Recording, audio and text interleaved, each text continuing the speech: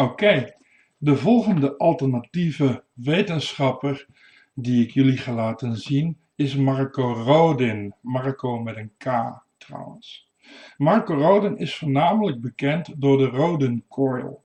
Dat is een spoel, een manier waarop windingen worden gemaakt in een elektrisch apparaat dat vele malen efficiënter werkt dan een traditionele spoel. Spoelen zitten onder andere in versterkers, maar ook bijvoorbeeld in jouw oplader van jouw telefoon. En die zetten bijvoorbeeld 220 volt om naar 12 volt. Dat doen spoelen. Maar ze doen meer, ze worden ook in radio's gebruikt als onderdeel om het signaal uit de ruimte op te vangen, waardoor je het op je tv of radio kan krijgen. En die spoelen die zijn een groot succes en worden zelfs door de Amerikaanse defensie gebruikt om zeer gevoelige antennes te bouwen.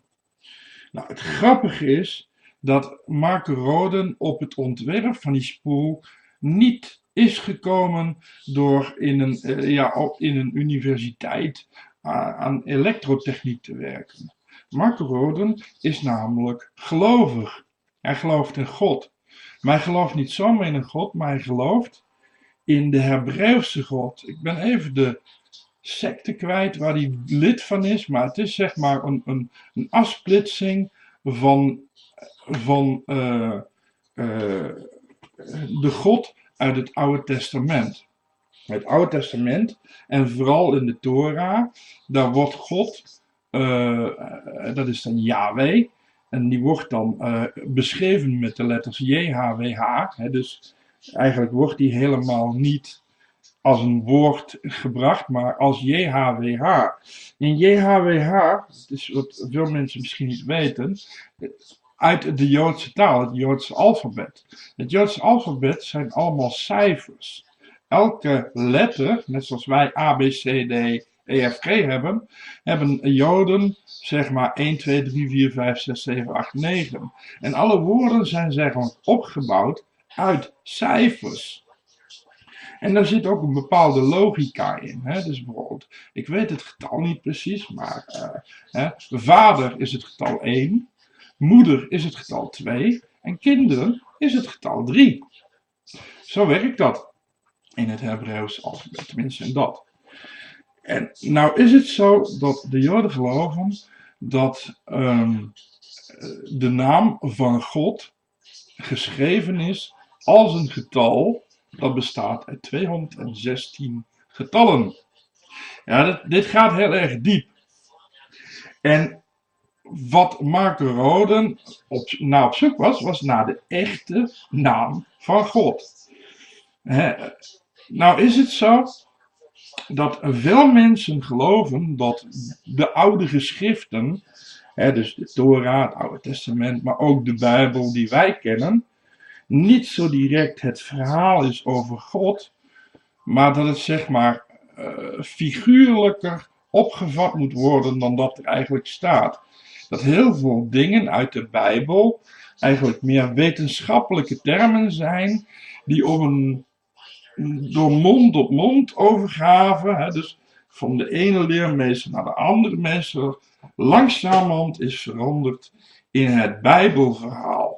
Maar dat de ware aard van wat er in de Bijbel staat eigenlijk oeroude kennis is. Dus dat Jezus en zijn 12 apostelen niet echt Jezus en 12 apostelen zijn, maar dat gaat over de 12 tekens van de dierenriem en dus over de positie van de aarde in het heelal, waarmee je dus onder andere kunt voorspellen op wat voor dag het lente is en het dus tijd is om te gaan zaaien, zodat je een ideale oogst krijgt.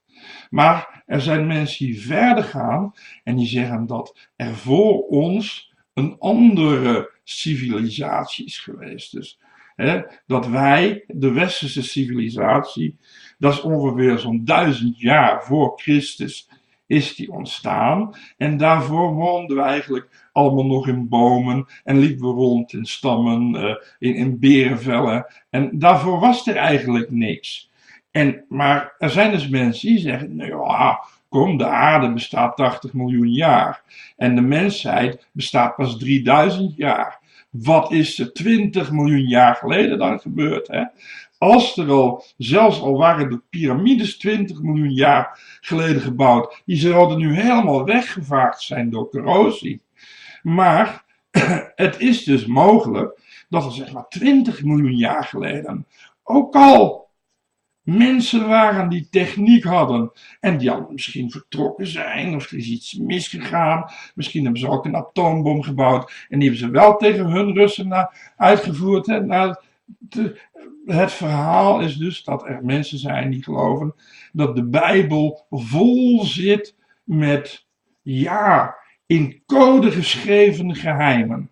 En Marko Rodin was dus daarna op zoek naar die geheimen. Wat voor geheimen waren dat? En dan eigenlijk toch vanuit zijn religie de ware naam van God. En daar is hij dus op een bepaald moment op een bepaalde vorm van wiskunde gestoten die numerologie wordt genoemd. En numerologie wordt ook in de wetenschap meestal niet serieus genomen.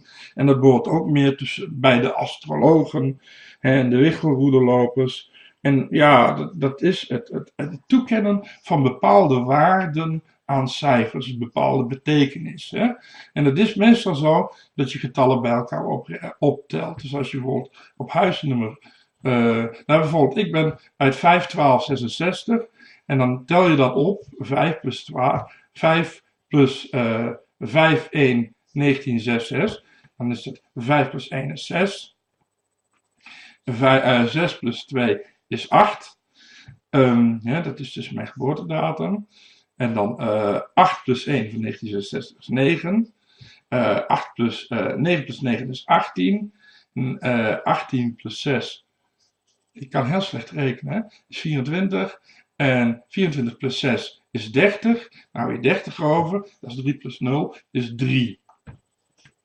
En die 3, dat betekent iets. Die 3 heeft een bepaalde hogere betekenis. Net zoals je betekenissen hebt in de I Ching of zoals in de astrologie. En bij Marko Rodin is het zo dat hij denkt dat die betekenissen te maken hebben met energie. Met de opwekking van energie en met, waar mensen het wel vaak over hebben, over nulpuntenergie. Het halen van energie uit het niets. Echt simpel. En daar zijn dus heel veel mensen mee op YouTube bezig met die Rodin-spoel. Om te kijken of er een manier is om daar energie in te stoppen. Zodat als het er weer uitkomt, dat er meer uitkomt dan dat je erin stopt. Dus je stopt er een 3 volt batterij in. En met die ene 3 volt batterij kun je oneindig veel nieuwe lege batterijen vullen. Doordat die spoel die energie opneemt en dan iets met de kosmos doet. Iets met ons vacuüm. Ons vacuüm, dat heeft Nassim haramein dus net ook verteld, is niet leeg. Het is eigenlijk iets massiefs met oneindige energiedichtheid. En die spoel, die maakt een vortex. Dat is echt waar trouwens. Het magnetisch veld dat uit de Rodin-spoel komt, die draait niet zoals in een normaal magnetisch veld, waardoor je een motor kan lopen, maar die spiraalt. Die spiraalt van een klein punt naar boven, als een waterkolk. Dat kun je ook meten. Maar goed, het gaat erg ver om nou te zeggen dat dat allemaal klopt wat hij zegt. Maar het komt dus allemaal voort. Die spoel heeft hij ontworpen aan de hand van geschriften uit de Bijbel. En tot nu toe, leuk verhaal, waren het niet dat die spoel dus echt werkt. Die spoel die werkt echt en die wordt gebruikt. En die wordt gebruikt door Defensie. En niet geheime Defensie, dat kun je opzoeken op internet. En die wordt gebruikt in elektrische motoren. En het is nog niet zo dat die spoelen zeg maar meer energie opleveren dan dat je erin stopt. Maar het is wel al zo dat als je een motor bouwt met zo'n spoel, dat die motor veel minder stroom nodig heeft om diezelfde kracht te verzetten als een motor die een traditionele spoel gebruikt. Nou, daar gaat dus de theorie van Rodin over. En dit is dus een film die duurt 4 uur, waar hij dus een klas studenten uitlegt, die vrijwillig zijn gekomen, hoe die op zijn theorie komt, hoe die theorie werkt. En het is echt totaal fascinerend. Klopt tot zoverre als wat hij berekent. Wat het verder betekent voor ons, daar kan ik ook niks over zeggen. Maar het is heel fascinerend om te zien hoe je bepaalde logaritmes, zeg maar, bepaalde patronen van getallen kunt genereren. Zoals hij dat doet met zijn numerologie. Oh, en voor ik het vergeet, 4 uur is een lange zit. Hoewel ik moet zeggen dat ik hem echt gewoon in 4 uur tijd helemaal ademloos heb zitten uitkijken. Maar ja, ik vind dat leuk. Maar je weet dat je in YouTube kunt scrollen, hè? Dat balkje in de tijd. Dus als je denkt van, ja, na 2 uur nou al een keer naar bed wil, dan zet je hem gewoon stop.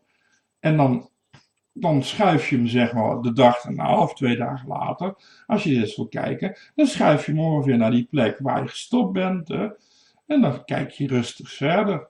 Het is zelfs zo dat als je dat YouTube voor jou onthoudt waar je gebleven bent met kijken. Dus als je de volgende keer weer terugkomt bij dat filmpje van Marko Rodin, speelt hij braaf verder vanaf het punt waar je gestopt was. Maar als dat niet lukt, ja, gewoon er naartoe slijden. Je wacht 3 seconden en dan gaat hij daar verder waar je gestopt bent.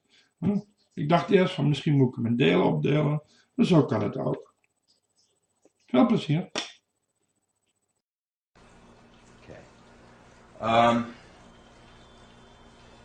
Okay. Where I'm going to start with is, this is going to be, I'm going to try and not talk is what I'm trying to do. So I'm trying to do visual. This is a standard coil. Let's see. So we're rolling now? This is a standard coil. The grand unified field theory. Inexhaustible energy, end all diseases, produce unlimited food, travel anywhere in the universe, fusion, vortex energy, ionic acoustic levitation, gravitons, the ultimate fundamental particle in the universe, the underpinning geometry of the universe, morphogenic fields, flux thruster atom pulsar. Okay. This is what the Rodin coil, they named it after me. I had a different name for it. That's the Rodin coil. I call it the flux thruster atom pulsar. But it didn't catch on. That's my logo. Times divide plus and minus in one logo. That's because I figured out how to do all the functions of math instantly. Okay, the topic is called Point Energy Creation Physics. My company is aerodynamics. It's not the air in the atmosphere. It's the lumiferious ether, as our very informative gentleman friend Alistair was mentioning. But it's an inertia ether on top of that. It's not a static, stationary ether. The conventional education and training that everyone had is they still related to kind of as like a loquacious jello. I hate calling something a loquacious jello, but you know, with jello food colors and everything else, it's not a jello, this invisible fluid. It's a pulse, it's a surge, and it has a vector, has a phasing. It has every attribute and property that we can imagine. And that's what we're going to learn about. Are you saying it's within 3D? It creates 3D. It is inseparable from 3D. It makes it 3D.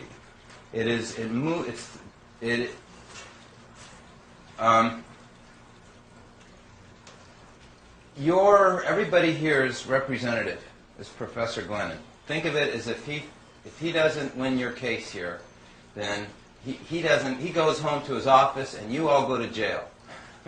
He's going to represent you. Yeah, you're the representative. Will you ask the first question? What it is it's linear. It doesn't bend. The whole topic today is about the number 9. Now, number 9's been a big mystique in everything we know. Cloud 9, love potion number 9, the most great name of God equals number 9. In Baha'i scriptures, Baha is the equation for it, 2151. We'll come to that. to answer your question specifically about this energy is the only thing that comes from the whole, from zero, the vortex. It goes out linearly in all directions. Nothing can resist it. Nothing can resist it. It penetrates everything. It leaves its reticulation pattern. It leaves a grain. It animates everything. It is the source of the non-decaying spin of the electron. You take this energy away and the universe will become destitute and void. Okay? But you can't really talk about it as linear because that's reference to 3D. It's your z-axis. Okay? You have your vertical axis, your horizontal axis, and then you have your z-axis, which is distinct from the surface topology, okay, of the logarithmic spiral. Okay? Okay. Okay. We will cover this. This topic will reemerge, what we're addressing right now, every 2 minutes. What he just started will never be finished. We're going to tackle it from every avenue. Okay? It's going to be like a lion, and we're going to grab it by the tail. Okay, so this coil is what a coil looks like. This is a standard conventional coil. It's all parasitic. These were certified results from Hewlett-Packard that I am indeed getting double the output, that our mathematics, our numbers were not false, that they were authentic. They validated it. We used millions of dollars of test equipment, and this is the Rodin coil without the parasitics as compared to a standard coil, showing that there is not resistance compared. There is not harmonic discordance. There is not friction. My whole goal is to get rid of friction, to get rid of resistance, is to make electricity synchronize. And the kind of electricity that I'm making is synchronized electricity. I'm walking here like on a boat. Okay. This is a standard coil, but I'm going to turn it into the Rodin coil. A standard coil is based on how many wraps you have around the outside. Those are called turns.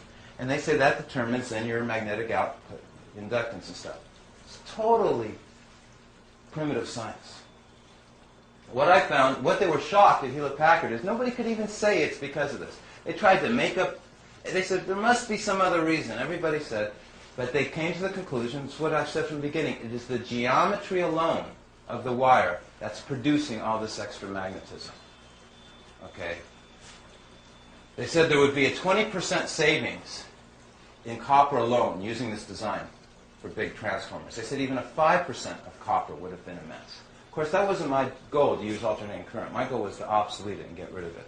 I'm just tear the veils down with a roaring, crashing sound kind of guy. And my goal is to replace it with a whole other type of technology, a whole other type of energy, and do it with a big noise. Okay. So how I change this coil, okay, we have 2 wires, okay, first of all.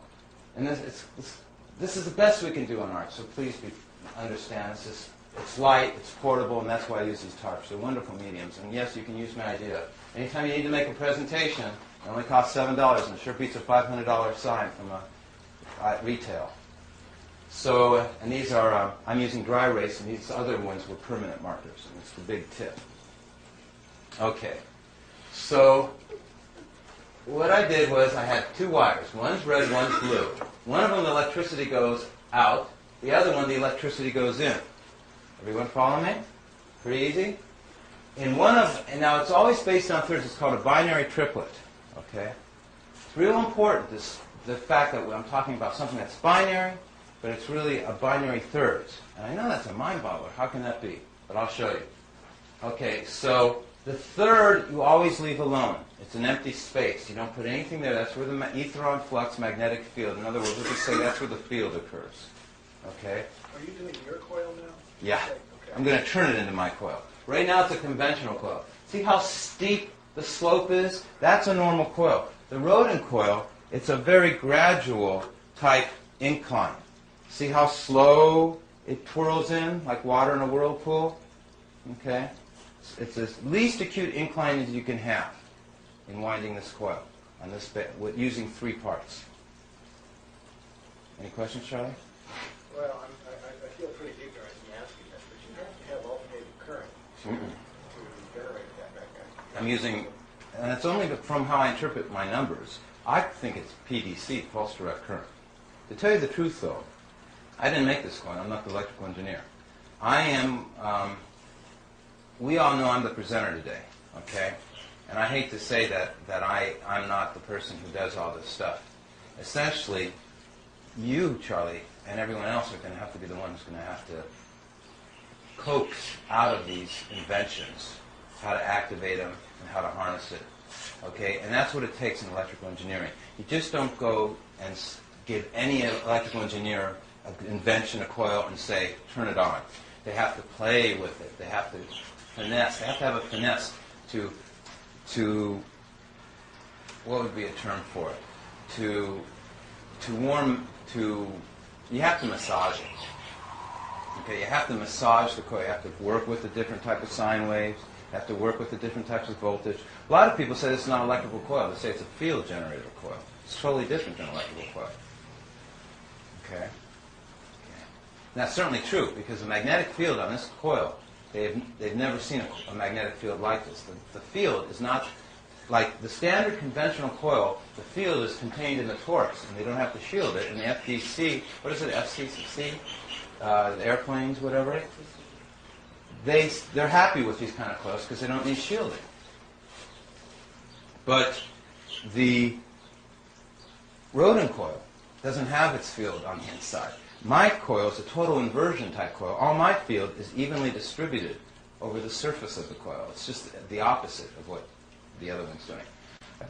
I think we should share names. Okay? We'll start this way, we'll come around. Hi, Kiva. Govind. Goreed. Govind. Govid.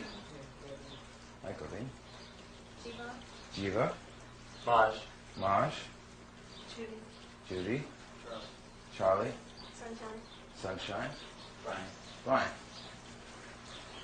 And Marko, Herb, and Bob.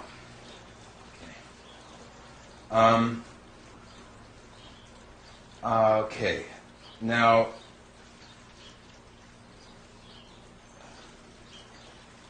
so in turning this into a Rodin coil, how I do it is I go from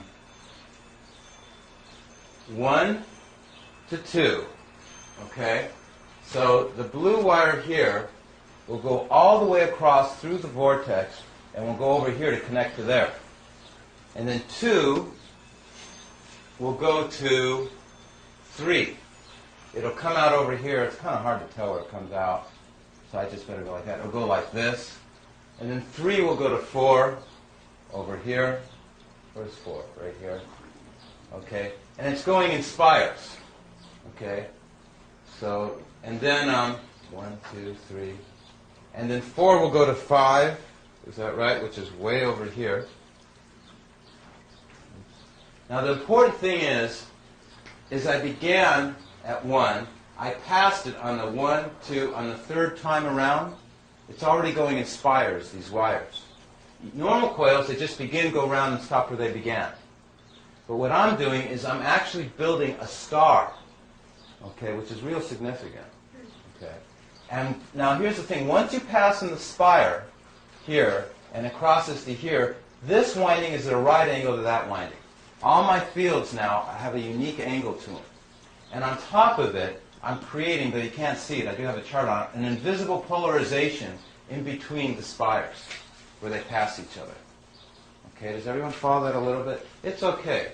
I just wanted you to see this chart and just get an idea how it's wound. Now there's 2 wires, so that was the blue wire. So the red wire would have been doing the same thing, which would have been going 1, 2, and it's the space, remember, is always in between them.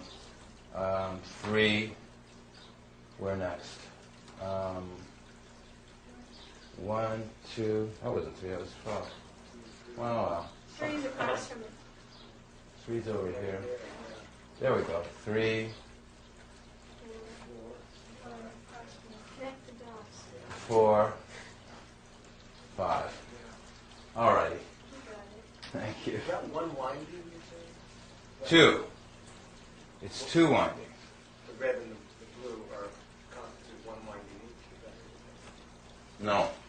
Separate circuits, separate wires, not ever to be related. It's a bifiliar coil. There's two windings, exactly right. Just like male-female, it's a duality. Except it's really trinary because an invisible space in between them. But the red and the blue are the two windings. Exactly. All right. Right. And the white is the higher dimensional energy, okay, which is going to be explaining you number 9. It's interesting? No, I'm trying to figure out what you meant by one winding, because it's going to 3 different, that's going to... It's one wire that eventually comes around. Now we're going to look at an easier chart. So we'll look at a chart that depicts it a little bit easier. Okay.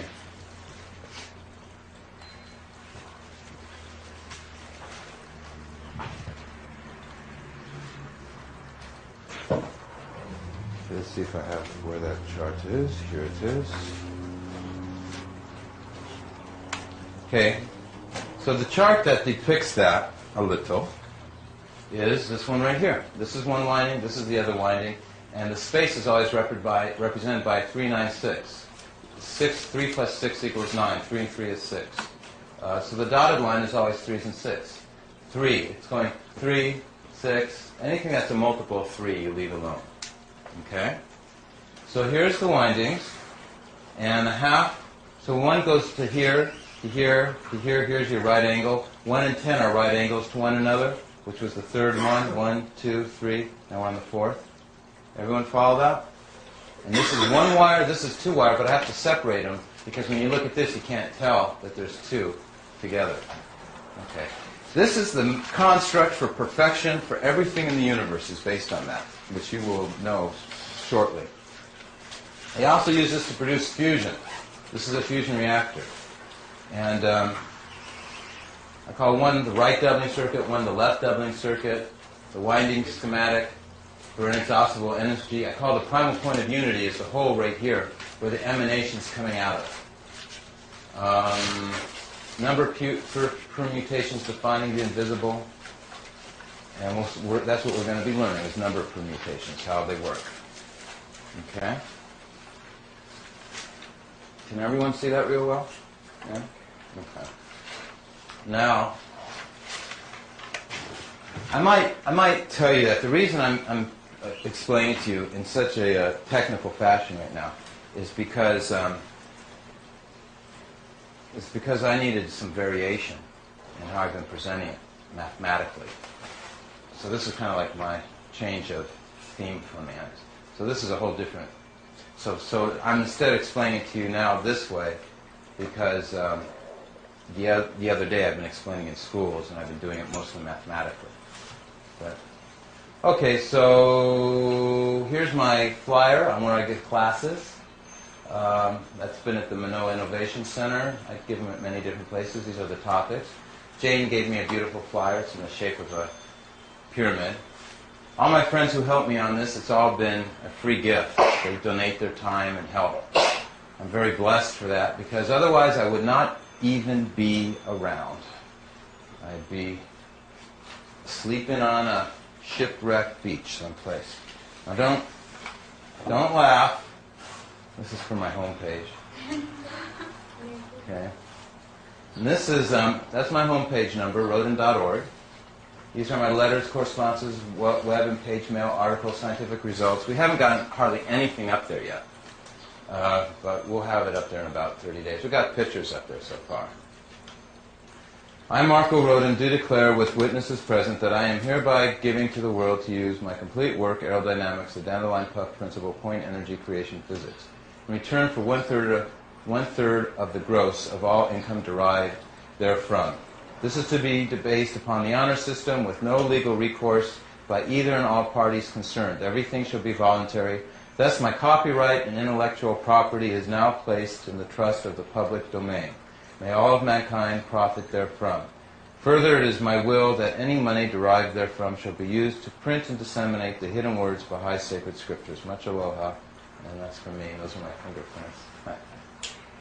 And this is when I started making the coil correctly, because I'm making it out of a plasma gas. This says, paid $100 for a prototype flux thruster atom pulsar Rodin coil made out of glass tubes and argon gas, to be hand-blown by George Glasser. Would you believe his last name is Glasser?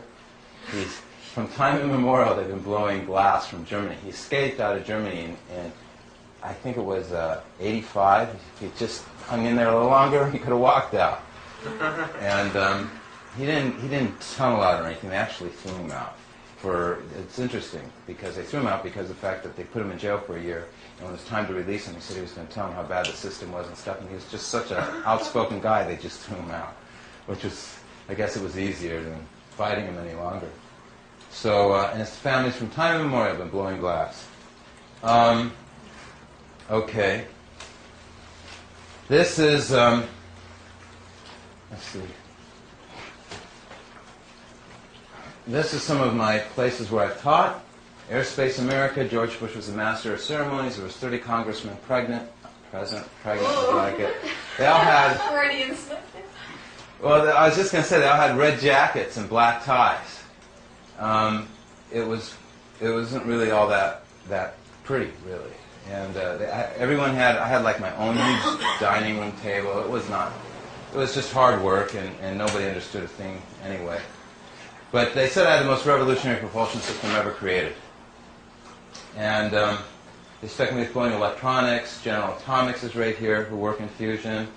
Well, I decided I'd better do my work in DNA, which was my goal. So I actually, as you are going about to learn about DNA, figured out the secret of DNA. And so this is, I published at the biggest genetic engineering conference in the world. This is the most heavily attended in the world. These are all doctors with PhD. Here's senior research scientist. Here's another doctor, VP, process development. And here's me. I should have invented some title. I guess we'll call me resident, I guess, what? Call me resident mind joggler or whatever. Mind jogger. And then the response to my work here went to the German Journal of Oncology, which studies cancer. Said my work's of extreme importance. To me, your conclusions are very likely. I recommend your paper for publication in the German Journal of Oncology. Please keep me informed of your further work. Sincerely, Dr. Hanze Niedberg. That was very flattering. I expect people to endorse my work. I'll tell you something, though.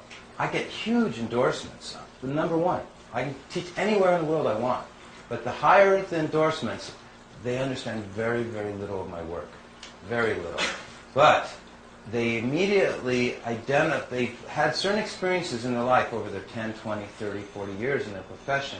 And as soon as they see the work and they look at it, it makes a connection. If something happened 10 years ago, like the president of an organization, Bob Ulick, said, I had the most detail and quality ever done on Tora. It's the best he ever saw. Then he goes on and tells me about the story about how this man was working on the same thing, and the military held him captive, and he had to actually climb over the fence to get out of that compound, all these weird things.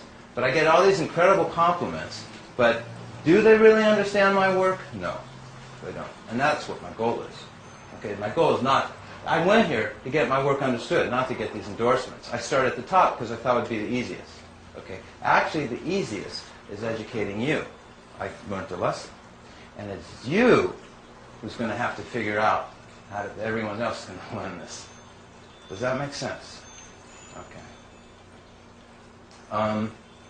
Okay, the first thing next I'm going to do is put these over here.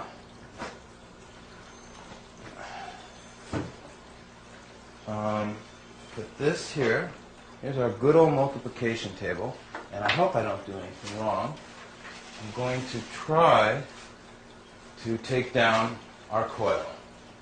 So here's a side view of the coil. Here's the emanations coming out. These green arrows, emanations, are the focal center. It is spirit. It is what Charlie asked about, which was, what was your question earlier again, Charlie? What is the 9, the z-axis? Yeah. It was when you talk about linearity, you're implying 3D because that's really a metaphor in the 3D system. Right. Linearity. Linearity creates 3D. Okay? In other words, when the ivy vines are crawling in the jungle, okay, and everything's warped and curved, they have to have a substrate. They have to have something linear to wrap around, which is the tree limbs and branches. Okay? We'll come back to that again. Okay. So, I guess my assistant can help me here.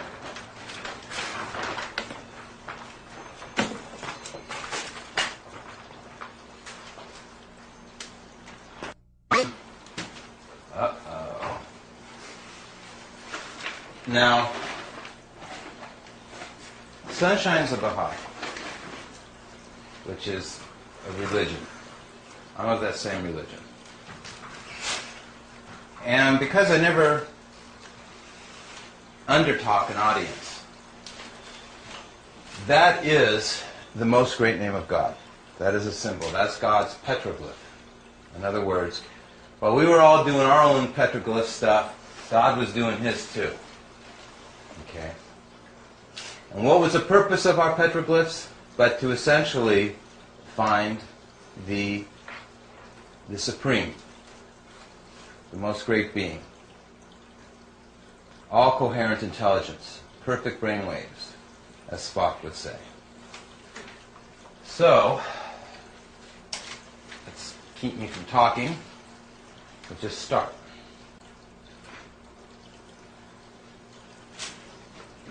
I take a number, archetypal value.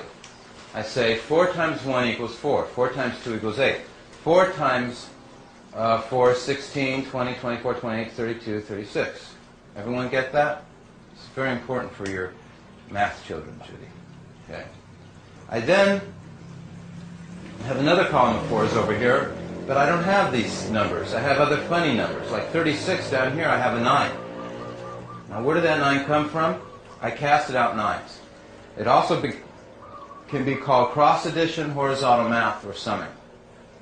So I said 3 plus 6 equals 9. Okay? 3 plus 2, I found it's easier for you to understand by going backwards in 4s.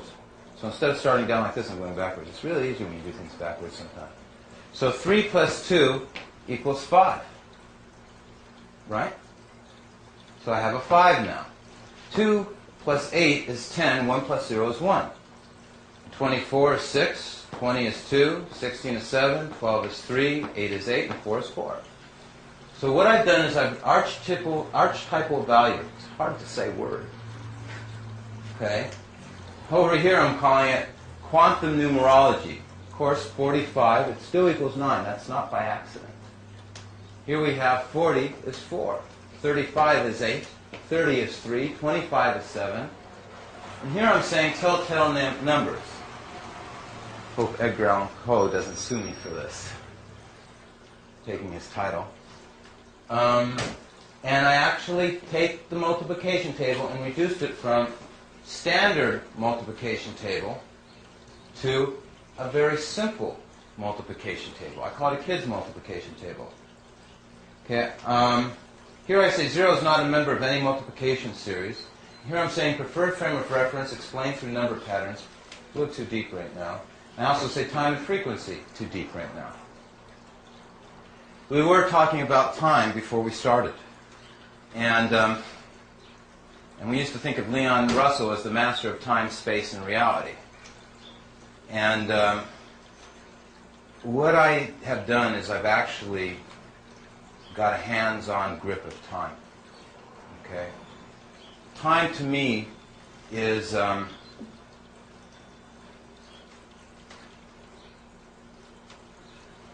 phasing, a sequence order, is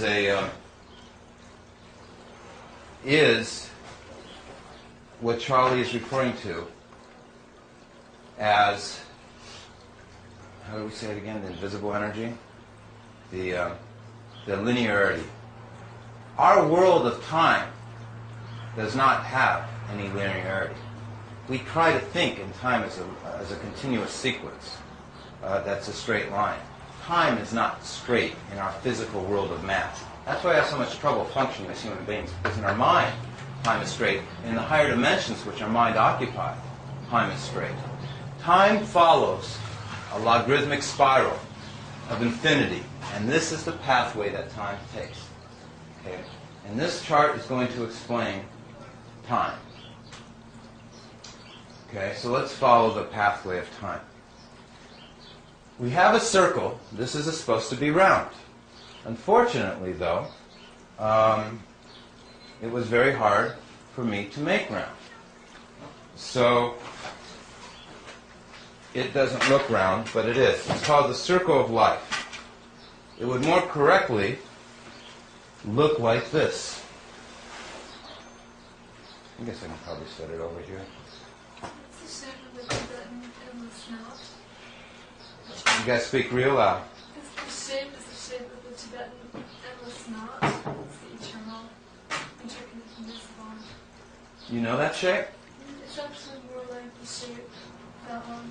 But that knot theory and knots and how women do their knots in their hairs in certain cultures and all different things, you're right, is exactly this field. It's also called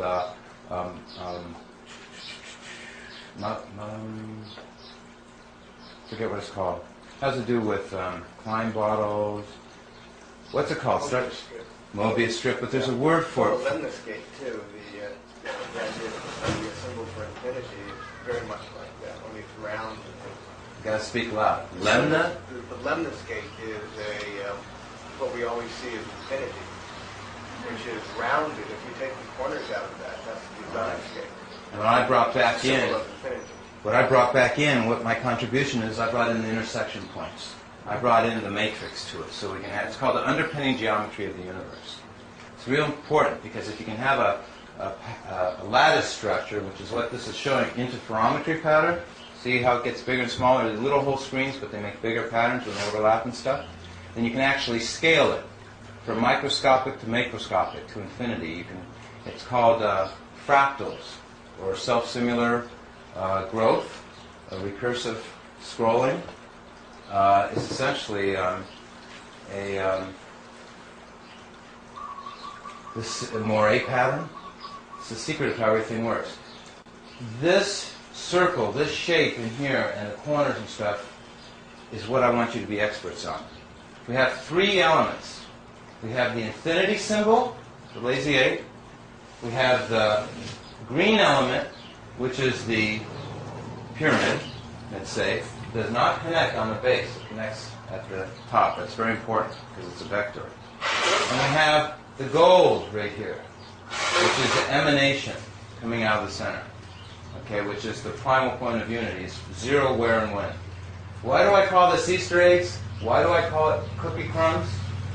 And why do I say, well, the bounded infinity is what this is? Numbers are real. Because I'm about to show you, when we do a computer program, the programmers leave us little messages, if we are lucky enough to find them. God left us big messages. Okay? These are what are called his signs and attributes. Okay? Everyone still with me? Okay. So, we count on the circumference. 1, 2, 3, 4, 5, 6, 7, 8, 9. Okay? But as I already said, time on the third dimension moves in a spiral, and it does not move linearly. So I'm going to show you, and everything starts from the inside out in creation. Everything inside out arose inside out. So we're going to now stick on time, though, and we're going to follow the pathway of time in our physical world, third dimension, curving, warped universe. Number one, we have no trouble with. One God, one universe. What does it do? It doubles to 2. What does 2 do? It doubles to 4. Well, that's definitely how things work in our universe. We have 4 cells, 8 cells in conception when we're conceived. Then we have 16, 32, 64, 128, 256. No trouble? Okay. Now 4 doubled and becomes 8. Okay? And 8 doubles and becomes 16. Okay. Now these charts I'm covering up, we're going to be coming back to, so you don't have to be concerned if you didn't see all the information. I'm going to actually reverse my path as well. So sure enough, I went 1, 2, 4, 8, 16. But on our circle here, we still have a 7. You see our 7 over here? Okay. Now, where did I get that 7 from? I said 1 plus 6 equals 7. No problem? As Alistair said, he said, like I'm going to repeat this. What did he say? Numerology is the something, something, something. Yeah, I forget what he said. Yeah. Isn't that the problem with life? We hear all this great stuff, and That's why we have this. right. It's also interesting, though, the casting out nines. Another way to think of that is that it's the remainder. When you divide 9 into 16, you get 7. It's the remainder. It's how many you've gone over. Say it one more time. If you divide 9 into 16, you get 1 and 7 left over, right? Yeah, taking a mod. Right. You're doing mod 9 arithmetic, actually, with this Wait, casting out 16 divided by 9 equals what? equals 1 with remainder 7. Right? No, it can't be. Oh, yeah. Because 16 is 1 plus 6 is 7. Right. Oh, you're one looking at the remainder 7? You're looking at the remainder. So another way to look at what you're doing is to look at the remainder. Oh. This is casting out 9s. You're casting out how many times 9 went into it, and you're looking at the number that's left over. So it's as if we say 12 o'clock, then we say 1 o'clock instead of 13 o'clock, because we're starting from 0 over again. Yeah, we're going, just like you said, we're going 1, 2, 3, 4, 5, 6, 7, 8, 9, and then this is 10. Yeah. 1 plus 0 is 1, 11, 1 and 1 is 2. After you divide 9 into 10, you get 1 left over. So it's the excess of going around the clock once. Well, Barney's going to be very thankful. He's our host, and we've been trying to get somebody to explain it clearly, and he just did it for us. Yeah, so when you're dividing, it turns out that you can just add the numbers, the digits together, and do your mod 9 arithmetic that way. By adding them together? By adding 1 and 6, you get the same as if you divided Right. 9 into 16 and you look at the remainders. It works. I mean, it's not too hard to show that either, Right. mathematically. Right. And you just did it real well. Thank you. So the reason I'm reducing these to single-digit numbers for you, everybody, is because I'm going to show you how to look at time. I could explain it more, but I'm going to be short words. Okay. So 16 doubled is 32. And I really mean see time. When I say look, everything I'm saying, I mean literally. And 3 plus 2 is 5. Everyone following that? This is a steel rail. You must stay on it. It's a train track. You can't go off it. Okay? Now 32 doubled is 64. And 6 and 4 is 10 is 1. Back to 1. 128, 11, 2. 256, 13, 4. 5, 12, 8. 1024, 7. Etc. It'll go on infinitely, of course. Everyone follow that? Okay. Remember, I'm trying to show you how from the inside it crosses the axis, that it's very important that I'm trying to show you there's something inside it. There's something in the middle. Okay? No one's ever been able to see this inside the middle before. Okay? Okay. Now,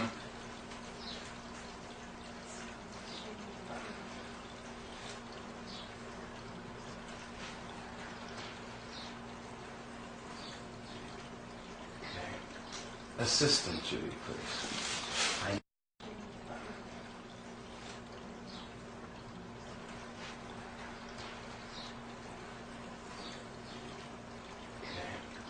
Assistant, Judy, please. I need the Easter eggs. Would you please, while I'm explaining this, take out one Easter egg, any one you want, and put it right where it belongs. Okay. There you have it. Okay. Goes together, right. You guys like Easter eggs? Yeah?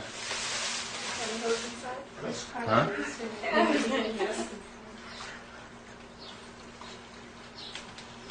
There's nothing in them. I've been trying for weeks to figure out what to put in them. I can't figure it out. Oh, crystals. There we go. Put crystals in them. That's a good recommendation. Okay, I just flipped the chart. Oops, too soon for this one. It's okay that you saw it, though. No point in having your mind race ahead, though, because the secret is we got to be calm, cool, and collected, then we can assimilate better. As relaxed as we can be, and as comfortable as we can be. Isn't that relaxing?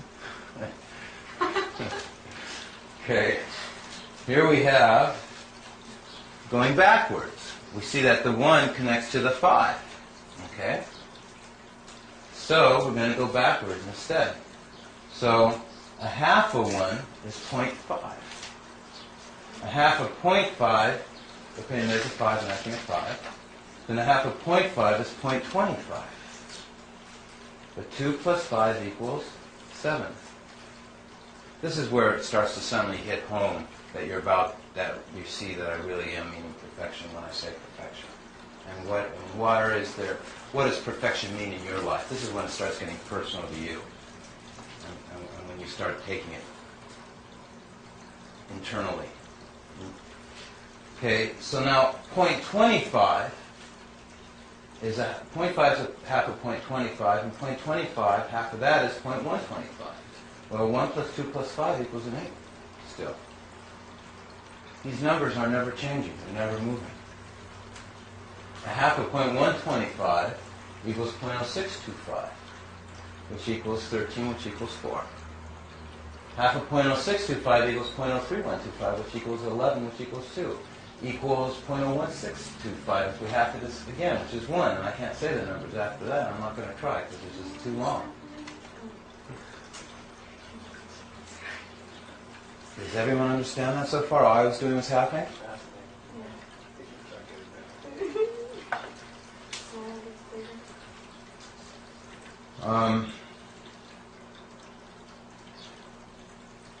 Our end goal is to explain eternity. Because eternity is that linearity. This emanation is eternal. It's the light of eternity. And that's, we talk about in our aura, we talk about it in the radiance of good health. We call it prana, chi, orgone, spirit. Indians have many names for it. That's timeless, though, isn't it? No. Or at least it's timeless in this. Well, I'm picturing it this way. Correct me, please. I picture it as. Actually, I was wrong for saying no. Out of the plane of the circuit of time, it comes as a perpendicular, and its intersection with the time is what we're seeing there. But it actually comes perpendicularly out. Okay, so. In that sense, it's dimensionless only except when it intersects the... Totally correct. Yeah. Pretty heavy duty, huh? Yeah. I call it omnidimensional. That's why I say it's hard to talk about linearity, because we think linearity is in 3 dimensions. It's really out of the dimension of 3D. I suffered walking down the halls of UCLA. They say, well, you should be going to linear science. I go to the professors of linear science. And they don't, everything is curvature. And I'm saying, what's going on here? They don't even use the term. But we're still modeling that in terms of what we see every day. And we're using models. It's very hard to depict that because it's beyond our perception. I was like 17 or 18, and I just said, the name on the door doesn't match in the science building with the math department. When they're saying linear science, linear mathematics, I said, where's the linear? But they're talking about something different. Totally. Yeah. What he just said was that this energy going out is omnidimensional. The only thing that we can have for an analogy for it is the queen on a chessboard. You know, the old king, he's really straddled, just one little step at a time. He's definitely hindered, okay? But, or a duke, or a king, or a castle, they move certain ways. But the queen can move diagonally, she can move horizontally, vertically, she can move any way she wants. She defines the whole game. She's our most prized piece in the game of chess. Okay. Yes, Judy? I don't know if it's appropriate to say this, but in my mind, God and man, and then the Spirit of God. And the Spirit of God is this. The energy or action or the life that we have from God that connects us is the Spirit of God. If you want to go with that word, the Holy Spirit, or whatever you want to call it. Spirit is fine. But if you want to be fancy, you can call it a theta particle, tachyon, why not? Graviton. So is Monopole is fine. what that is Hmm? that what that is? That's what that is. It is the glue that holds the universe together. Sometimes you call it, you know what you can call it? Sometimes people call it love. Yeah. Okay? It's the it's the observer in the subatomic. It's omnipotent, omniscient, all-observing. It is God's neurons. It is how He is seeing us, no matter what we're doing at all times, in all places, all the time. It's how He keeps us on a leash, too. But that's a little heavy duty. Right. And it can be the little voice. And it can be what? The little voice. You know, the teacher, the witness that we are, that we have a witness that That's right. Everything we do is inscribed in crystal-like because of it. That's right. There is, just like in Zardoz, everything that people did had a little crystal going through their brain and it was preserved. And when their body died, they were just reinvented. And if they broke any of the laws, it just aged them. And if they were really bad, they were banished to the endless old people's ballroom. You remember that? An old movie? No one knows Zardoz?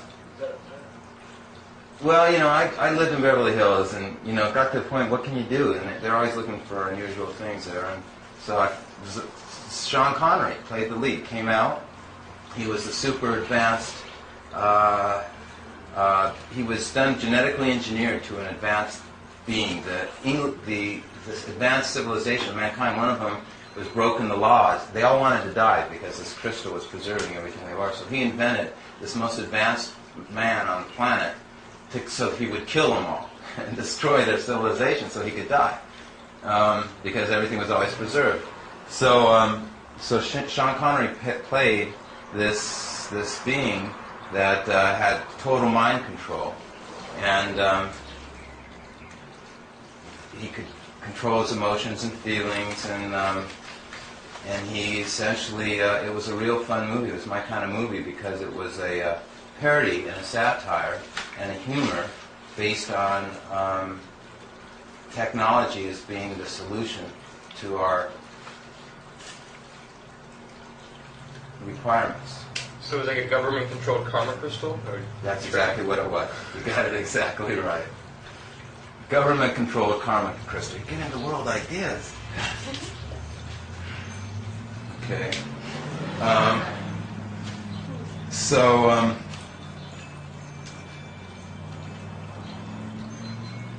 Since I said the word technology, I have a saying. Numbers are technology. Okay. Math is a science. And the universe is a machine. And spirit is mechanical. When we talk about God, when we talk about spirit, when we talk about human beings,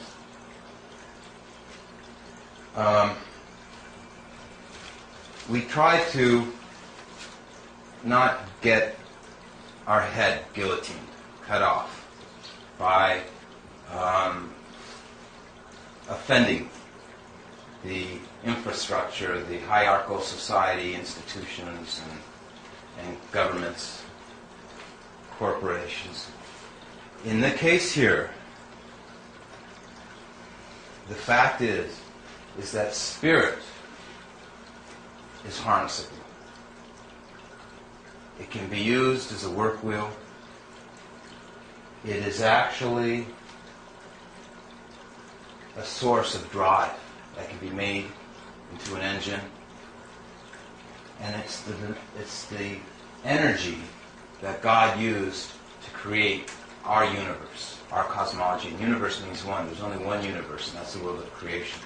There's many worlds within this world, but there's only one physical world of creation. And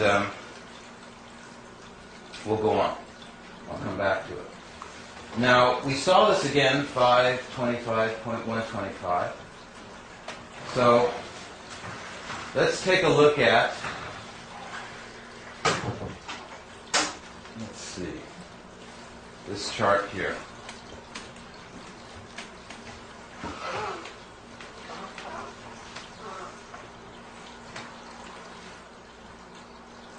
may fall, but that's all right.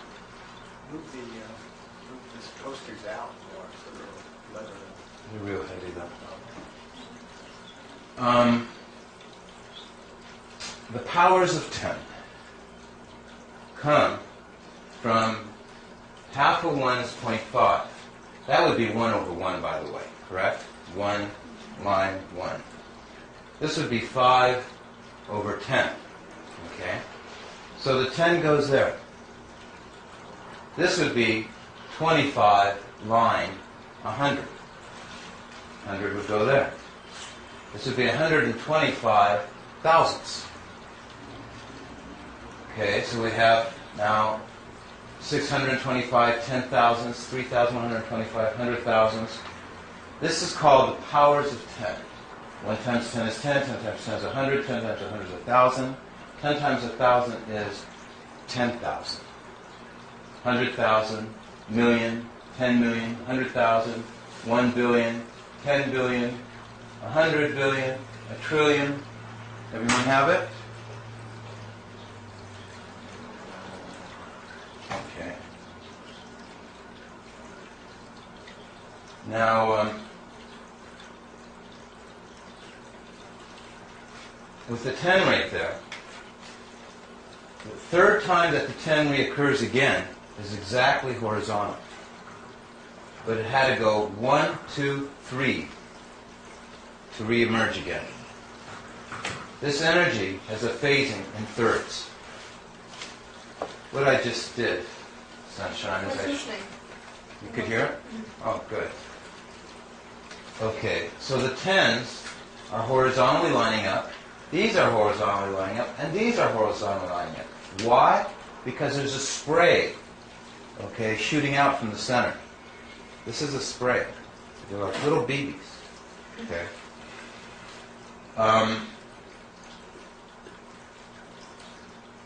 We see the points here are mirrors. They're totally different than these two and totally different from these two, just as the 10s are different from the 100s are different from the 1s. Okay? So in our infinity, we have 3 horizontal lining ups of 3 pairs, with each pair being totally different from the other pairs. Does everyone see that? These pairs are kind of deep in the inside, these are way on the outside, and these are kind of in the middle. Okay? Because of the sprays making that shape, that construct. We see that 10s are always here, we see that 100s are always here, and 1s are always here, no matter what. Here's a million, here's a billion. They're always going to still be 1s. Okay? Now, this is a geometry. And in science and math today, they teach that numbers, as in arithmetic, cannot explain geometry. And I discovered they were wrong. I discovered that numbers are geometry. Numbers are not modeling something, they are the model themselves. It's a real big discovery. It means that 5 billion people would flunk math. Okay? The only problem is if these 2 points are perfect mirrors, there's an axis down the center, everything's a mirroring right and left. It's called bilateral symmetry. Then what do we do with the 1 and 8, since they're not mirrors? Or the 2 and 7, since they're not mirrors? Or the 4 and 5, since they're not mirrors? Okay.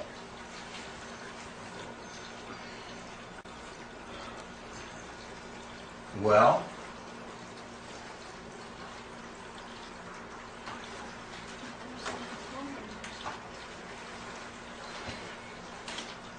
do we throw out the whole system? Do we say that we finally found something that was incorrect in my discovery? That mathematically it's obsolete already?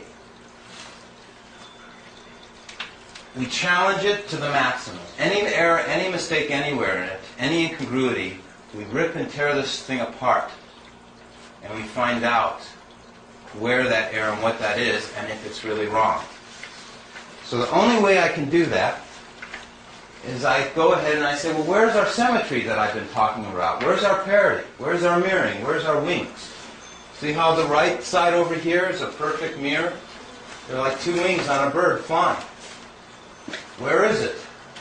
So I take our multiples of 1 from the standard multiplication table, I reduce them to single digit, which I call the kids' multiplication table, using horizontal math, and I look at the symmetry. Well, multiples of 1 is 1, 2, 3, 4, 5, 6, 7, 8, 9. Well, multiples of 8 is 8, 7, 6, 5, 4, 3, 2, 1, 9. I look at multiples of 2. 2, 4, 6, 8, 1, 3, 5, 7, 9. Multiples of 7 are perfect mirror. 7, 5, 3, 1, 8, 6, 4, 2, 9. I look at multiples of 5 and 4. 4, 8, 3, 7, 2, 6, 1, 5, 9, which is the total reverse of 5. 5, 1, 6, 2. Everything's a mirror. 3 is 3, 6, 9, 3, 6, 9. 6 is 6, 3, 9, 6, 3, 9. But 9, it's self-similar. It's always 9, 9, 9, 9. So let's see if that's true. So sure enough, I go multiples of 1 is 1, 2, 3, 4, 5, 6, 7, 8, 9. That means 8's the last number before 9. I better have an 8 over here being a mirror of that 8. And I better have a 7 after it. But 2 8s is 16. I'm writing them for your benefit, which is 7. 3 8 is 24. There it is again, which is a 6. 32, 5, 44. And of course I got 3, 2, 1, 9 after it, because once I got 3 numbers, I got a stereoscopic projection. I know all the remaining numbers are going to be at the same sequence. Perfect mirrors. The real clincher is when I do it with 2. 2, 4, 6, 8, 1, 3, 5, 7, 9. Okay? Which is 7, 5, 3, 1, 8, 6, 4, 2, 9. 2 7s is 14, which is 5. 21, 3. 28, 10, 1. 7 times 5 is 35, 8, etc. 42, 6. Everyone follow that?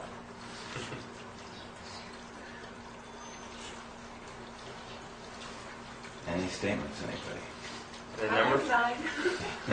You like 9? the number for It's safe. You're playing it safe. the number for You the bring universe. apples to the teacher. The number for the universe, boys and girls, is 9.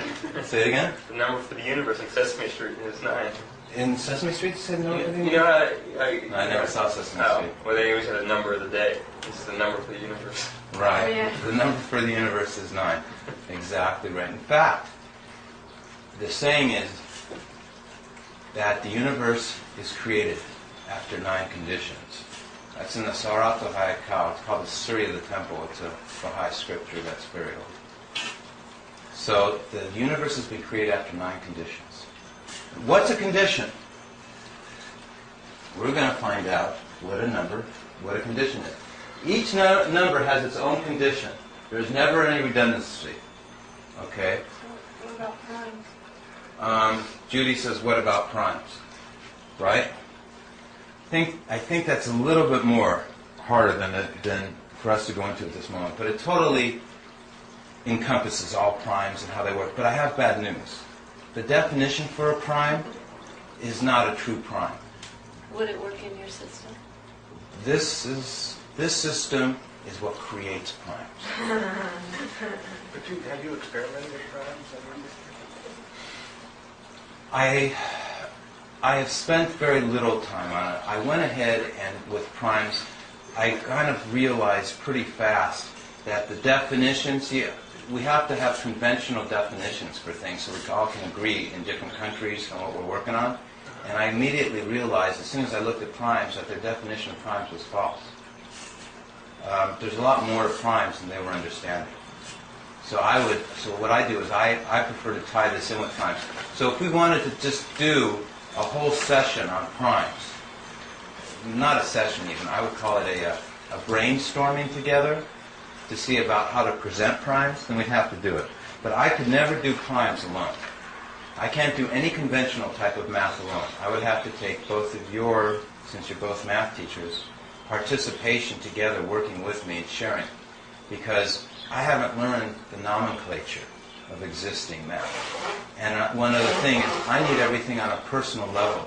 So when I study and learn the textbooks and stuff, if I don't have a friend there for when I have a question, I just kind of get burnt out on it real fast.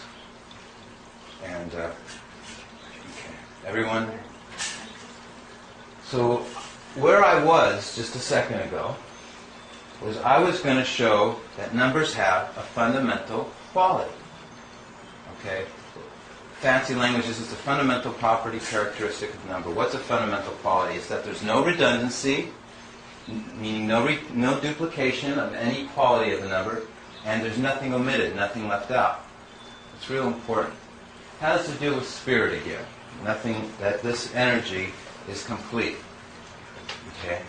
So let's look at that. Everyone's going to have to kind of lean over. Right here on the floor, I have the multiplication series. Okay? And I have 1, 2, 3, 4, 5, 6, 7, 8, 9. Does everybody see it? Okay. Now, on the right over there, multiples of 1 is the mirrors of multiples of 8. Now, we have a thing that I'm teaching which is called the 3 family number groups of numbers. I might add that my end goal is that today I have that I hope you don't drop out and pass out by the time we're done, because my end goal is to teach you what an Etheron spiral is, and nobody knows this stuff but me, and so it's kind of my responsibility to cover this today, because in all my other talks I have not been able to address this because it's just too complicated. First, can we learn how to see it? Yeah. So is this because we're pentadactyl, we're on the 10 system, and that's why the 9 times table works on our own hand? Say that. You gotta say it loud, Judy. Say it real loud. Does that have anything to do with, because we're pentadactyl, so we've got 5 appendages on each side of us? Pentadactyl. Okay. And the 9 times table, when you teach children, is always with them. Right. 9 times 9 times 2 and 9 Right. is 18. Uh-huh. You know, the whole thing with 9s. They carry it always with. Does that have anything to do with being human and being the creation and Yeah, having it the does. 9s with us? The only problem is we don't have 10 fingers. Okay. Oh. The reason we don't is because my left hand, I hope I don't make a mess by getting it all over me. Okay, that's my left. And that's my right. I can What relate. does it say about palmistry? Palmistry? So you can tell a lot about people by their thumbs. By the thumb. I love patterns, scrolls, fingerprints, stuff like that. You know, I love how this all connects, because it does connect all that. The reason you don't have 10 fingers is because it would be 1, 2, 3, 4, 5, and that thumb would not be there. It would be over here, and it would be 6, 7, 8, 9, 10. Because these thumbs are opposals, or mirrors. You have an axis. This is your axis. You have bilateral symmetry, where the half is a mirror of the right. You know, in the science museums, if you stand in front of the mirror, it looks like your whole person, even half of you isn't there, though. Okay. So what I showed already was that by halving was powers of 10. Because the base 10 system, the decimal system, does not have 10 numbers. How many numbers do we have? We have 9. That's because 0 is not a number. It's an absence. Okay? It is the hole in the vortex. Okay? And we'll be seeing about that shortly. So, thus, any base system, the base 10, is always one number less than the number of that base. Thus, the base 10 is modular 9. That's an accepted premise in all mathematics. Okay? But what I'm teaching about is 3 colors. I'm teaching about blue. I'm teaching about pink. I'm teaching about green. These are called family number groups. Okay? A family number group, there are 3 of them, is always separated by the number 3 or 6. See the 3 or 6 here? Separating everything? And the 9 too. Everyone see that? The pink is all the same family number group. They're all the same color. 1 plus 3 is 4. 4 plus 3 is 7. And 7 plus 3 is 10 is 1. Okay, so you're back to 1 again. You're going to have 13, 16. It's just going to keep on repeating over and over again. What's important is where these family number groups are occurring. It's like a Mazda, it's like a rotary car engine. Do you have a question? Well, I just kind of noticed something here. I'm an astrologer, so I got other things that each of the numbers signify, but I was seeing just in the Christian anthology, 3 is like the Holy Trinity, and then like the Father, Son, Holy Ghost, and the 6 is like the 666, like the Earth matrix. One spirit, one's earth, and the 9, I guess, is kind of like the bridge in between them. It's a Sagittarian. So I'm learning from you. I never studied all these things. It's interesting. Well, it's The connections are real. It's a number for man. 6. Yeah, and the 3 is like the And- Trinity. Man doing a 666 is trying to be God, which is not. Which is the chemical formula for petroleum. The It's also subscript. a symbol for Saturn. Okay, It's I'm also sorry. the mind of the computer. So, Exxon's going to get you. The Valdez is looking for you. Yeah, that's interesting. yeah. That's what we talked about yesterday. Hmm? That's what we started talking about yesterday. Was the The 6 and the 9, how they're sort of... how they all connect and relate? well, they're connected to 3, 6, and 9. They connect through the invisible 9. Yeah. Yeah. I'm going to really drill you guys on 3, 6s, and 9s a little bit for your information. You're going to really be put to work. Okay.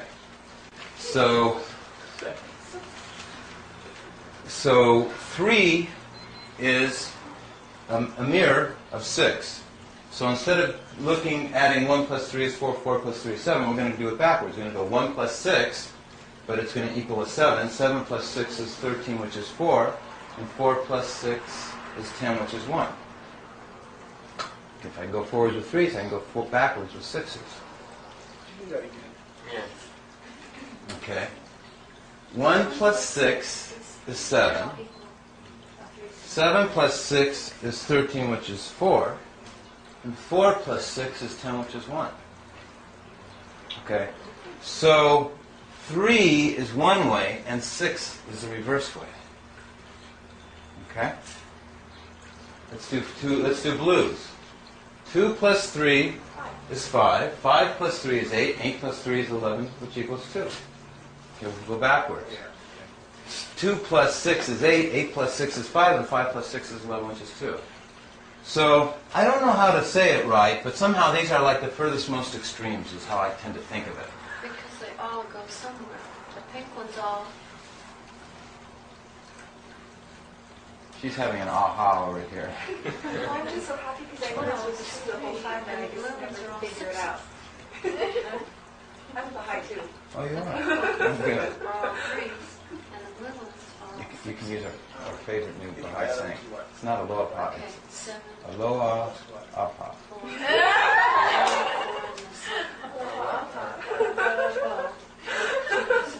All right. And then the blue. Oh, right. They oscillate between 3 Right, and 6. they're That's right. If you take a oscillating 1 and a back and 2, you get a 3. If you So- take a 2 and a 4, you get a 6. Oh, So they two. oscillate between 3 and 6 when you combine an adjacent blue and a pink, right? He said it, I didn't. They oscillate. He used the big oscillate word. That's the power Yeah. point. Yeah. That's the When power. you had adjacent 1 plus 2 is 3. 2 plus 4 is 6. They are oscillating. 4 plus 8 is 3. Yeah. They are oscillating back and forth. They're heavy duty. Right. Okay. You don't ever get a 9, do you? You never see the 9. It's always invisible. That's right.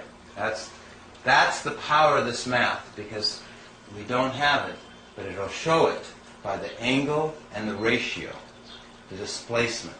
This energy here is displacing everything. See how the green here matches the green here? Okay. But let's not go that far It's ahead. like displacement, like color. It's the way color works, right? It totally polarizes color. This is the color wheel. Right. Right, and the music Well, I scale. don't know what I mean, but I know that I've heard it somewhere where, it's like whatever color you're wearing, it's actually the absence of that color is what Right. you're seeing. Right. Is that what it is all about? Kind of like that? Like black isn't really black. Black is all the colors. Black, yeah. Black Black is totally White or white is the white, right? White is Right. Black But is the the white absence. color Like zero. is... But white, they always told me you can't have white. White can't is be. reflected. Because if you Yeah, take the but it's all primary colors. colors, Right. it's It's white, white. spin them, you get if you white do it light. with light, then you get all of the colors, but then if you do it with pigment, it's the exact opposite. See, black and white are really the same thing. Or they're distinguished by their polarity, actually. Someone finally explained it to It's me. seeing, it's the becoming. I'm an artist. Right? That's some pretty art to share with you. I love artists. The Baha'i writings, they say artists have the greatest encompassment over mankind, not the higher learning Occident, but rather the artists will be the ones who will educate mankind through beauty. Saying is art is the best, beauty is the best teacher, and I believe that. Okay. We were brought by Charlie to the oscillation of 3 and 6, and to the PowerPoint. There's no escaping now. So we'll do it. 3 doubled is 6. 6 doubled is 12, which is 3. 12 doubled is 24, which is 6. 24 doubled is 48, which is 12, which is 3. Constantly oscillating. Never ends. Okay? Only one or the other. That's called movement back and forth. This duality is called what? The yin and yang. Correct? Okay. You have the yin and yang on your shirt there. All right. Do you want to say something, John? Continuous, I know you are. So what you've done, when you have symmetry, when you drop the top off, the edges off, you What do have edges? symmetry. The top. What, the 9? Oh, that's good. No. What top?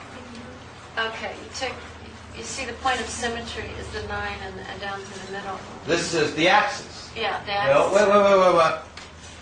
wait. The axis, there is an invisible line, Right. axis. And there's your symmetry. It's an invisible spindle. Yeah. Okay. Because you're still moving off of. That's incredible. That's. Okay. I'm seeing something, but I'm not sure I understand what it's like. You've got the whole way that things are unfolded. Yeah. And 9 times 3 is 27, which is 9. 9 times Which is it all So it all- respects and that acts. stays, no, that's It the is. It is the perfect diagram of the way Petrichor. things are. All right. Judy. I'm going to be mean to you. No, you can stay there. I'm just. How many parts are there in the yin and yang? One part. 1 part. He's trying to play safe or something like that. It's all one. That's a good answer. Okay. And how did it become 1 then? I'll take that answer. We'll go along that theme. I'll learn something with all of us. Okay, so we have this perimeter. It's called the world boundary condition. Is that what you mean by 1? It's a whole, it's a unit. In other words, 1 is unity. It's neither one or the other. It's the becoming and it's the ebb and the flow. It's the way, the nature of. But you gotta be real detail orientated. You gotta tear it into its rudiments, right? You have to break it into its parameters. So I agree with you. It is the ebb and the flow, the alpha and omega, the beginning and end. Okay, which is basically right the there. Mobius strip because It's a Mobius strip. It's infinity. Okay. But the Mobius strip is the 1, 2, 4, 8, 7, 5 right here. Okay. I could have been doing a demonstration for everybody, show everyone what a Mobius is, but we're not going to try and do that. Or you take that. When I read the Tao of Physics, this is Judy? why I read that. Judy, this is not the Mobius strip. The 3 and 6 is not the Mobius strip. No, that's not what I meant. I was doing a configuration thing. Okay. Here. This is But there are not, 3 the parts yin and yang because, is not the Mobius strip. I was playing with you. Oh. It is a 3-part thing. It is a 3-part thing? Yes. Oh, because it says it. Oh, It is the energy. The synergy is the energy, which is the S curve. the S curve is the number 9. It is your 3rd part. Oh, I never noticed that. Yeah. It's the world boundary condition. And what it does is that when you learn about these world boundary conditions, and you can have control over superconductivity, and you have a control over flight, through the universe, everything. And this is what we're learning about right now. So, what is happening is that the three parts of the yin and yang, you only see the yin and yang oscillating back and forth. But the yin and yang does not connect the pyramid on the base. You have the 9 in the center, okay, which is the control. Okay. Family number groups is where we were. Yes, Julie. Okay. So, just because we better consolidate everything we've done and be thorough. Here's a multiplication table, 1 through 9. Judy, you're going to get to be the assistant. Is this Vanna White kind of thing? Is this a what? Vanna White kind of thing? What's Vanna. Precisely. is this the Wheel of Fortune? Who's Big Bird? This guy doesn't watch Yeah. I'm sorry. I like that. Yeah, I don't watch TV. It's my secrets revealed. Unbrainwashed. Yeah. I know. I've seen Zero them, but I TV. don't know. Okay. Okay, so what we're going to do is we know 1 and 8 are perfect mirrors. Remember the mirror of the number of the multiplication series, which is beginning with 1. The last number before 9 is going to be what its mirror is. It's polar. So we're going to take 8. No, not 8. We're going to take 1, but we're going to know that 8 is going to be the mirror. So let's just flip them all. Just flip them all right over. 8, 7, 6, 5, 4, 3, 2, 1, 9. So what we have is we have the opposite of 1s is multiplications of 8. Yet the family number groups are always separated by thirds. 1, 2, 3 is the next blue one. 1, 2, 3 is the next blue one after that one. They're always separated by thirds. This is a quality of numbers, a fundamental physical property characteristic of numbers. And the colors went to their complement, didn't they? You flipped them, didn't they? Yeah, must have. Exactly right, Charlie. But it's a duality complement, Charlie, because there's 2 separate dimensions. Right. The yellow is a different dimension, but the red and blue are the same The dimension. yellow stays yellow, right, doesn't it? Yeah, Did the yellow it stay did. yellow? It did stay yellow. Yeah. Okay. But the 8 was a red on the other side. They're all 3, 3, 3. Did you see Always that? 3, 3, 3. Oh, Right. Right. Okay. So now let's do multiples of 2. Would you put a 2 where the 8 is and then put a 4? So you're just going to go 2, 4, 6, 8, 1, 3, 5, 7, 9. Yeah. Charlie's a couple leagues ahead of us right now because what he's modeling is dimension. So why are you putting the 2 there? Because I just went, instead of multiples of 1, now I want to do multiples of 2. I just want to So do you're starting over again. starting over again. So you're we gonna- can Oh, start. just to prove Two. the point that 3s are still in the And same then you're going to spot. put 4 next, right here. Do you want me to do Yeah, that? 2, 4. Yeah. Moving 2, too 4, fast for and then you. 8, and then 8 comes next. Charlie will call it for you. Go ahead. Charlie, tell us Okay, next. 2, 4. Then 8 comes next. Yeah. Judy, you can be Charlie's assistant. 8 would He's be. got it. And then I've got 2, 4, 6, 8. Oh, we're not doubling. We're multiple of the 2. Okay. You- 4, 6, 8. I'd love to see someone else do my same mistake that I always do because I'm so deep into it. Well, So 10 would be 1. And yeah, 10 would be 1. and And 12 would be then 3. 3. And Okay. 14. Family number groups are still the same. Now remember, I said there's no redundancy and nothing's omited. But your building blocks are there's 3 family number groups. You can't invent another number group. Right. So, Okay. so we're starting with, yeah. A number cannot be created or destroyed, just as we used to say in Einstein's law, that the energy, what's the saying? Matter can neither be created or destroyed. Well, it turns out the same thing for numbers too. There's no new numbers creatable. It's really heavy duty because, It's very heavy duty. mm-hmm. no matter what you do, it's 3, 3, 3. No, that is a real information compression condensation, but you're absolutely right. So no matter where you go, There you are. And I never saw that movie too, but I think I missed something. I don't know. That was the road one. No, what's that? Thunderdome. That was one. No, wasn't that But he's saying that that was an Arnold Schwarzenegger movie. You know, It was Mel Gibson and Thunder. Let's argue about it. Comparative religion. I mean, there you are. I never saw that movie too, but I think I missed something. I don't know. That was the Road Warrior. No, it wasn't Thunderdome. That was when. No, that wasn't that. But it's saying went on. That was an Arnold Schwarzenegger movie. You know. It was Mel Gibson and Thunderdome. Let's argue about it. Comparative religion. I mean, basically, it's the creeds, the tribes, the power of threes. Yeah. What's that? The tribe, the power of threes. The tribe? The tribe, T-R-I. She could say triune. She could say Trinity. She could say. Yeah. Well, okay. But what we're looking at is a polar opposite, and a polar complement always equals 9. See how 8 and 1 make 9, 7 and 2 make 9? Okay, this is just a polar property we're learning. Okay? And I always learn is that they're separated by 3. So let's go again now. We know that the polar opposite of 2 is 7. So because 7 is the last number before 9. So let's turn the cards over. Complement of 2 is 7. 7, 6, 5, 3, 1, 8, 6, 4, 2, 9. They're opposite each other on the grid, see. Yeah. Oh, look, Charlie, they're pink. I did make them a different color. We probably should have... Oh, it's because I wanted to distinguish between 3 and 6. That there's a positive and a negative 3 and 6.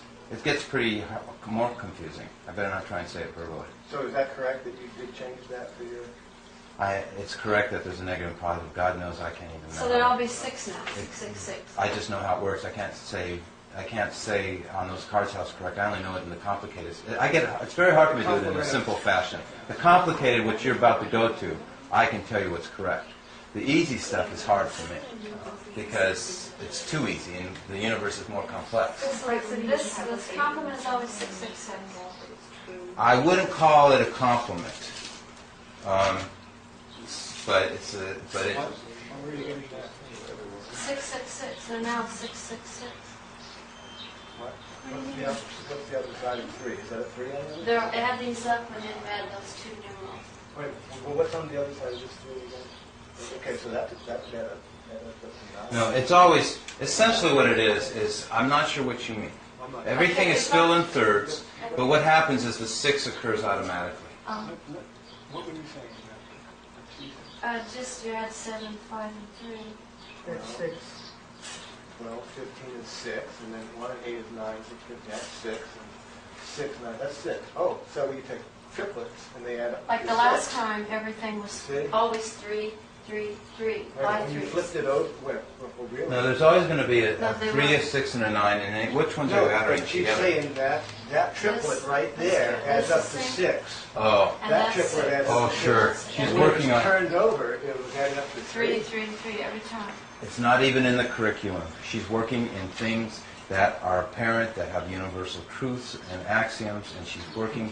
She's now. Patterns within patterns. She's working on aspects and facets of this stuff So that's the that I've never even gotten to. Well, I teach little kids, and little kids think that way. They would see that. Especially this young generation. Yeah. The little kids really... And it all has meaning. I haven't even gotten to that, and it helps to explain this. It helps that they don't have other things, cluttering and obscuring their That's why we need you to be the new example for teaching math. Next generation, because the way you learn math is the way you learn like the structure of reality in a lot of ways. I mean, you learn just like the calendar systems that we have. The calendar being off affects every other part of our civilization. So just like our the math. Okay, so we saw family number groups are always the same in the different groups. Let's see. I don't know which word to go to next. We covered family number groups. We saw the multiplication, that numbers actually did have a mirroring in the geometry. We were looking at the boundary condition. She said 1 on the yin and yang. So let's see what we can do with what we've learned so far. So we know the quality of every number, so we know the quality of this number is a mirror of that number quality. We know this quality is a mirror of that. So we got 1 quality, 2 qualities, 3 qualities, 4 qualities, 5 qualities, 6 qualities, right? Well, by the fact of that they're different from one another. Like this number, there's no other number that goes up 1, 2, 3, 4. It's unique. Oh, so In multiples of 1. Multiples of 1 is okay, unique. So you're saying that's a clustering of a group, a family group. Yeah, well, that whole thing is a clustering of a family group, right? It gives a unique quality. Right. Exactly right. And then that has a different group to it. Exactly right. That's why it is the number 2, right? Right. Exactly. That's why it has that number. That's It's why you essentially look the the way basis you for a do. dimensionality of sorts. It's like, yeah. I like that. When Charlie clicks on something, it's because he's dimensionalized it. I mean, it's like... It's really good. So 2 has a quality, and 4 has a quality, and 8 has a quality. It's really a trick that when you're at the lowest bottom, you go to the top, is where you go next. Because this is a coil. Our decimal system is a coil. And this is the field, and this is the secret of electromagnetism. Because that's why I'm getting more energy. And this is going to replace all our petroleum products, everything. This is the legend for it. Yay! So, 7 is a quality, and 5 is a quality. Okay? 3 and 6, the quality was that they always oscillate back and forth. Of course, the multiples would be 369, 369, or 639, 639. It says it right here in multiples. And we have the 9. 9 never changes. It's a quality because 0 times anything is always nothing. It's the absent of quality, and 9 is complete quality. It's whole. And there it is. So it's always 9. And what's multiple 2 9s is 18, 27, 36, 45, 54, 63, 72, 81. It always equals itself 9. It's the never-changing number 9. Perfect. Complete. So it's compressible, so that's why it'll work in the future with computers. I'm going to just let your Because the big statements numbers down. that are non-compressible are what they're looking for. That's not what they really should be looking for. There is no such thing as a non-repeating endless decimal. That's why I solved pi, which That's we're why not going to pi try and is touch. right. But I found the answer to pi. I know what it is, and it's a whole number. But we're not going to touch that at this moment. Okay. You can keep on thinking. I just want to say a few more cute things about 9. Okay. Let's first look at a 6. A 6 is a hexagon, 6-sided. A triangle is the 3. But as we know, in reality, the triangle doesn't connect except at the vertex, the point. And the 9, this is very important, and it's not by accident, is a perfect diamond.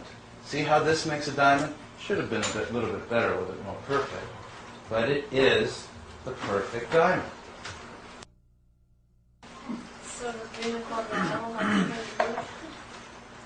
We'll see. When you were you like connected to other people? No. Like free energy design?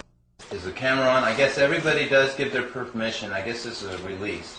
You give your permission to be. This is a verbal, written in video. In what's video made? Written in acetate. That you don't mind having Yes, your they don't raise their hands or something. your being duplicated and disseminated and circulated to help educate and teach people on this topic. So thank you very much for allowing and educating people and sharing your insights with the world. Okay. Charlie has a question, but before Charlie does it, I want to finish this one point all over again. Okay? The number 9 never changes. There's not another number that doesn't change. Okay? Only number 9 can do that. 0 is nothing. 0 times anything is nothing. And by the way, 0 is not a member of a multiplication series. That's why after 9 is not a 0. The 0 is the vortex. And this is making a vortex. Okay? I'll come to that vortex after I answer Charlie's question. So multiples of 2, there's not another thing that does it like it. You can't, And if you had a base 12, you would still be using the 1 and the 2 and 3 again, because it's after 9. And so you would be duplicating, at least as a phantom, as a mirror, the 8, 7, and 6. In other words, you would be actually doing a mirror imaging, like in Kirlian photography, of the leaves, right there.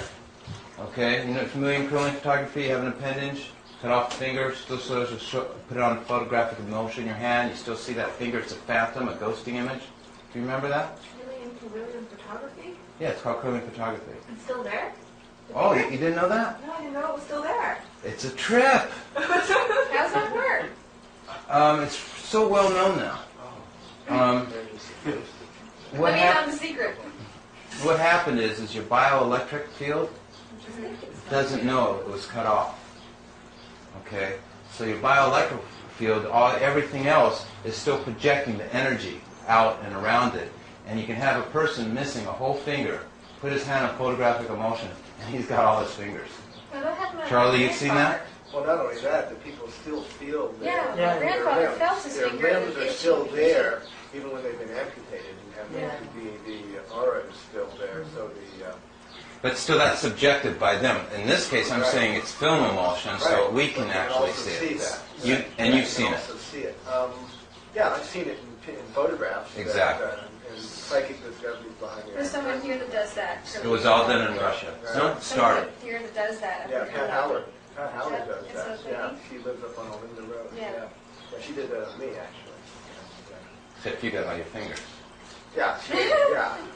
But she's able to read those Yeah, for she can health tell you what's purposes. wrong with you. And help she's you. pretty good at it, too. Yeah. And then she does color ones. She does the black and white ones, and then she does the color ones. They're pretty neat. So what about increasing the bioelectric frequency where the missing finger is being able to make a finger grow back? Is that We're getting to that. thing? Well, they can do that at certain stages of, children. If a child loses his or her finger, from like about the first digit on, I heard, it will grow back. In fact, I have a board right there showing the fingers. So you're right. So numbers themselves, by the very existence of a 1, it creates a phantom of the 8. So there is not endless, as to the points we were reading, such as that, how many base systems are there? Okay. We say, it says, somewhere, it says, how many counting base systems are there? There's only 1. Pretty hardcore medicine to swallow. There's only 1 base counting system. Okay. Remind me, I want to go to polarity, and I want to go to the vortex. 2 things, please. Okay. Charlie? I'm unclear as to how you're defining each of those numbers on the corners there. It represents a group, a family of numbers, right? Like 1 represents... The family number group, the first one of 147, represents totally different planes of spatial orientation or points. This one's at the top. They never have 2 family number groups occupying both tops. Only 1.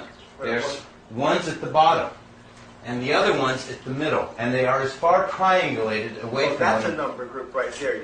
I'm talking One- about, what about 1 itself? Is that a number group by itself? No, it can't Okay, be. so 147 is the group you're referring to. Nothing's less than groups of 3s. Okay. So, and how is that made into a number group? Again, just review for me. How it's really made into a number group is that these emanations are shooting, and this is what you're asking, but this is the correct answer. There's 3 emanations shooting out at the same time.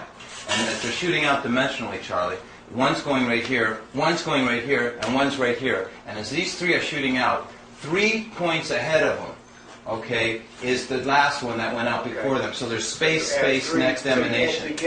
So they don't just shoot out and then there's another one, then another one. In a group, you add 3 each time. Say it again? To get, Everything's controlled by 3. okay, you add 3 to 1 to get 4, and then you add 3 more to get 7. Right. And then you add 3 more, and you get to 1 again. So those cycle, those are a group in themselves, right? With differences of 3. I admire you, Charlie, for learning this, because your math is, you've learned so much. The fact you can deal with such easy, basic things really is a big accomplishment, because it's much harder for you than it is for normal people. Okay. But by themselves, they're just parts of a group. That's They're right. Closed. That's what you mean. But the blues and the pinks are closed groupings. Exactly. Yeah. Definitely Yeah. closed. Yeah.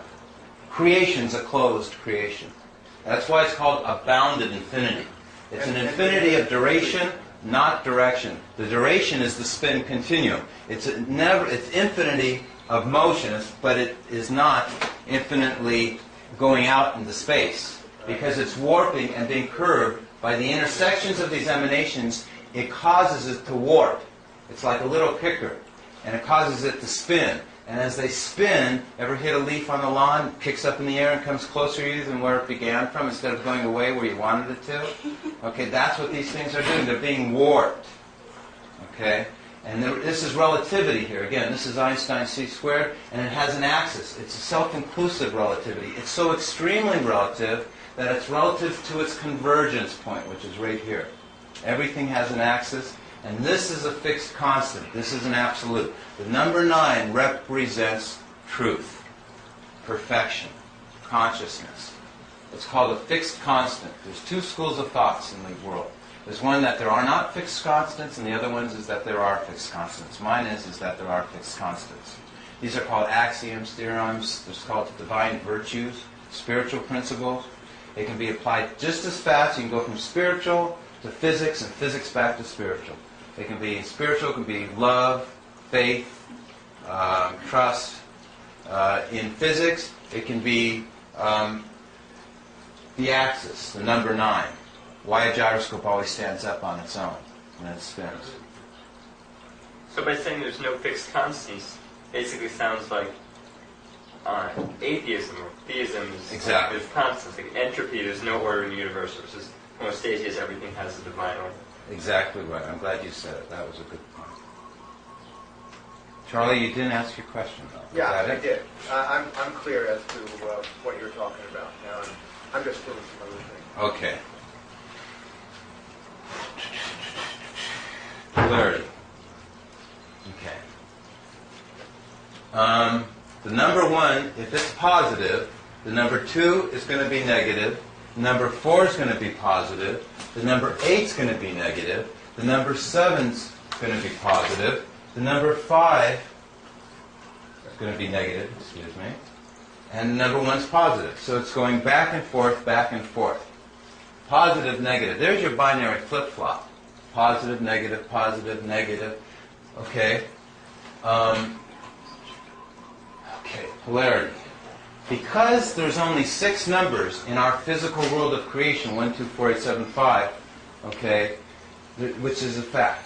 Okay, in other words, in the third, with matter, there's only 6 numbers to work with. Okay. You don't have to worry about there being an odd number like that. When they try and do a positive, negative, and when you get to 9, you're at a positive, and then you go back to 1, it's a negative, but you start with a positive, it doesn't work. Because there is not an odd system. The physical world of mass always has symmetry, always has parity, because it's an even amount. 6 is an even amount of number. Things are always done in pairs. Okay. So thus, but it's complicated. This is where quantum comes in. First of all, the center of the circle, and I'm just teaching you guys how to be prepared to make this into the next chart, and there's another chart behind here, and there's many charts over here. Okay, so this is called the legend. This is God's schematic. It's the blueprint. Once you learn the math in this, then you start doing calculating and functions, and essentially you start calculating this stuff, what you see where you're going to. Okay, you start going into this kind of stuff. Okay, so you start going into more advanced physics. It's called cosmology of the universe. Okay? So if you have a circle, this is the center. But look at this, the center's way off down here. Remember, this is explaining things. Okay? The reason it's off is because there's more to it. Because if we had a positive one, we know we must also have a negative one. Okay, so there's another one, not seen here, that's also negative. There's another 2 that's also positive, that's totally reverse of all of this. So instead of 9, I now need 18 to represent this system. Does everyone follow me? I have 6 1, 2, 4, 8, 7, 5s. I need another 6, which is 12, to represent 1, 2, 4, 8, 7, 5. I'm just saying this. I think it'll be lost, and that gives me 12, and there's nothing less than packets of 9. So if I have 1 9, now I got 2 9s. Okay, and there's 6 and 6 is 12. Okay, where's my other group of 6 to make 18? Okay, it happens to be this 3 9 6. I've said that in the physical world there's this duality. Okay, in the higher world there's also a duality, but the duality is to try and make this third-dimensional reality a mirror or a reflection of this greater world. Yet all the time while we're trying to be a hologram of this greater world, we're at the same time created by it. So we are essentially tied to it. We are binded with it. And we are actually signs or proofs of its existence. And what happens is that the higher linear emanation of 9 becomes the third invisible force that does not allow anything else to be greater than it. Thus we can mirror God, but we'll never be greater than God. So what happens when 9 is a positive, 3 and 6 are both negative? Okay?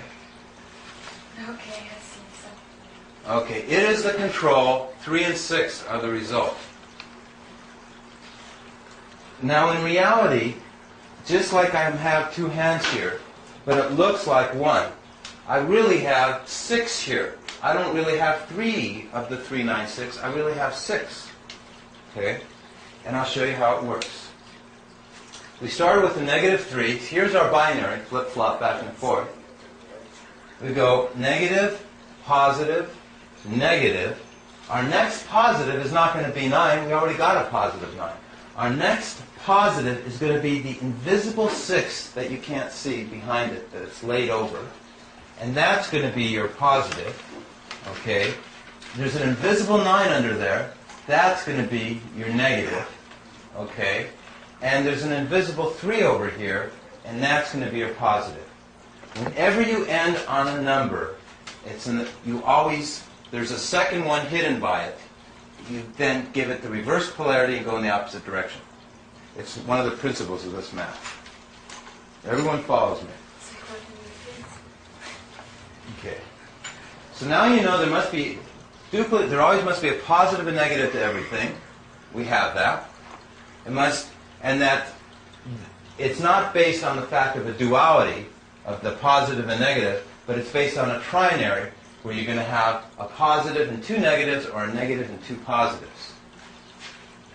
Just as we had the 1, 4, 7, right here we're seeing, because in the third dimension it's a little bit more complicated. For the family number groups, the 1 and the 4 and the 7 are all positive at the same time. And in the 2, 8, 5s, they're all positive, they're all negative at the same time. How this coil works is these windings are wound in such a way to create that, hidden under here, that one wire, there's 2 wires here, that one wire, all the positives are in one wire in a minute at the first stage. There's 3 stages. It's a firing stage. The first activation sequence of this coil, only the right wire is all positive, and that's your 1, 4, 7s. The second activation stage is all your left wire is all positive. It's activated. And now the first family number group, 1, 4, 7, the other wire is totally off. And then they're both off. None of them are positive. They're all neither positive. And the middle space in there becomes all positives, the 3, 9, 6. I'm just preparing you this. This is like advanced education. This is for what you're about to see, not what you've seen so far, to relate it to. As long as we're finishing up on this symbol, okay, I said I'd go to vortex motion. I missed something, so let me just ask you one more time, even though you mentioned it. 1, 4, and 7 are always positive? No. So they do, They're- 147s are always they positive, flip, they reverse the or polarity. 147s are always negative. Right, I got you. Okay. So, but they, as soon as it creates a circuit, It's a good it question. goes to its opposite. This coil here, the negative 147s are all on the wire that the positive 825s are on. You don't have, and the positive 825s and the positive 147s all have the negative 825s. They're so separated from one another that that's why only one wire is on at the other time, because if both wires had the same family number groups on at the same time, then this coil wouldn't work. It'd have resistance. Okay? So thus, when the first wire is on, it's all just positive 147s. And on that wire, there's only negative 825s. When the second wire is on, it's just all positive 825s. And the negative 147s aren't on. It would help maybe if you could draw a picture of the wires that you're pointing to on that so that we can understand. There are 2 wires, the that one, place. there are aren't there a total of just 2 different wires? And the windings? That's right. So there's a red wire, so to speak, and a blue wire, right? I'll show you on a Tora. I think it should be easier for you. The reason I went so far ahead and told you now is because I wanted you just to get a feel how it related to the symbol, that there's somehow eventually it's all connected to this, because I don't think that even when you see the other one that you're going to be able to understand exactly how they tie in together. So go ahead. So you're saying the polarity switches when the current reverses its direction. Is that what you're saying? The emanations are always going out. But I'm When they hit talking one about- wire, the electricity goes in one way. When they hit the other wire, it goes in the opposite direction. Right. But you have an alternating current source there, don't you? But what makes it switch? Alternating? What makes it- It's not switching. Let's wait till we see the That's what you Tora. wanted to ask us early on. You said, we're the switch. We have to figure out how to, or something, didn't you, at the beginning? Forget it. It's okay. Didn't you say that? Yeah, See, this is what happens when I try and explain something without a chart or a graph. so I'm not familiar with the way the Activation you run sequence. You run electric field electricity through the wires. You've got 2 wires. And that's I the most understand, important right? part. You've got 2 wires, right? Just like in a plug, you've got 2 wires. Right? This is what I'm understanding. Okay, you've got the current That- flows in, and That's not 2 wires. That's a single circuit. But You it's part of close the circuit. Yeah, but it's In my case, I have 2 totally separate circuits. So if I was comparing this to a plug, I would have 4 wires using your analogy. oh. Okay?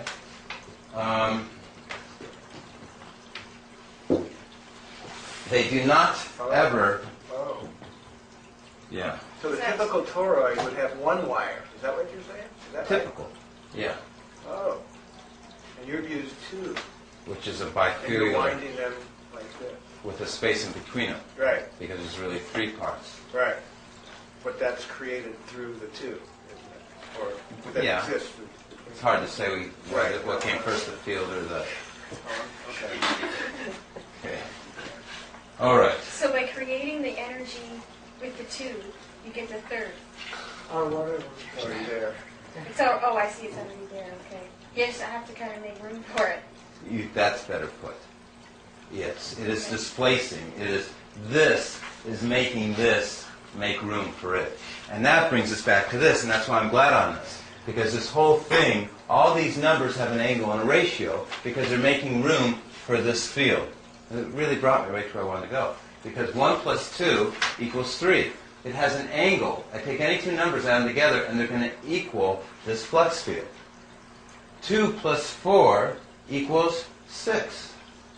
4 plus 8 is 12, but 1 plus 2 is 3. 8 plus 7 is 15, but 1 plus 5 is 6. See how I'm always going 3, 6, 3, 6? 7 plus 5 is 12, which is 3, and 5 plus 1 is 6. It's always 3, 6, 3, 6. That's because it's being spread apart. It's making room. The 1, 2, 4, 8, 7, 5 is making room for the 3, 9, 6. But they're 2 separate systems, which we're going to be studying on. Okay? Okay. 5 billion people didn't discover this. Probably a lot more than that. So it's okay that that this making room concept seems a little different. Okay? So I think I've covered as much as I need to cover on this symbol for the moment, and for the multiplication table, probably can fit back to that, see, and the yin and yang. I think what I'd like to do, though, is because I am really, really making your brains work to the max. This would normally not even be explained, but I just want you to understand something. I took a circle here and I put 1, 2, 3, 4, 5, 6, 7, 8, 9. Okay, that's called a control. Okay, because as I could have done 2, 4, 6, 8, 1, 3, 5, 7, 9. Okay, and that's a new control. Do you follow what I'm saying? So it's very important that I demonstrate to you that whatever your control is, you're still going to get the same scientific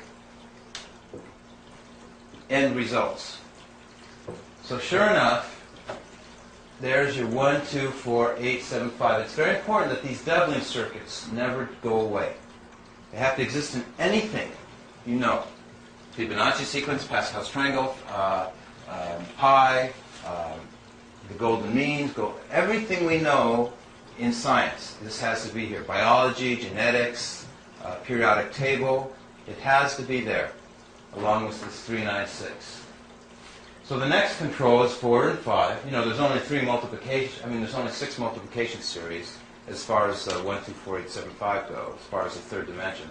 So I show those here. Spatial orientation, triangles connected only at the vertex. Okay. Oh, we're going to go to the vortex. We haven't done that yet. Okay. So, but sure enough, 1, 2, 4, 8, 7, 5, 1, 2, 4, 8, 7, 5, 1, 2, 4, 8, 7, 5. We have it? Still there? Okay, it's very important to note that the 1, 2, 4, 8, 7, 5 is going like this. See how it's always moving in the same way, this treadmill? Because everything's based on thirds. And let me tell you, this is why we can't travel backwards in time, and this is why if things were based on a duality, the universe would stop flowing forward.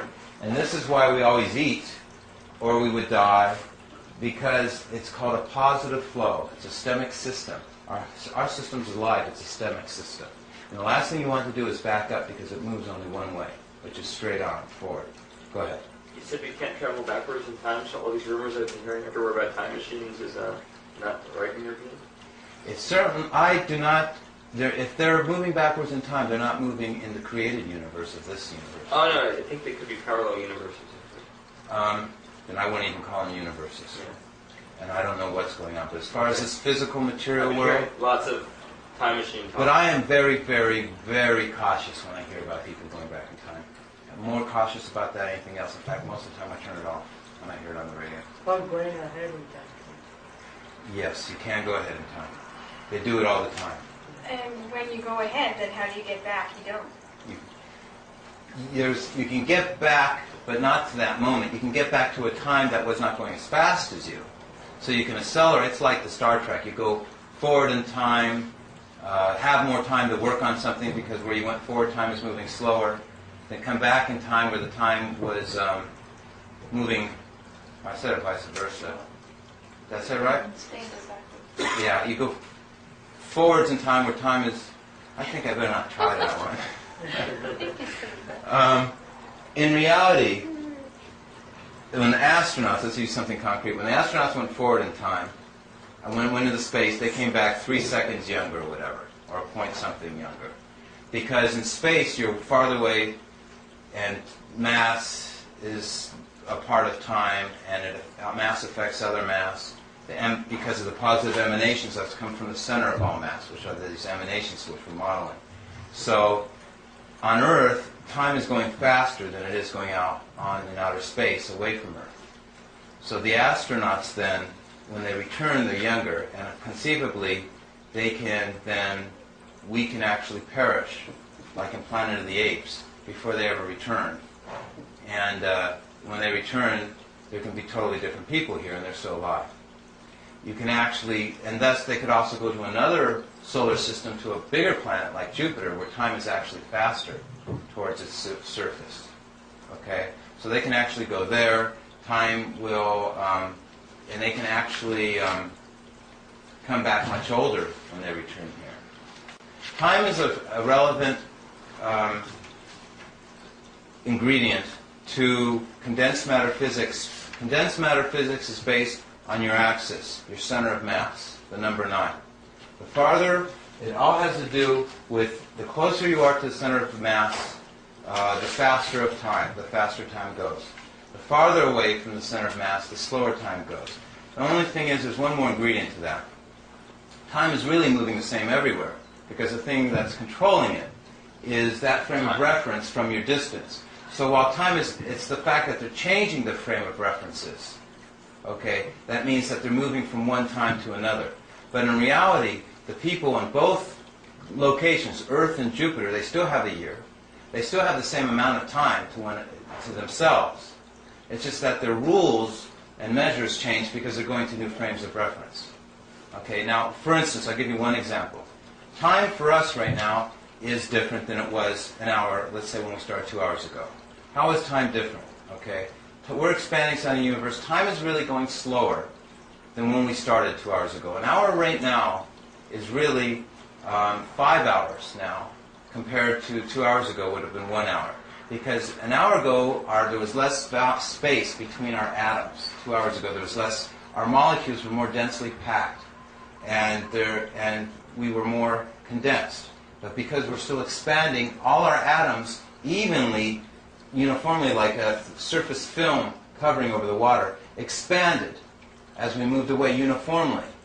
So we don't see that time is changing for us, because the way that it's relating to everything around us, everything's uniformly changing the speed of time at the same time. But in reality, as we're receding away, we're going through time frames where time moves differently. This all has to do with quantum mechanics based on the decimal system, because these numbers all become quantized very quickly. Okay? So, and the reason they become quantized is because the hole in the center is off-center.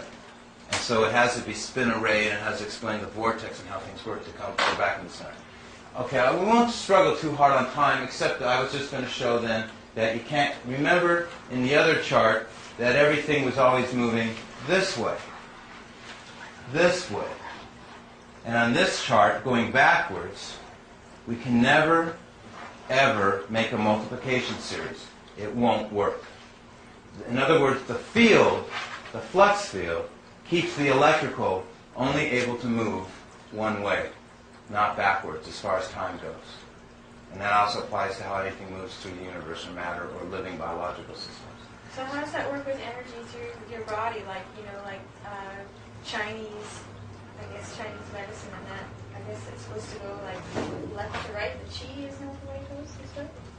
Back, down, Up the left side, around, and down the right side. your back, down your front. Do you think about that? There's a proper orientation. There's a proper orientation of the energy that David Little was saying. We in the modern times have reversed, and we've got it going in reverse order. The answer is just what Charlie said, and it deserves a lot of discussion. It's orientation, and we haven't gotten to that yet, and that's the whole subject. It seems like what you're saying is that time moves one way, and you're talking. We were just talking. Alistair and I were talking about the fact that physicists are, what he was just saying, that physicists are messing with the idea and the phenomenon that you can reverse entropic entropy, which really is sort of the same thing as time zero moving forward. You can't undo spontaneously what is sort of decayed. Things decay spontaneously in time. And he was talking something like moving backwards in time, something like that. Yeah, I don't agree with him in that regard. Right. Yeah, I don't know anything. He was just saying. We'll know it pretty well by the time we're done. Well, Alistair's very brilliant, but as far as there's many things that I'm very careful not to endorse, such as that. Well, he was talking about people who are doing work in that, not just him. Right. I don't accept this. Because of the fact that the numbers don't do that, you're saying the universe can't do that. Because you cannot eliminate, get rid of radiant emanation, disintegration. You cannot suddenly remolecularize something that is already demolecularized. But that's an axiom of your. It's just that simple. That's what you're saying. Right, right. And you've come to that conclusion because the numbers don't correspond. When you try to do it with the numbers, it doesn't work. Is that the reason? That's right. These are all, everything we see here is a proof or evidence that everything has to move forward. So now, you're saying because of the way you're taking your model of the universe based on the way numbers work. And if the numbers don't obey that, then the universe can't. Exactly. Exactly right. Well, that's where spirit comes in, because it's the creative force. It's not a destructive force. It's creative, which is, again, self-evident.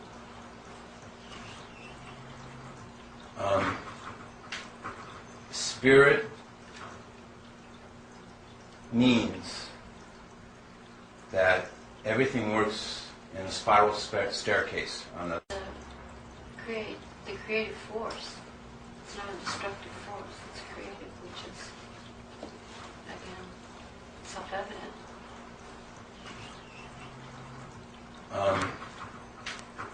Spirit means that everything works in a spiral staircase on the physical world. That means it's like in spiritual qualities.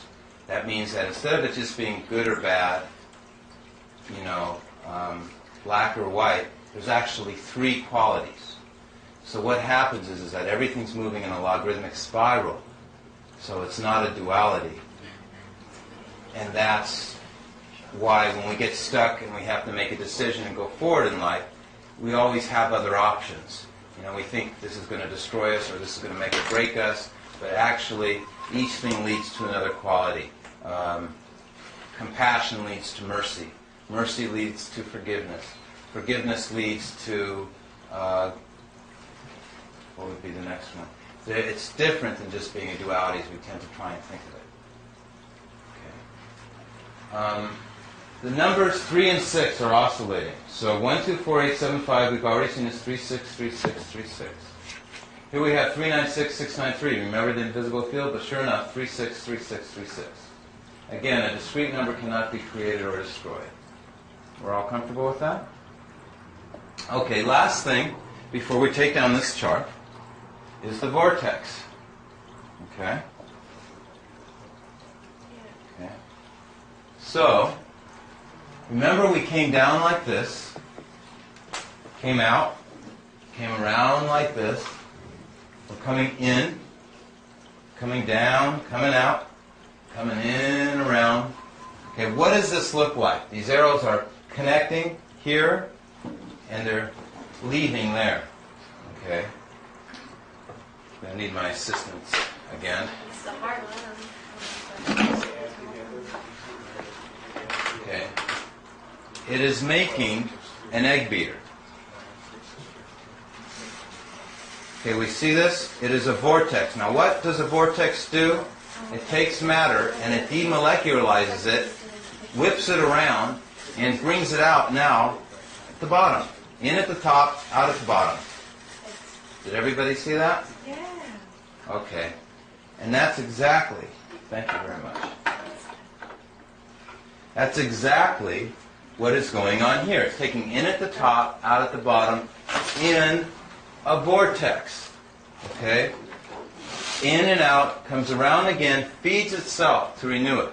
And that's how time moves. This is the expanding southern half of the universe. Let's look at it on another chart.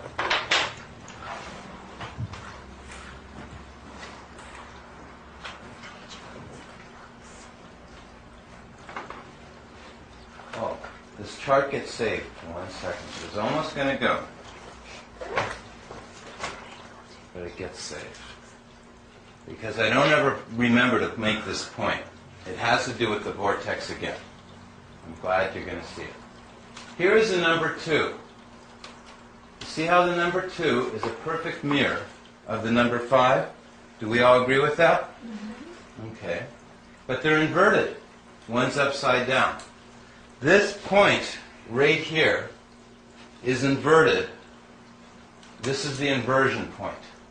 This is where everything gets flip-flopped. See how the number 2 is over here and the number 5 is over here? Okay. This is God's cosmic grinder. Okay? The cosmic grinder. Every black hole feeds a white hole. Okay? And the 2 and 5 are opposites. Now the ancients knew this. They knew the symbol, they knew everything. But they didn't share it with the generality of mankind. Or mankind just couldn't learn it. I don't know what the problem was. Okay? But they left us a clue anyway. Now a lot of people say, hey, this is artificial. What are you talking about? The shape of the symbol having anything to do with the actual function and shape. But you know doubling was how we were going that way. And you know halving was the other way. And it's not by accident they stuck the 5 all the way down over here to be a mirror of the 2. And that comes from them both connecting to the 1 where they connect. It's not an accident. Oh. And then the 8, the other third part there is the 2 things filled overlap. in on the side. Yeah. So this is where the swastika thing came in the 4 quarter of 4. I would think so. See, that's say what you said again. 2 times 5, 2 plus 5 Oh, is 4. 8. Would you repeat what you said? Oh, I said, well, when you combine the 5 and the 2, they together form an 8. The 2, Like both this, ends like there this, open. like this, like this. It's a digital. It's a Yeah, digital. it's It's a digital 8. Oh, when you combine the symbols for it. Right. Oh, yeah, symbols of right. 5 and 2. Oh, I see what you said. When you It's overlap. a swastika, the spiral. Oh, I didn't see that circuit right there. Yeah. I was thinking of when you go half, you get 0.5. Is that how they're connected here? Everything's connected. And then, Yeah, that's the... You just said it. but Say it one more time. Everything's connected. Yeah. But the whole secret of that information was kept very secret. I mean, when you go back and you look at bits, Pretty now scary. that I've seen things. Wait a that minute, I've are you read- into conspiracy? No, but I've seen, you know what I mean? I've read things and seen little pieces of this, and it was a deep secret and a well-kept secret. But the swastika, I mean, their symbols came out, but they didn't understand the significance of the eternal life of the swastika. Well, there's 2. There's That the always reverse seems backwards swastika, to which me. means, yeah. Yeah. There's 2 shapes. Yeah. It just looks backwards. They've been found in every continent, I think. the symbol. Well, we're dealing with mysticism, and actually, that's my favorite topic, is showing how it relates to archaeology and mystic symbols, and that's my favorite topic. But I'm about to saturate you guys with a whole bunch of that stuff anyway, so. So you asked for it by bringing up that stuff. But the point here is that they are reciprocals, they always make 1, and it has a use. Everything we're seeing here has a use. And the use is this. Okay? The use is 1 times 1 is 1. 2 times 5 is 10, which equals 1. So I go away from 1, 1, 2, which is a 4, and backwards, 1, 2, which is a 7. And 4 times 7 is 28, which is 10, which is a 1. Do you follow that? do it again. No. Would you- Okay. Too fast. I have to just see, it's weird because I'm going very long this way and very short You're this going way. to adjacent nodes from the center. Exactly, from the 1. Okay, so- I'm using the 1. I'm not on the 9 right now, I'm on the 1. We learned about polar relationships, which was by the 9. But now we're going to learn reciprocal relationships. The polar is different from the reciprocal. The reason I have the answer to everything is because I'm combining every principle that exists into one ball of yarn. So right now we're going to work not on the polar aspect, but we're going to work on the reciprocal. Reciprocals always equal their beginning point. Okay? 1's the beginning, so 2 and 5 is the next distance. And 2 times 5 is 10 equals 1. Okay, and so now I'm going to go 1, 2, which is the 4, two lines away. Bear in mind that every one of these lines, the ratio of this line to this line to this line, is your golden, it's all your means you could ever, everything you want to know. But you're starting with 2 and you're looking at 1 and 4 in relationship to No, I'm not going to do that yet. Oh. I'm only counting, I'm going to start with 1, I must end up on 1. And this must be a 1, 2, because if this is a 1, I want 1 times 1 is 1. Watch. I'm going to just do it. Okay. 1 times 1 equals 1, because this is really 1 over 1. Okay. So I go over here, and because I have two parts now, I don't have to multiply 2 times 2, and, well, 2 times 2 is 4, I've never done this before. 2 times 2 is 4, and 5 times 5 It's 7. is 7, and 4 times 7 is 28, 10 is 1. Yeah, it still worked anyway. Okay, it's okay. I just thought I like to do new things when I can find new things to do. Okay, so 4 times 7, which is now 2 away from 1, 1, 2, 1, 2 equals 28, which is 10, which is 1. And then I go 1, 2, 3, I end up here this way, and I go backwards. 1, 2, 3 this way, so I go 8 times 8 is 64, 10 is 1. Always equals 1. And I found that this shape always makes the demarcation line. It's called a shear. It's called a, it's real important for modeling electricity. But I won't go on to it further on the chart because you'll see it elsewhere. But since Charlie brought up one other thing, let's do it 2 now. 2 times 2 is 4. Okay, so I go this way. 1 times 4 is 4. Then I got to go like this. 8 times 5 is 40, which is 4. And sometimes 7 is 49, which is 4. Yeah. It's always going to be a shear, consistent. Yeah, and one you're moving backwards, 1, or moving forward 1, and then the next time you're moving backwards 2, right. Forward 2. Now 4 times 4 is 16, which is 7. So I go this way, and I go, what is it? 2 times 8 is 16, which is 7. And then 1 times 7 is 7. And 5 times 5 is 25, which is 7. Isn't that fractal, though? That's fractal. This whole thing's a fractal. I have a chart in here that not only, that I don't have to say one word, that is so beautiful, what's actually behind this board that you're going to get to So see. it's that squared plus whatever you... Oh, that's it. Except that this whole thing, doesn't it also have its own mirror image behind it? Yeah, but it has an I'm listening to, opposite. there is no but. Yes, it has a mirror image, but there's certain laws, there's certain rules, we just have to understand what those are. You're already qualified now. You understand enough that you can tell me what that mirror image is and how that mirror image works. That's what we're trying to go after. Is what is that mirror? What's its polarity? What's its number? What's its location? Based on up, down, right, and left, front and back. We'll get to it. It's other worlds, I would think. Now. Other places that we can tap into to get to go Huh? No? They're here. Well, that's what I mean. They're here, but in another frame of mind, like in another type of not the physical plane. It's all interrelated. Most of it. The only thing that's not a physical plane is the 396s. It gets easy. We'll keep working on it. It's a little bit hard right now because I started you from oil as opposed to the map. But we'll see.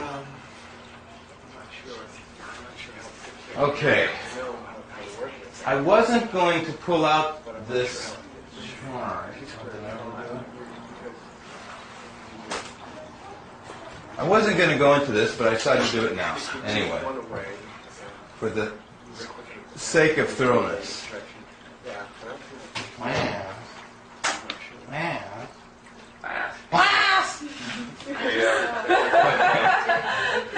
Okay, we ready? What? It's all nine. Okay, top quiz. Now, this method of teaching is called programming. We are programming you. You will have 12 more hours of this. What's my place in all of this? What would your place? What is your place in everything normally? I think that I'm supposed to tell other people about it. So you're a teacher. That's right. Oh, is that it? He says, go join. He says, go out and join them. There's a tablet. I know, a real beautiful tablet. Rejoin those and tell them, the message. Here we go. 1, 2, 4, 8, 16. It's a very primitive chart. The binary code is a 6-number digit repeating pattern in the decimal system 124875. This is considered the binary code. This is computer switching. I call it on and off. But I've already said 0 is not the member of any multiplication series. Okay? 0 and 1 cannot be the computers of the future. It just doesn't work. That's why they're so slow and obsolete. Okay, and this toroid system is the supercomputer. But I'm just showing one point, which is this forward. Content versus quality. If we have one point here, what is its content? 1. So there's your quality to the right and content to the left. Got it? Now we have 2 points here. What's their content? 2. Does everyone understand that? No. What's their quantity? 2. Okay. And what's their content? A 5. Now we have, that's what a reciprocal is. I'm not paying attention really very well. Okay. Now we have 4. 1, 2, 3, 4. And what's their content? 0.25, which equals a 7. Oh, okay, right. Oh, I Right. Wait a minute. Okay. See, 2 has 5.5 make 5. It's not 0.5, 0.5, because we're only looking at each one. There's 4, one of these. Right. Okay? And each one of those 4 represent 0.125. No, they represent 0.25, if you're looking at the top. So 1, 2, 3, 4. Start to sell something? It is a pyramid. It is. I'm showing you that the binary system is a pyramid, but it's a pyramid that is not binary. So on the right is If anything, it's... on the right is the branch number, and on the left is Yeah. the value of the function. So you made a little contraption that makes a little zippy that is designed off of the holy name vibration? Yeah. Oh. 1, 5, 7, 8, 4, 2. That's all harmonics. That's all it is. Resonance. That's 2/7, yeah. It's like an antidote. Well, you can hear electricity when you're walking down the street on the pole. Zapping has a rate and a frequency. Well, All right, so they're doubling circuits in reverse directions. So these doubling circuits, again, are significant. Okay, that's all I was pointing out. 2/7 in polarity. Okay. Then with that chart. What's the 2/7 polarity? All right. I showed the vortex in, out, last but least point, which is not going to be, I showed the 2 and 5 is not accident. As long as we're on these charts, I'm showing the vortex action. I'm showing how it moves in a vortex. Showing infinity. It's just a cosmic grinder. Okay, I'm showing the music scale. Classic musical scale is the doubling circuits too. From C to C to C is 1, 128, which is 11, which is 2, 256, 13, 4, 5, 12 is 8. It's the same thing. Your doubling circuits. I said the ancients did know this, and that pretty much sums that up right there. Okay. 5, 1, 2. 128 is 11, 2, 256, 13, 4, 5, 12, 8, 1024, 7. Remember, 7 always comes after the 8, not before. 1, 2, 4, 8, 7, 5. Okay. Do you have that, Sunshine? No, I'm not musicians, I didn't pick that up. Real quick. Okay, pull your chair a little closer. Yeah.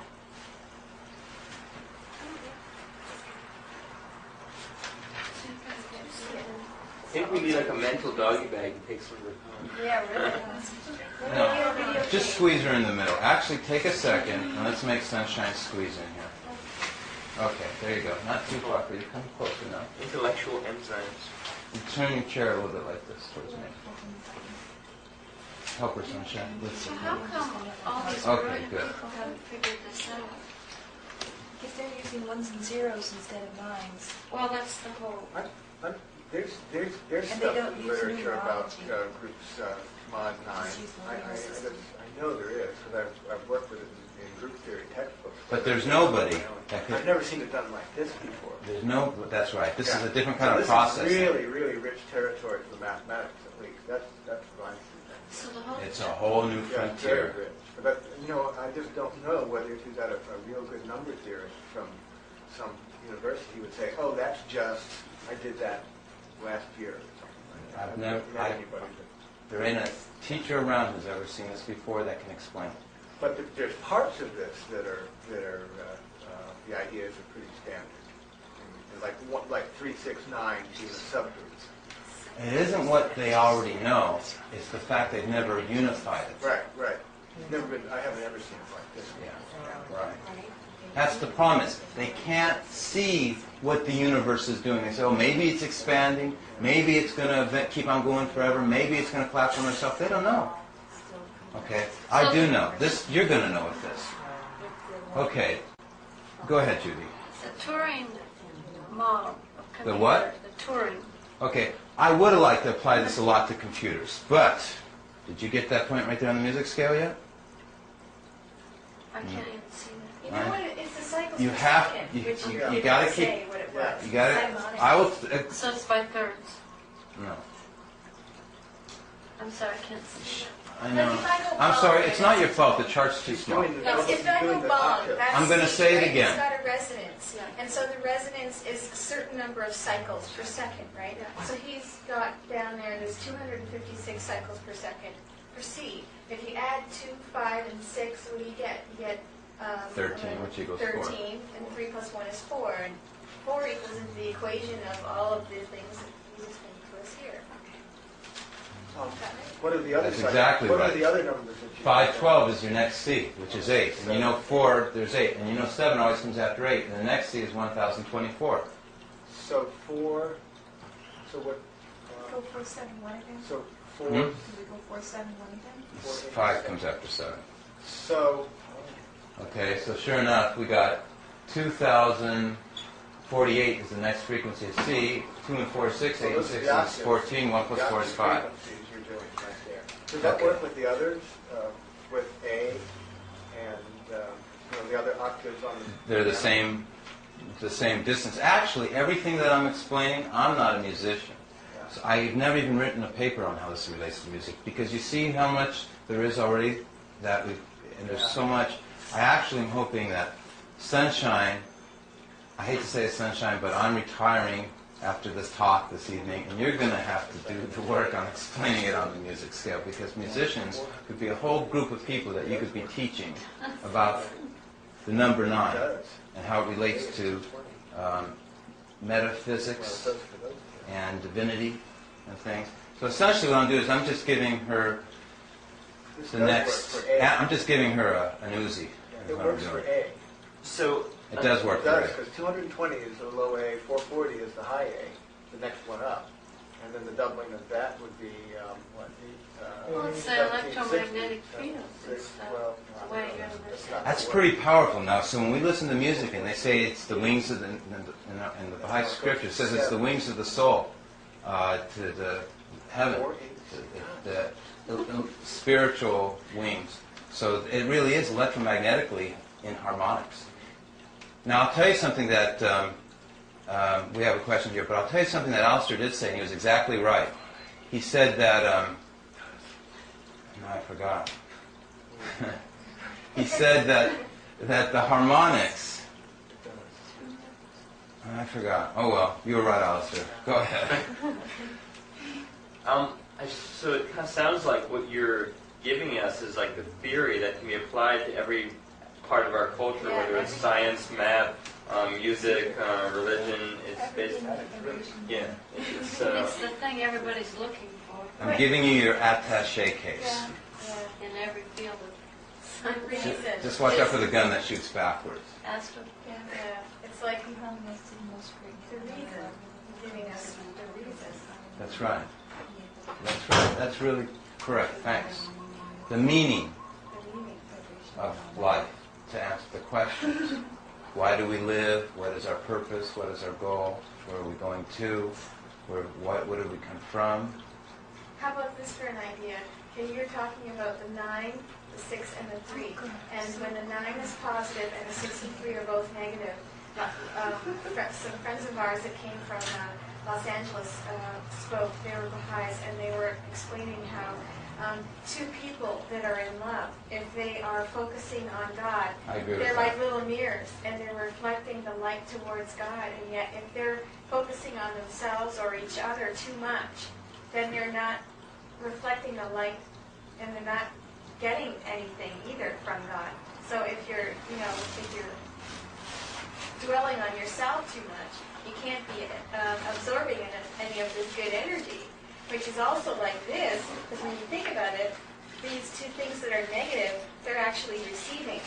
That's right. And also, if they were positive, they're actually X's, which means X's is like negative, in a way. Positives are negative, you know what I mean? I don't know what you mean, but I know you're completely right.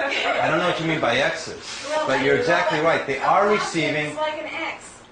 A positive sign, like a cross, is like an X. Right? So it means you're wrong when you're actually thinking that you're so good not to be receiving. Like you should be receiving from the higher energy. You know what I mean? You've got to always be tapping and receiving. You've got to hold on to it completely, even in your sleep. That's right. You've always got to, it's called your invisible cord that connects you. You always want to be able to be focused and at your epicenter, focal centers. Be it an athlete when you're moving and you're exercising, or when you're praying or worshiping. And the highest form is to know the name of God and intonate it and touch into that vibration. What you just said is really right. Another example is like when we look out on the ocean and the moon's on it, and we see the sea of 70,000 lights. They look like little lanterns, but we know in reality they're all reflecting from just that one moon. Okay, and the only time we see that little reflection is when those facets are at the right angle. It's like a Swarovski Austrian leaded crystal prism. Okay, the crystal glows and has a fire on it because the facets are all focused. They all have the epicenter. They're all prismatic. They're a mirror. These numbers, everything I've really come here is about to turn into a prism. Behind this sheet is a prism with immense facets. And Charlie's seen that prism, so he knows what's going on. And you're about to see it too. Before we go to that prism, there's one more thing then that we should cover. I just want to say that I cracked the code to the Enneagram, but we won't try and do it. You were going to talk about the Turing in computers, but I honestly think that the best application of my work is to computer sciences. That's why I'm going to be speaking at the Maui Computer Center. And maybe if you have the time, you'll come. I'm a little frightened that most of them won't understand what I'm going to say. If you don't come, it's fine. Only thing is that there is no board here other than me showing a few fractals which you were interested in, artificial intelligence. I don't address the computers. I do address it. I don't do it is the difference. I didn't make these coils. There has to be computer inventors and programmers and softwares that are going to have to do this. I don't have the resources to start working on computers. If I had a laboratory, if I had a budget and an office and all that stuff, I'd be applying it to computers and technology. A lot of people want to apply my work to that. I do have the answer, but so I'm not going to jump into the Turing right now. What you're going to need is a bulletproof vest. That's what you're going to need to stay safe. There's nothing I can do about that. Yeah. My bulletproof vest, you know what it really is? You were going to say something, Judy? God. Okay, but I feel bad saying that I didn't go into the Turing. So say what you want to say about the Turing. When you showed the binary system was about 2 and 7, it immediately, hello, it's like it doesn't work, and there are no zeros, and how smart do you have to be to see that? Yeah, I know. It's shocking. Because what they're doing is they're saying things in science predicated on things that are fallacious, and it's just amazing. In other words, they are fudging. Don't rub your eye too hard. Okay. Now, here's the thing. If you're worried about protecting yourself, then you don't have the time to be doing other things. So I've ignored that issue too. Quantized from relativistic to quantum. He actually said that, he had a funny saying, he says, they're actually going to be very frightened of me, which they are, because he said that it took somebody out of the right field that came in through the side door from another approach because they haven't been able to solve it. That makes sense. It's somebody that was off the wall would figure it out. And that's the problem. So I've never had a threat from any government or agency, ever.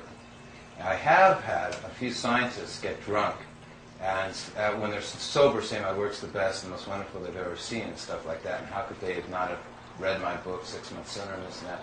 And then, when they got drunk, they called me, you this, you that. I can't remember all the things they say, but about the 20th word was a scandalous Scotsman, and my best friend was with me, really bursting into laughter on that. Called me everything in the book. So, and I like that. I don't know. So, okay. So we did cover this chart, which I normally forget. We couldn't even touch this unless we had the toroid. Maybe we'll come back to it. I'll leave it up here. Maybe not. We'll see. Because it is interesting how it relates this to the toroid. Okay. We are now then going to pull it down. And we're about to get complicated. Okay. Everybody ready? I'll wait 1 second. It's interesting the two teachers are the ones talking about it. Right. Very good point. Okay, you guys over there, just a sec. You ready? We're about to present the... We need your help. Yeah. We need your help on this. Okay. I'm going to want you guys to chart the way. This is Judy and Charlie. I'm going to want you to chart the way how this toroid, how this emblem right here is going to be a three-dimensional system. We're going to try and take everybody into dimension now. Okay? Because all this has ever been is a flat, straight line cross-section of a circle. Okay?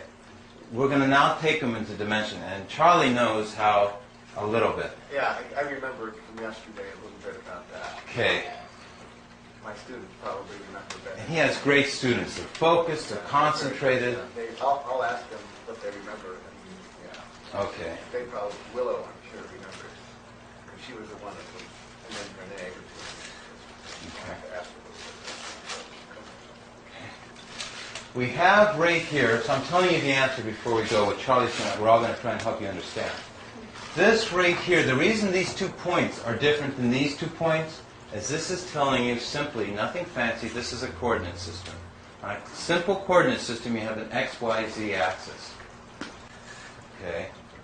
Okay, this is your x, this is your y, and this is your z. Everyone follow that?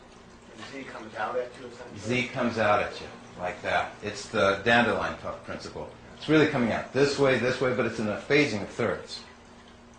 Thirds means is it's coming out. This one's little, this is medium, and this is long. And the next one coming out to it, if this is representing a tile or a space, there's going to be 1, 2, 3 before that space is ever activated again. It's always in thirds. So they're just not shooting out randomly. It's really, I'm so privileged to be understanding, to be able to mentally think of this. Because when I was just a little kid, I saw the books they wrote at this, the most advanced professor in the world, Eddington, and he was a wonderful guy. But it was the same as your children telling you a story at night before you go. It was like Alvin and Clive's, and what is it? Some Dewey hamster. And he always gets his head chewed off at the end. It was a hamster story. Everything's a hamster story. So I really feel blessed to be able to get out of the hamster story and learn about how this energy sprays out. It's like a fountain. It's the fountain of life. Okay? So, the x-axis, now it turns out what I'm doing is I'm doing an x-coordinate system, and it's going to be all your family number groups of 1, and it's going to be all your family number groups of 4 on the y. I better circle my number because it's becoming messy. And this one right here is going to be my family number groups of 7. See the same? Sloppy 7. 4 is part of the 1 group, though, isn't it? Nah, because they occupy different points. It is it's the same. They're the same family number group, Right. but we're not talking about family number groups right now. I'm showing you how the spatial orientation, how this point is so significant from this. These are all the planes of architecture. Oh, 1.7. So 1 and 8, you're going to say are equivalent now in this system? Or what? Oh, we're getting there. Okay. It's pretty But tricky. I might say that the most brilliant seismic engineer and architect in Mexico looked at this, and he just knew what it was immediately. I wish I was as smart as him. It took me years. He said it was all the planes of spatial orientation. Okay, and you're doing it fast because you've already jumped to the 8. Where's the 1 and 8? Here, I superimpose a double coordinate system. This is your 8. This is now your 5. Remember, 4 and 5 are opposites? And this is, actually, it's not going, it's going the reverse. This is your 2. Okay? And everything about them is opposite and reverses. This one, okay, Is that right? you're about to see how it works. Yeah, it's right. What about 8? Did you? There's your 8 and 1. 1, 7, and what? Here's your 4 and 5. I know it's getting a little difficult, everybody. It'll be easier in a minute. Oh, okay, they're complements. Okay, the complements are opposite. And I put 2 coordinate systems together to make a stereograph. See how we have red and blue here? So I'm about, now remember, if you have stereo, you got dimension and feel and displacement and surround sound. And, okay? Yes? Charlie, you ready? Well, it's happening anyway. 8 and 1 is going to be your x-axis. 4 and 5 is your y-axis. And 7 and 2 is your z-axis. You reverse the colors. I'm not doing family number groups. I didn't reverse Yeah, but you anything. put I'm showing 1 and 8. It's like altitude now. yeah, but It's more complicated now. It's good to try, but it's more complicated. It explains why altitude exists, though. Huh? 2 is still opposite to 7, but it's a different color now. That's right, because you'll get it pretty quick. Okay, we're going to lose this one. If you need to see You it, reverse the colors. there you go. Of course, they're not colorized. But are you Oh, well. thinking that the colors of the graph that he's now writing is supposed to be the same colors as what he's written up there? That's what I'm.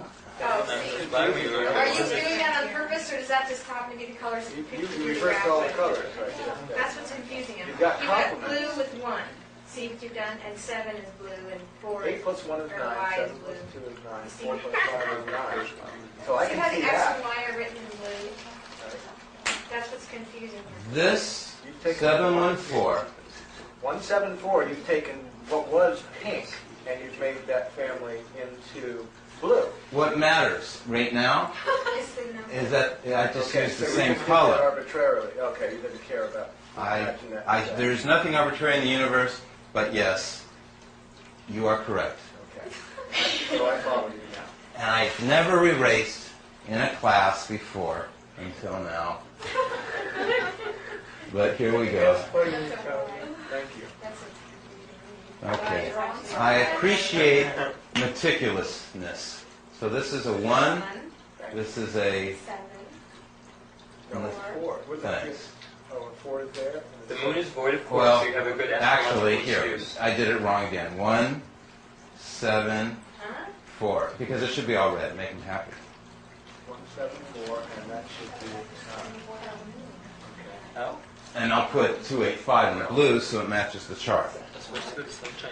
And I hope, and I will probably never let this happen again, this mistake. Okay, 8, what is it, 2, and 5. But he's right. You got it? 1, 7, 4, yeah. This stuff's a poison. You gotta be And careful. those axes correspond to the different vertical levels on the. Not vertical levels. The Well- horizontally lining up, the disketting is because there's an energy. We'll come back to that. I'm saying that this is showing X, Y, Z. This is totally different now. Right. But you've taken that from the fact that they're complements of each other. And That they're different. on the corresponding corners mirrored, though. Yes. We're comfortable with that? Okay. So Judy, I need your help, please, to remove this one. And this one will not be too easy to take down. As we put it on a little bit stronger. What I'm about to show you, I'll tell you real quick, is we're going to show you this coordinate system, stereographic, everything overlapping. We're going to show you the skin of the toroid. We're going to show you how this all works now. And it's not going to be too easy. But it looks like it's moving. Oh my god. Oh, well, you want to erase it? Thank you. You can just hold it up with him. It doesn't hurt like that.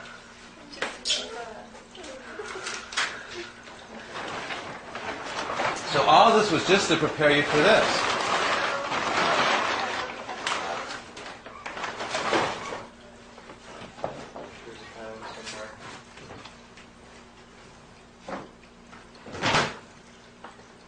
Okay.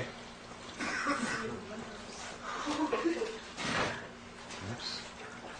But I had promised you to go into vortexes, which are more fun. Yay! Our hero. The White Knight vortex. All right. So, are we missing one person? Oh yeah. Okay, so here we go. We have the vortex. We ready? Okay. A vortex is compressing and it's decompressing. Okay? This is it going in at the top, coming out at the bottom. Remember the gold, the emanations. This is what everyone else lost and forget. Every physicist, every scientist, every mathematician didn't remember that right there. Okay? There's something driving this thing, and it's coming out of the center. It's a higher dimensional energy. The universe can be quantified in whole numbers. The number 9 is the spindle around which everything revolves diagonally in logarithmic spirals. So there's the number 9 shooting out in multiples of 7. A tornado is more powerful than a nuclear bomb. What devastated Kauai but a tornado? Okay, which is a vortex. Now the reason I did this is that a tornado is based on the word toroid. Okay, and our body is called a torso. And that's what we're modeling as a toroid. This is called a toroid coil. Okay, and this is called toroidal pinch, where it gets very small in the center is a toroid. Now the universe, they say a black hole disappears into nothing, but a black hole turns into a white hole. It decompresses out. Okay? Here's the Earth's magnetosphere in a toroid. Okay? These are all based on a vortex. Okay? Now, this is called a funnel. Are you having fun? There's the dandelion puff principle. How the universe reprocesses itself, because I'm saying it's an ecological system. It comes out the nozzle, the jet, which is right through here. Nature's hourglass. And decompresses, okay, and these are toroidal field coils, and decompresses and purifies, and it comes out again, all over again, to continue the process. Okay? Time ratchets is forward. These are just other things I put. Okay, so let's look at a toroid. I'm going to ask you to be our new assistant. Yes. Would you please spin that and make that into a vortex? Do you have to stand up here? Spin it? No. I'm going to ask you to be our new assistant. Yes. Would you please spin that and make that into a vortex? Do you have to stand up here? Spin it? No. Do you know how to do it? No, he'll do it. No. There you go. Okay, and get it going faster, faster, faster, faster. Okay. Okay, and stop. You just start, move your hand, hold it only in the center. There you go. There is your tornado, there is your vortex. It's compressing, going through the singularity where the energy shoots out from, and going out the white hole, and it'll come back and go again in a closed loop cycle that's ecological. And that's how the coil is made. But it's not made like this. It's made almost straight lines around the invisible 9 that it's spinning around the vortex. Yeah, I'll show you how to do it real fast. You should just throw water before you drink it. Yeah, no, a lot of people sell machines that do that. So there's... They do that. In fact, they make a machine that costs $40,000. They say it puts back the life energy into the water. You just gotta shake it up. Hmm? You just gotta shake it up, though. My friend Ray spins every morning. He does those fountain of youth exercises, and the first one is spinning more than 21 times. Yeah, a lot of mystics, like dervishes, that go into, what would be the state, mystical states? By the spinning and stuff like that, they go into ecstatic states. Yeah. They go into ecstatic states by doing that stuff.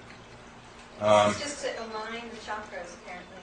Each exercise aligns one chakra. That's interesting.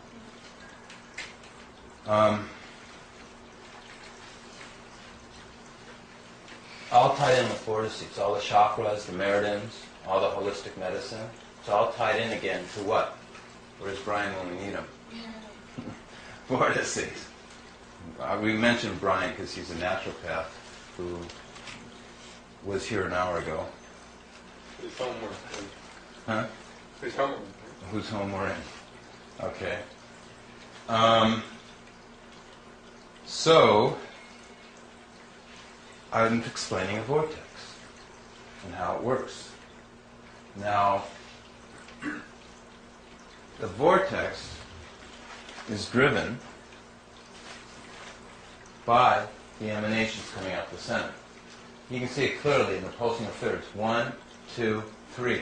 The thirds intersect in a harmonic, a timing. It's like musical harmonics. And that's how I keep the electricity from having friction and having random collisions. Charlie and Judy, you guys are in deep states. I'm looking at your... I heard this. Oh, so you remember it? Yeah. Okay. Pretty much. That's very good. But I'm looking at that. Well, if you discover any new things, I'd like to know. Well, I'm just seeing if I had to make one. So I think you're about to discover some new things. That are, Everything you should know. okay. It's like nothing's new anymore. Everything's new. Here's your 396s in the center. Right. See your 396s always in the center? Remember I said we leave it alone? 396, 693? It flips. First it goes 396, and remember I said it flipped? 693? Here's your 1, 2, 4, 8, 7, 5s going in. So this is one winding. Here's the other winding going out. 1, 2, 4, 8, 7, 5. Oh, and then there's the space in between you were talking about. And if you put these both together, okay, Is that where the energy you get this guy, which is the skin of the toroid. Because here you have doubling down, 1, 2, 4, 8, 7, 5. Here you have doubling up, 1, 2, 4, 8, 7, 5. There's your 396, 693. Okay. This and those two ingredients make this. In fact, everything you're seeing is all one and the same. The numbers never move. I'm just giving you zoom views, cross-section views. I'm giving you outer surface views. I just thought of something. Picture a television screen. There's 525 lines, right? What's that? 5 to 5. That's adds to 12. That makes 3, right? 525 lines go down, and then it zooms up in a blank diagonal line, and then it comes back down again to fill in the other ones that it did. There's a blank line in there. Why is that a blank line in there? Well, that's a good There's point. a blank line. Every time you're seeing, every second, there's a blank line in there. Yeah, that's a good point. That's where they put all the sub stuff that they send you. That's what they put all that. The subcarrier? Yeah, and that's also where they put the TTY, I think it's called, for the deaf. It reads that. Right. That's where it is. And it has to be somewhere, right? For the visual characters, the Right, typeset. visual typeset for the. That's right. It comes to 3. It adds up to 3. It's real interesting. Yeah. Well, it's real interesting, too, that you broke it down in the interlacing. Because really what I'm doing here is an interlacing. What I'm doing is I'm creating a... because in reality, all the lines that exist are really the diagonal lines this way. It's all moving this way. It's the right-hand rule. And in reality, all these lines this way don't exist. But I needed to put them there so I could show you that there is really a tile or a spatial or a volume in how it moved. In reality, all these other lines under here don't exist. What you're seeing is really just this, which is the winding of the coil. But what I did was I interlaced the undercarriage, so then that you would have a matrix from which you can tile, from which you then can decorate your environment, so that you can then navigate and move around in it. Because that's what this whole thing is. It's a navigational map. It tells you how you can go anywhere in the universe and up and down and know what's going on in the universe. It's the secret of the gyroscope. It's these numbers, this everything. The number 9 is the source of the gyroscope, and everything's spinning around 9. Okay, everybody ready? So I'll explain to you how it works. Now, remember we were going to say that it is a... Okay, so you now see that this is the skin. So these tiles really get bigger and smaller. See how they're longer here and wider out here? But here I had to make them just like a grid cloth to keep it simple. Okay? Otherwise they would have been getting bigger. Okay? By the way, this cheesecloth is very important. Again, there's no horizontal or vertical line. It's all diagonals, like our symbol. That's why in relativity, everything's a warp and curve. Remember I said time follows a logarithmic spiral of the doubling circuit? Everything's diagonal, not time on our third dimension, not a bullet shooting, not light. Nothing can be horizontal or vertical perfectly. Even a photon behind the eclipse of the sun was seen to curve. A photon coming from a distant star proving that relativity existed.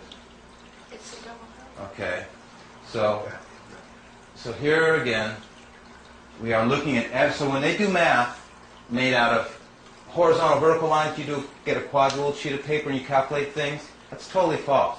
Because if you get a quad rule and you put it diagonally, everything diagonally, it's not squares, it's diamonds. When everything's a diamond, then you can pick up your calculations, you can go off that end, and you can go through a hole and come back out the other end. And you can actually be the Tora. Does everyone follow that? Okay, I'll show a picture of that too. Everybody can say, no, I didn't follow that. But this is what it looks like. This is what I mean going through the hole. Okay, so on diamonds, you can go off the page this way, and you're really coming back in around, and you're coming back out the other end. Are you making a virtual reality of all this information so you can kind of get inside it?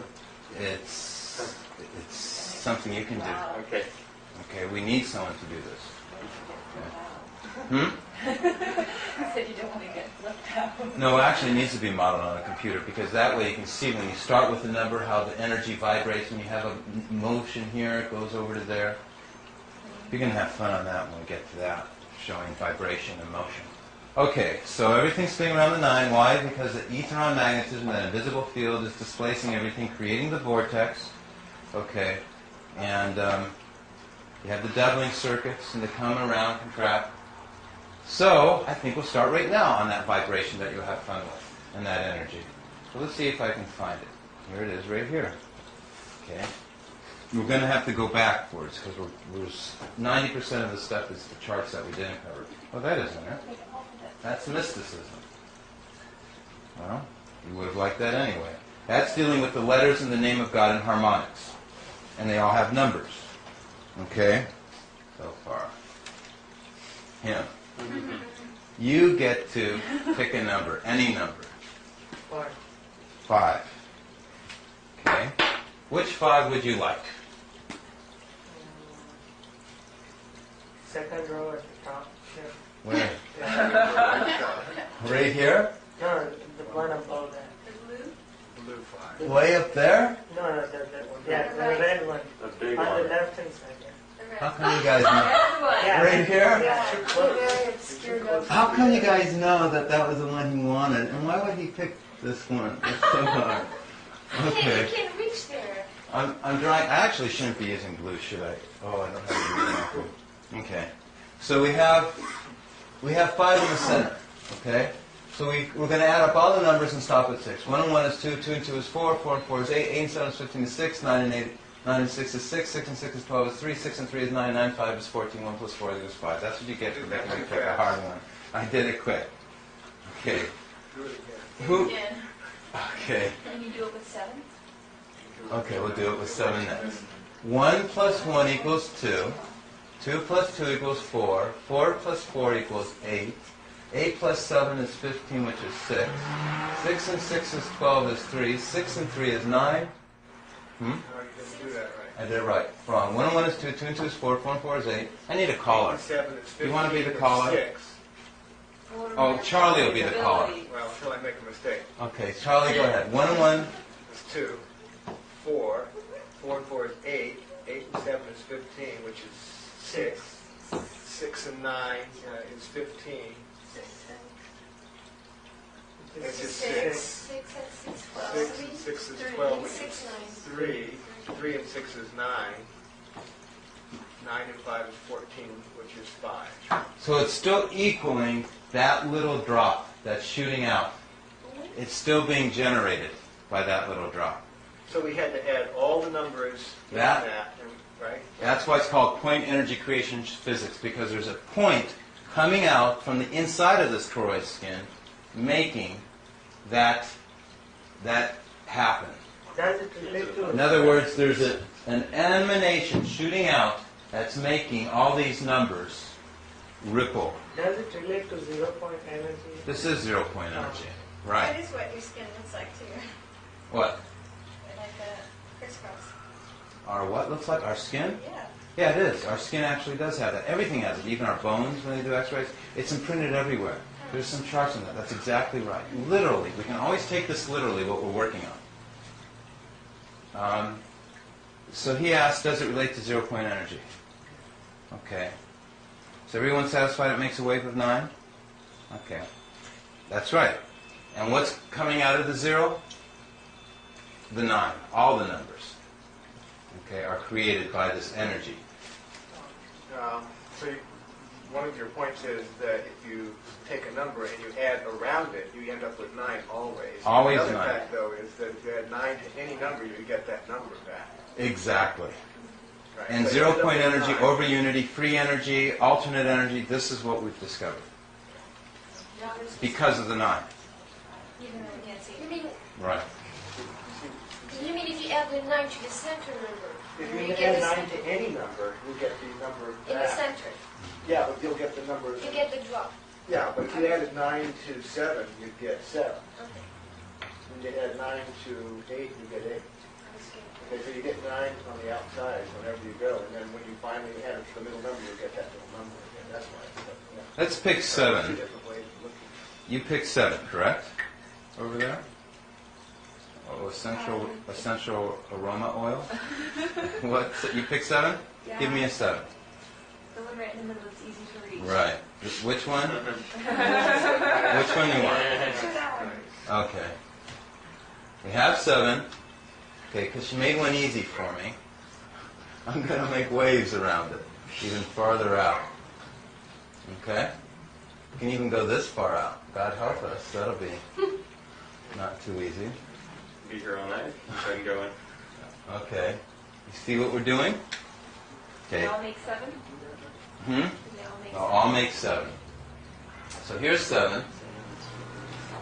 Okay. Who's going to be the caller who's really quick? Who's really fast enough to this now? You can do it? Here he goes. Here we go. Okay. Yeah, which is 2, Perfect. 8, 4, 6, 1, 9. Perfect. A wave of 9. Let's do another one. So it goes to 9 and then comes back to the center. Well, we already did this now with 7, so we really don't have to even think about it. Okay, but yeah, you're But right. that's 2 ways of looking at it. Because we're really just looking at this is the source, which is the 7. So it's making waves in all direction, but it doesn't want to lose that 7. And if it equaled like a 4 or something, then it would be 7 4 is 11 2. It wouldn't be a So 7 we change anymore. it. That's right. We So would the change center it. one is the one that stays constant in the middle of a vortex. Exactly. I had a Yeah. And if you go out further, right, it works too.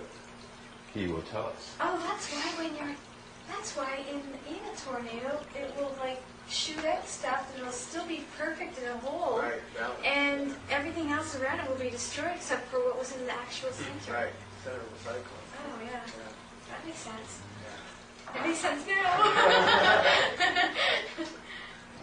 7 plus 4. 2, 5, 4, 8, 1, 2, 7, 4, 5, 6,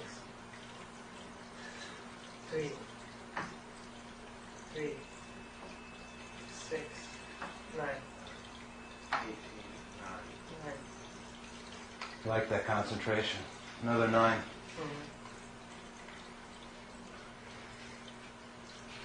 Okay. But you can only, but you're adding, yeah, never mind. What's your numerology? Hmm? What's my numerology? What do you mean? What number your name or I don't do it based on the sequence of numerology. I don't use man-made numerology. I use scriptural numerology, which we'll go into. That was actually the board I pulled up. Oh. Based on the Arabic language or the Persian or the Sanskrit or the scriptural, Why not? not man-made. What do you think about your name is Mary? Like your name? He asked me what number my name added up to. And I said, my name does have a value, but I said I don't use the numerology based on English, where we arbitrarily say A is 1, B is 2, C is 3. I say I use a different kind of numerology, not based on superstition or witchcraft or voodoo. The kind of numerology I use is what I call quantum numerology, and where I learned that was studying on the name of God out of the different religions, out of the different scriptures, because the name of God was always sacred and so holy, and all the major religions recorded all their knowledges not with math, but with their alphabet, with their letters. Okay, I'll show you an example of that. Okay. Here's the Arabic alphabet.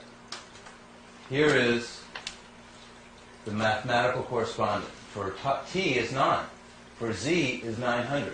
For, God, I can't even aim. Oh, that's the key letter right there. Is represented by that symbol there. We don't even have it in English. Is 7. Smaller than an ain is the Hamza. And that's actually the word of God. And that's actually the sound that the glot will stop. And that's actually the word that they're talking about, that created creation, stuff like that. But that's religious mysticism. And we're not ready for that yet. But that's the numerical system that I use, that I found this toroid skin. Okay? So we'll come back to this stuff dealing with math. Okay? Math and letters and harmonics and sounds. Eventually we'll take it to the brain and our intelligence and brain waves and the cephalograms and meditation and worship and mantra and how to tap into the remaining potential of the brain and tap into the 90% potential unused part of the brain, and essentially how to become geniuses and psychic states and be able to do miracles and all that other stuff that is inherently latent potential within us that we should already be doing that we never fully realized yet. Yeah. Are you going to go into how you constructed, I mean, if you were going to construct one of these, how the numbers are related, that this magic is happening? I think so. Okay. I think you should know that. In other words, you want to know how these numbers make the coil. Well, I see that 1, 2, 4, 8, 7, 5, if you started a blue 1, just any one. Start a blue 1. Blue 1, 1, 2, 4, 8, 7, 5. 1, 2, 4, 8, 7, 5. That's a sequence.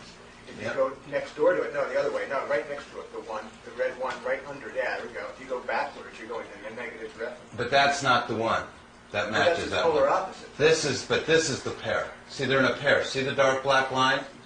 Because there has to be a space for the 693. Exactly. Exactly. Oh, okay. Okay. These are your pair in here. This is your binary So triplet. if you go like this. But also, the one next to that, the red one is just moving in an opposite direction. I mean, if you were just to construct this without any theoretical considerations, if you just said, I need to remember how to construct this, it seems, couldn't you just take that, say that blue one, you start with that blue one, no, the one that you started with before. Where is it at? No, Yeah, that one, and if you 1, 2, 4, 8, 7, 5, going up, right? Okay. 4, 8, 7, 5, right? Uh-huh. And if you started with the red one diagonally to the right, no, there, and you went 1, 2, 4, 8, 7, you get the same numbers, right? The pattern? You go 1, 2, 4, 8, 7, 5, only backwards, right? Okay, Charlie. You asked for it. And your point is? I'm just asking you, I was asking you, you did not intend to construct it that way, and I don't know if it works out throughout the chart that way, but that's what I'm seeing right now. In other words, they're moving in opposite directions, but it's the same numbers, except separated by the mirrors 693, 396, 693, 396. Over and over again, always. Right. The same Which pattern. would be that middle No matter what. span. That's right. Here's what we're looking at, right? This is our lattice, our matrix. Yeah. Okay. Show you when, yes, you can make it if you just know. In fact, if you just know 3 numbers, you know everything. Okay.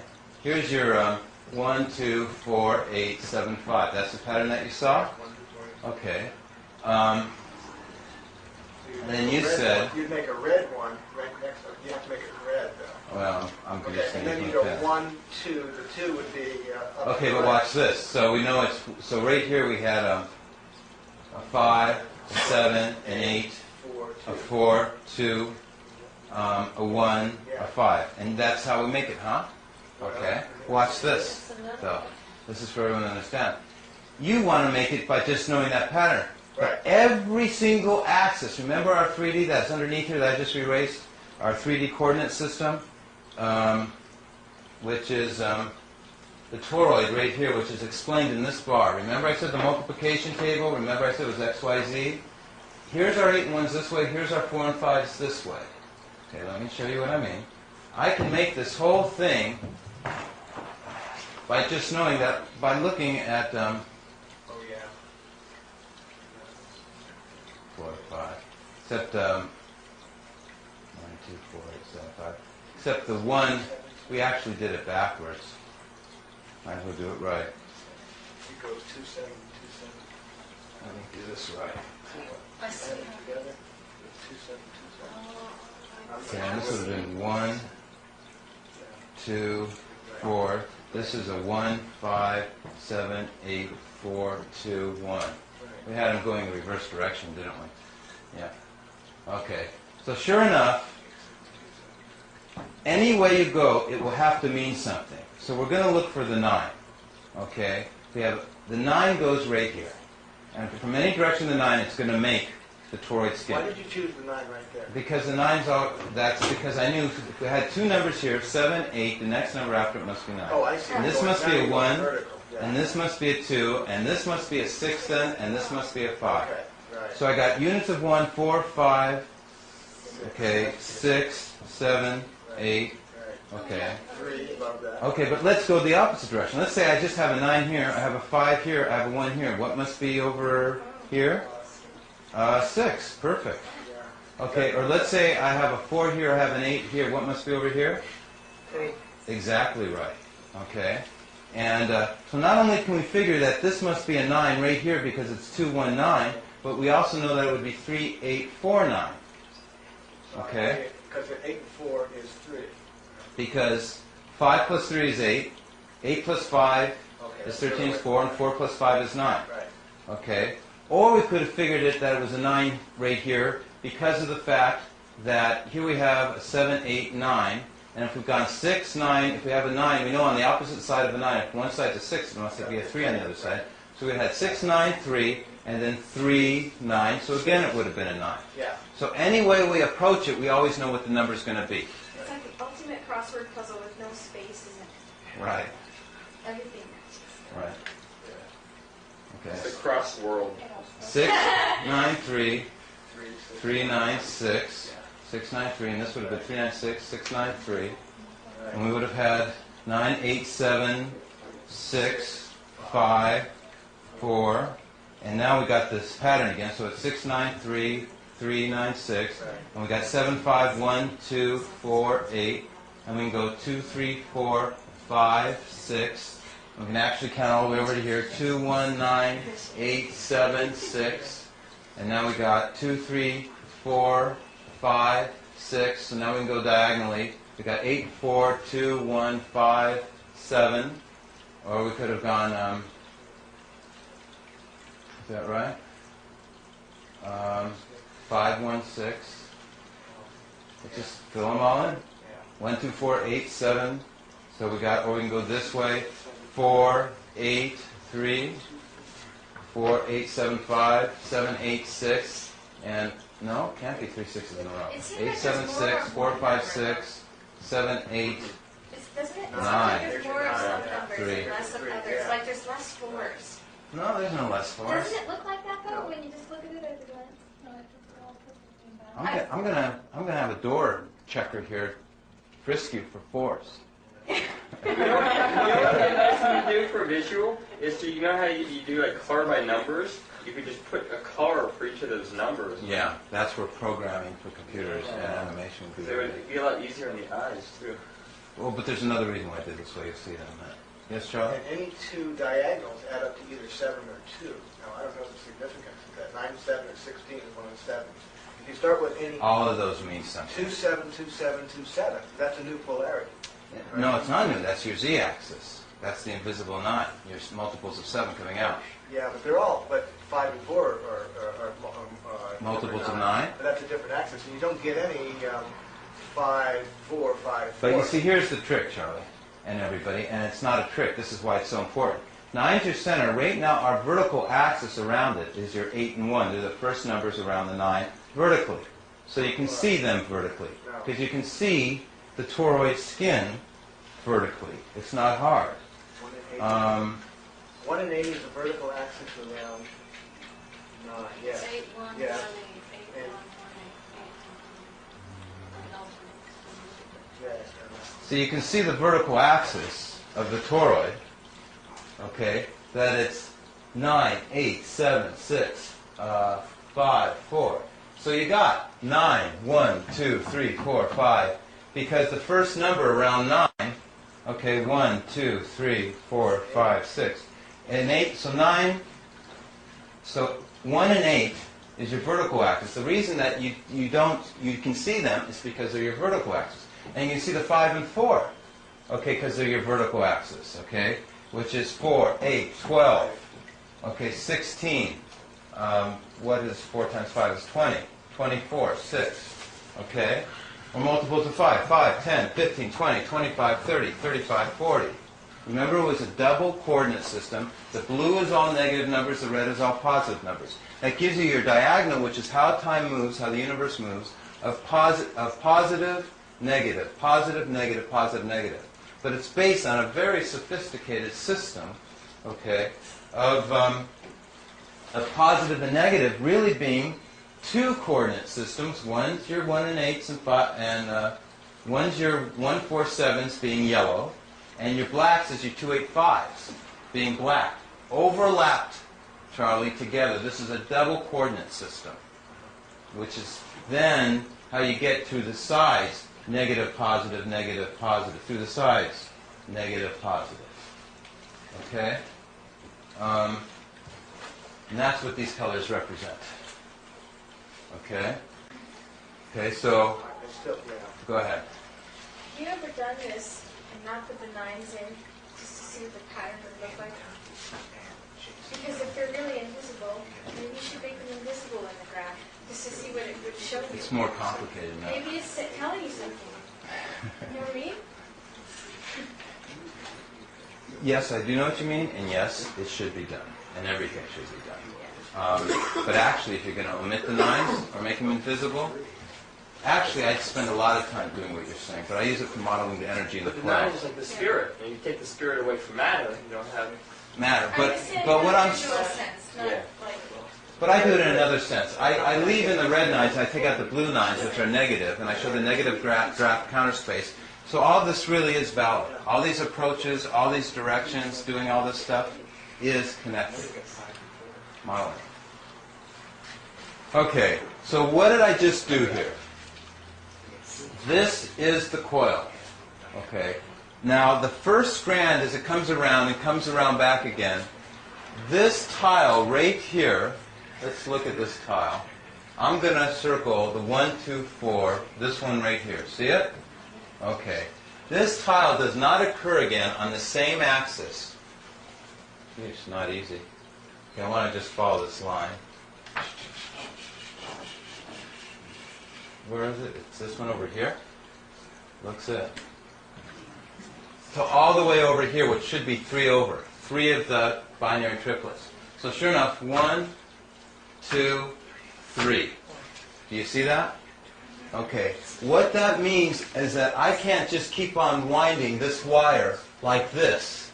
That means it has to go around in the star shape, in spires, before it comes around here, and other windings have to fill in between. That means there has to be a space in between this one and this one. And that's why this coil is wound in this shape. Remember I had in between 1 and 2? Look at all the numbers I got in between them. See, 1, 2, 3, 4.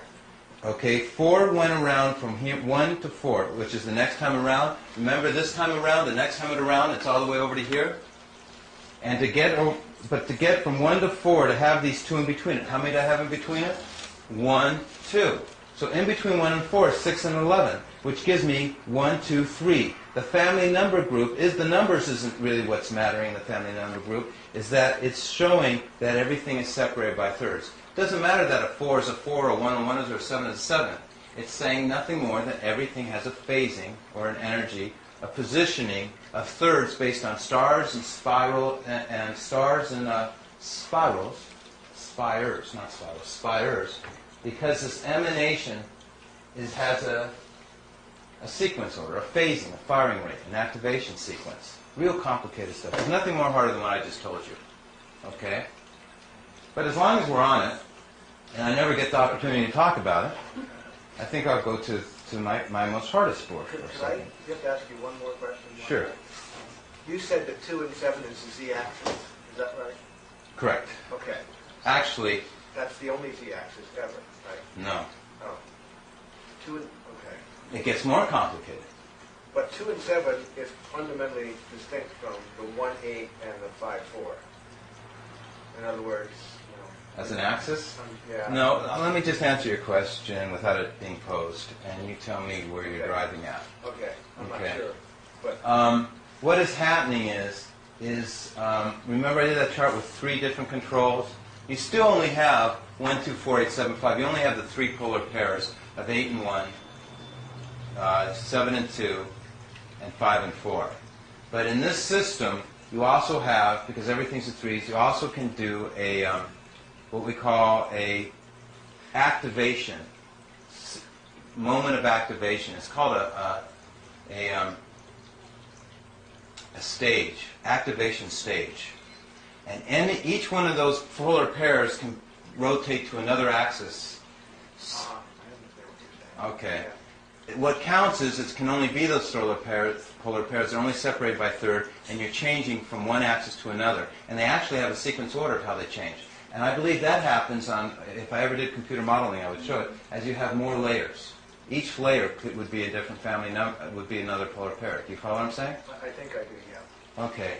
In other words, it's a lot more complicated than even we've begun to discuss, but your mind's contemplating all that stuff already. We've all contemplated real complicated stuff. You were very complicated. You're very complicated. Everyone's been real complicated, okay? But this is your first class. But all that stuff is real. It will transpire. It does happen. What is this math really could be said? It's number permutations. And what are we looking at? We're looking at the toroid, which is the ultimate shape for number transformation, for energy transformation. That's why your blood cells are a toroid. This is why everything's based on a toroid, okay? Thus, that means then you can work on your own transmutations, permeations, okay? That's what this math is about explaining, is how the elements become other elements, and how time moves, and how cosmology is beginning, ends, created. What I learned from understanding this, there's lots of stuff. Okay, let's keep me on what I'm supposed to do. We now know this coil is wound in a certain way, okay? But what keeps this coil together? I found that the emanations shoot out in a spiral that's even going over this whole thing that's even bigger. There's spirals over spirals. Here's the doubling circuits we were used to, okay? But here we have, it's really a beautiful chart. First of all, we see it's going 1, 9, 1, 2 going in.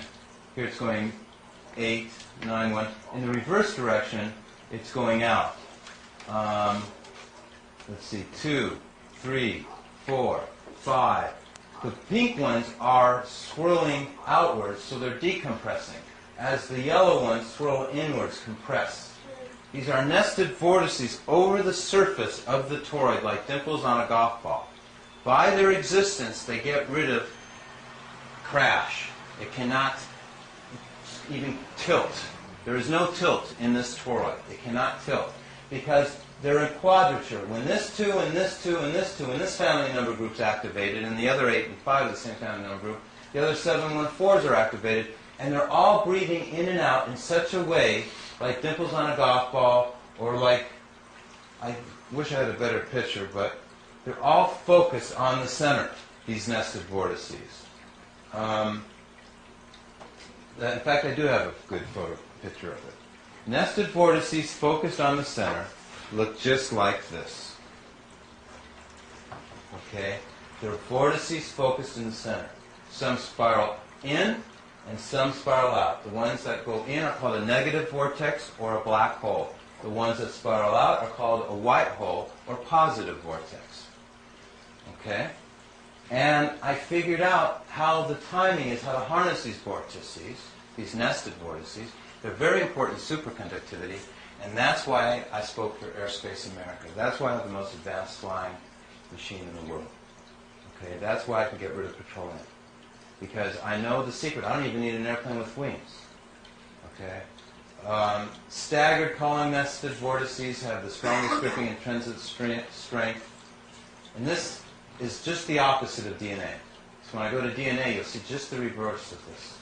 It's real interesting how this and DNA are connected.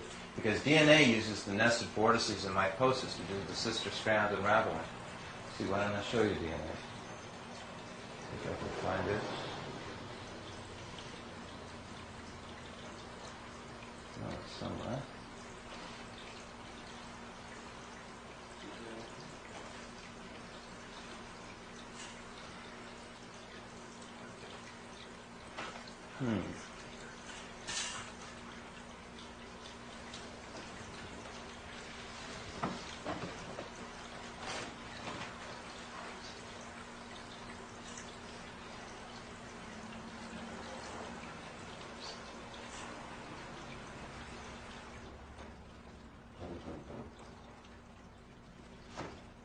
Well, let's see. It must have been on the back of one of these boards.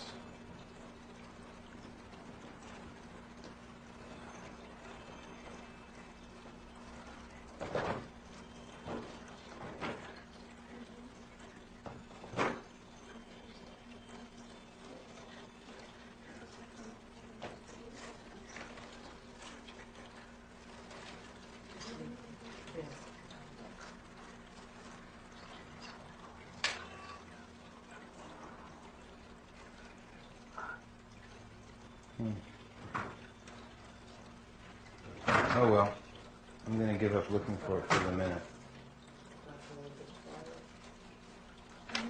You know where it is? Okay, would anybody care to guess and tell me where the DNA chart is? The back of the one that's up there? Yes. Thank you very much. There we have it. That's what it should be. Right. Here's your double spiral helix. Here's our symbol. Remember our doubling circuits, our double. Remember the space for the 396? In microbiology, that's called your major groove. Would you believe that DNA has that 396, that flux field? That DNA is bounded by an invisible field, and that is the source of our genetic coding that determines our evolution, that it isn't random trial and error or haphazard chance. Yeah. We're not going to suddenly de-evolve. Really? Yeah. Oh, good. But your pinkies may get smaller. Okay. So, symbol of enlightenment, that's what I call that symbol. And sure enough, you can actually see it if you look. We're not going to suddenly de-evolve. Really? Yeah. Oh, good. But your pinkies may get smaller. Okay. So, symbol of enlightenment, that's what I call that symbol. And sure enough, you can actually see it if you look inside DNA. You can actually see the shape of 1, 2, 3, 4, 5, 6, 7, 8, 9. Oh, my God. Isn't that trippy? That is so trippy. I think I heard they already have cracked the genetic code, right? Say it again? Loud. They have cracked the genetic code, right? I mean, No one's cracked the genetic code. They are showing the connections of the amino acids, the phosphates, their sequence order. They know nothing of the code. If they knew of the code, then they would be able, or they cannot manipulate the code. All they're doing right now is like when we mapped the moon 20 years ago. All they're doing is locating where the craters are, where the mountains are, things like that. They don't know how to crack the code. But aren't they trying to make cyber people with like all the artificial like forms? Like there's a thing that the president vetoed against artificial was it gene splicing? I forget what it is. Well, working on humans, Yeah. embryos, but that's typically accepted to be inhumane, Yeah. unethical, and immoral. Yeah. Uh, but they're working. But then, if you're not a member of nation, just go to your own Mad Doctor's Island, right? Yeah. And but actually, they've already done it. They did it with the tomato. Haven't you ever heard the tomato that's a fish? Oh. Yeah. It's frightening what they're doing with things. Tomatoes are fish. Yeah, that They use one. the DNA of the fish and put it to the DNA of the tomatoes and makes the tomato last longer, apparently. Oh, well, yeah, I heard about that. Is it that they use the DNA of the fish to make that happen? They do it with soybeans. They do it in, they have a control of their own soybean crops and they're doing the same thing with soybeans. I don't know what they do before. My brother has one of those tomatoes. He's kept it. It's still there. It hasn't disintegrated. It's Really? actually gotten, like, when you pick it up, it feels heavier, he says, than when it really was a tomato. And now it's like, it still looks like a tomato, but it hasn't gone rotten. I He's think. had it for over 2 months or something. Really? We should keep it in an aquarium where it belongs. Not eating vegetarian. It must like, Yeah. You're total vegetarian? No, but if you were to tell a vegetarian that there was really a fish inside his tomato, then Well, it already happened, though. The state of New York, all the gourmet chefs and everything, they signed a agreement amongst themselves that they would never in any of their expensive gourmet restaurants ever serve a genetically engineered with a tomato. But all our food is already It's engineered. already, I mean, it's out of control. Yeah, I mean, if you look at anything that's not organic, is engineered with petroleum, So. Well, actually, I'm fighting a case. I'm about to sue a supermarket here, Star Market. I actually was responsible for the law becoming recognized because I don't eat commercial produce as much as I can avoid it. I like organic, and I don't like those coatings on cucumbers. They make me sick and stuff. It turns out that a lot of that stuff is, dangerous because the waxes are a fundamental part of the wax. The wax is just the carrier. The fundamental ingredient of the wax is the fungicides, which are chemicals that are used to actually kill mold and things like that. And a lot of these chemicals are called economic poisons. It's been determined that they'll kill 5 people per every million that eat them, which is considered an allowable, acceptable amount of deaths because of the financial benefit of it. And they say it's an legal economic poison because it would cause economic hardship in the industry, and therefore those 5 people are simply put expendable. Okay. And so, but the problem is we should have the option, the right, especially for what we call value and safety information comparisons, to make a decision on what we consume. So when you go in the supermarket, you can have a sign, you may be one of the 5 people as a victim of the Right. And I've read the autopsy surgeons' reports on people who did die. It's pretty horrific how they die. Usually it's anaphylactic shock. They and suffocate. how often does it happen? Happens As day soon in and as day they out. eat it, Oh or- yeah. Oh, Yeah. really? Some of Just them. cucumber wax? then the rest of the people just Hmm? get sick from it. They don't die. Yeah, but They they just get don't shot with know. parasites. He's asking, is it just from cucumber wax, or is it from other stuff? I don't want to scare you. You should be eating fruits and vegetables, and you should be consuming all these things. Fruits and I'm a fruitarian. I don't eat beef, chicken, fish, no milk, no eggs, no dairy, nothing but just living things, sprouted things, stuff Yeah, like me that too. by itself. Well, it's just what you should do is go into the cooler room and read the boxes, and everything in the freezer section at the produce room, it'll say all those ingredients. And I was responsible for getting all those laws enforced properly, and now I'm responsible for the law that requires that there be a huge prominently displayed counter card next to the fruit bins saying the wax, its function, and its origin. And unfortunately, a lot of these waxes are made from animal products or insect products. Shellac is a result of a lucifer shellac, something type bug.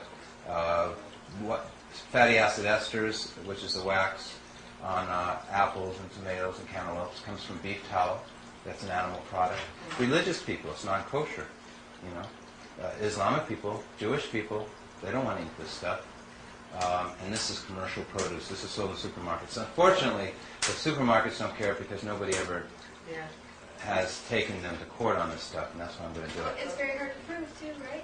Through legal proof. There's a law that requires on the boxes that the supermarkets receive that it mentions these chemicals because these chemicals are incompatible with one another. You mix two of the wrong chemicals together, and you die. That happened like with the alar on, what was it? Remember we had poison watermelons a couple years ago? You just can't take this, mix all these different things together. It becomes a poison cocktail. So they said, well, we know it's a time bomb, right? We're ready to explode. And there's people with immunology problems that don't even have a resistance to this stuff. They were premature births. So but I can't do all the things I'm supposed to be doing. I'm supposed to be doing so much, and that's the problem. Because I'm limited as far as, I have to do everything myself because I don't have the resources. Okay, so, what we were talking about was, anybody like to make a point right now before I proceed? Are you going to take that down? That's like a No. sign, or, I mean, I was just going to say that was also like a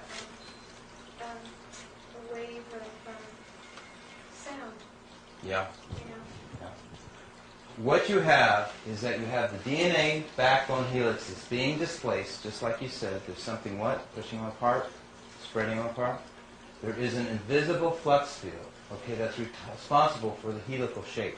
Yeah, the conical helical shape is a result of a higher field. Now the vortices on DNA, when I added the numbers to it though, they all lined up. And DNA, are you familiar with how you have sister strand where they duplicate the information and they're a perfect mirror? That's what our DNA is supposed to be doing. And I found that these nested vortices do that. Now the nested vortices are right here, which is, let's look at two nested vortices. Remember the nested vortices, this one and this one? It's 1, 2, 4, 8, 7, 5 going in, and this one, 1, 2, 4, 8, 7, 5 is going out. See how this one's a negative one? This is 1, 2, 4 on the bottom, this is a 1, 2, 4 on the top. There are two different types of nested vortices, and this shows it right here. Boy, these charts really do belong together, because that was the goal. See how these are staggered? This toroid is rigid, it holds together. And what does DNA double spiral helix do? It comes apart, based on these two different kinds of nested vortices. How do these nested vortices work and function? Oops. Okay, by how they line up, based upon the shears, the world boundary conditions, which you've been studying, like in the yin and yang and the symbol. Where is the boundary condition on the toroid? It's always equaling 1. Remember how we did that? 1 and 1 is 1. 2 and 5 is 10 is 1. 4 and 7 is 1. 8 and 8 is 1. See, it's always the same in between. 1 and 1 is 1. 2 and 5 is 10. It always equals 1, which is what you said was the yin and yang. Okay? And it really is making 1. What it does is it allows you to have wires that go side by side and naturally insulate, because their harmonics, their resonance is so perfect that they don't short circuit out. Okay? Everyone follow that? Okay, Charlie doesn't. Does it have to be at a specific angle? Everything has to be at a specific angle. The whole secret of this whole thing is angle and ratio. Okay? That's what numbers are. They have geometric functions that are spatial and temporal, which is in your worksheet. Let's see. Can I have that worksheet right there? 7, 7, 7. Can I have that worksheet right there? 7, 7,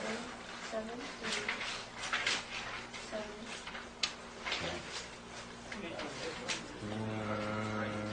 This one, yes.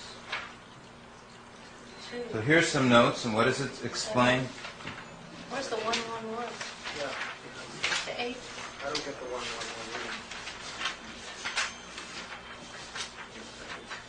1 Here it says it very clearly. Numbers are relatives. Each number exists only in relationship to all other numbers. The relationship is spatial and temporal, which is angle and ratio. There's many other things that this explains.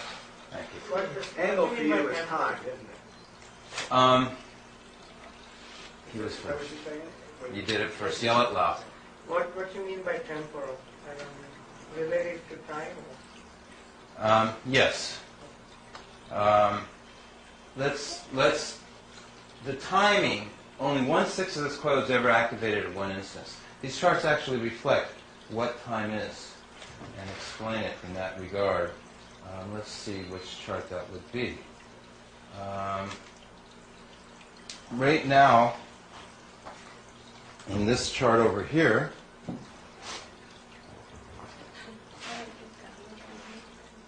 okay, only our 396s are activated, okay? See how just our 396s are activated? Okay, well, I'm actually showing the 9s, but 9s are always activated when the 396. I'm showing how everything spins around. Let me find the family number group 147, which is a little bit easier. Oh, here we go. I accidentally put it on upside down. Here we're showing 147 on the outside of the toroid. See how it's just one winding, and it would be this 147 and that 147. Do you follow what I'm saying? Remember that family group is on? Yeah. Okay. And it's always separated by thirds in every direction. See? 1, then 1, 2, 3. Okay? Diagonally, it would be 147. They would all be on at the same time. So diagonally, we're thinking that everything's on this wire. 147. They're all on when this one's activated. Okay? Now, let's see what it looks like from the top of the toroid. You can see all the windings, 147, are on. It's a little upside down, but near that wire, it's just one wire is on right now. And what it's doing is it's showing motion, how things move, because when it goes off, and the next family number group moves, things move through the space. It's like the rest cycle. They don't have to be energized all the time. You know, we turn on our rockets, they blast it. We only turn on our jetpacks for like 3 seconds, and we keep then shooting through space. So these tiles are energized, and then they're turned off, and then you jet through to the next tile, and you come out to the next space where it'll be energized again. Okay? So sure enough, so here you see in this wire, it's all positive 714s. Now where are all the other 714s? They're all negative. They're all on the other wire. Now when we go to the next stage, which I didn't do a board because there's just too many boards to do, it would have been 285 would have been positive, which is the next wire. Here's a positive 2, positive 8, positive 5. And what about the 285s? They're all negative over here. So this wire becomes positive. Do you follow what I'm saying? Say yes or no. Is there one no in here who doesn't follow? Okay, there's 1, 2, 3. Okay. I'm going to explain to you another way. I'm going to explain to you on the big board. Let's try and work on the big map. Okay. We're only interested about what is on where. Right now, 1, 4, and 7 are on.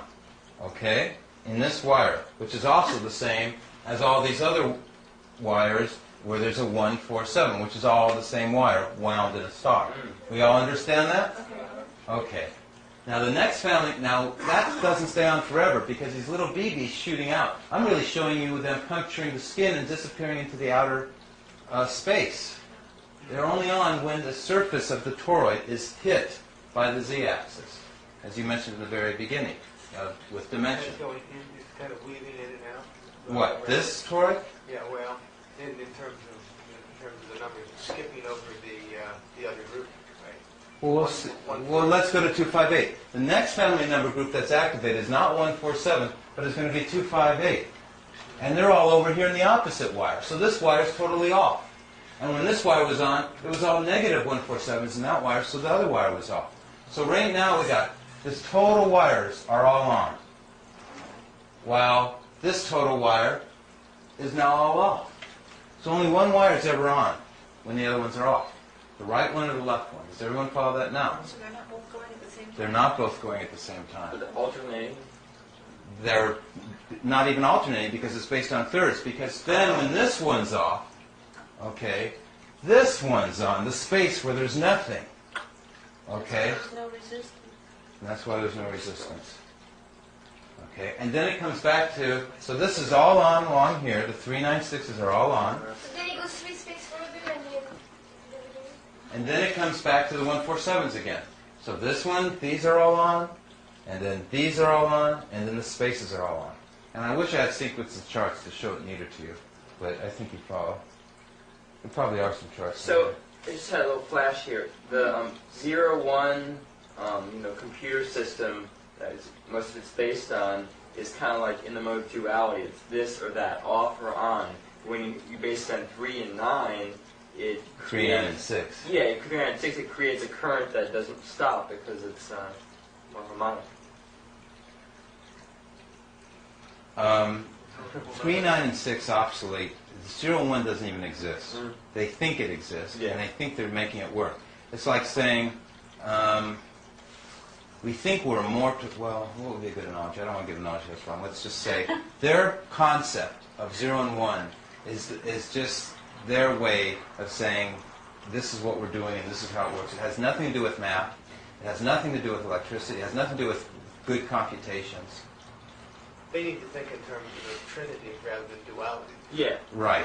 That's what I'm saying. Instead of like dark light, seeing those extremes, it's looking at it as trinity. When they build the new computers with this system, would the computers be able to be creative and imaginary as we are? Artificial intelligence. Wow, Yeah. that's a good idea. Well, okay, let's take his question. Okay. Say his question real loud one more time while I look for the chart. See, when the new computers start using this tertiary system of 3, 6, and 9, Mm-hmm. would they be able to be imaginative and creative as we are? Here we go, we found it. What a question. Wow, what a thing. Great question. They already came. Artificial intelligence. Add infinite magnification. The toroid is recursive. Okay. Quantum mechanical effects can be duplicated on a macroscopic level utilizing this toroidal model process. Okay. Underlying coherence. Artificial intelligence. Using the triacial system that you said. So let's see how it works. Okay. A fractal, would a fractal, Judy, you mentioned a fractal. Would a fractal be artificial intelligence?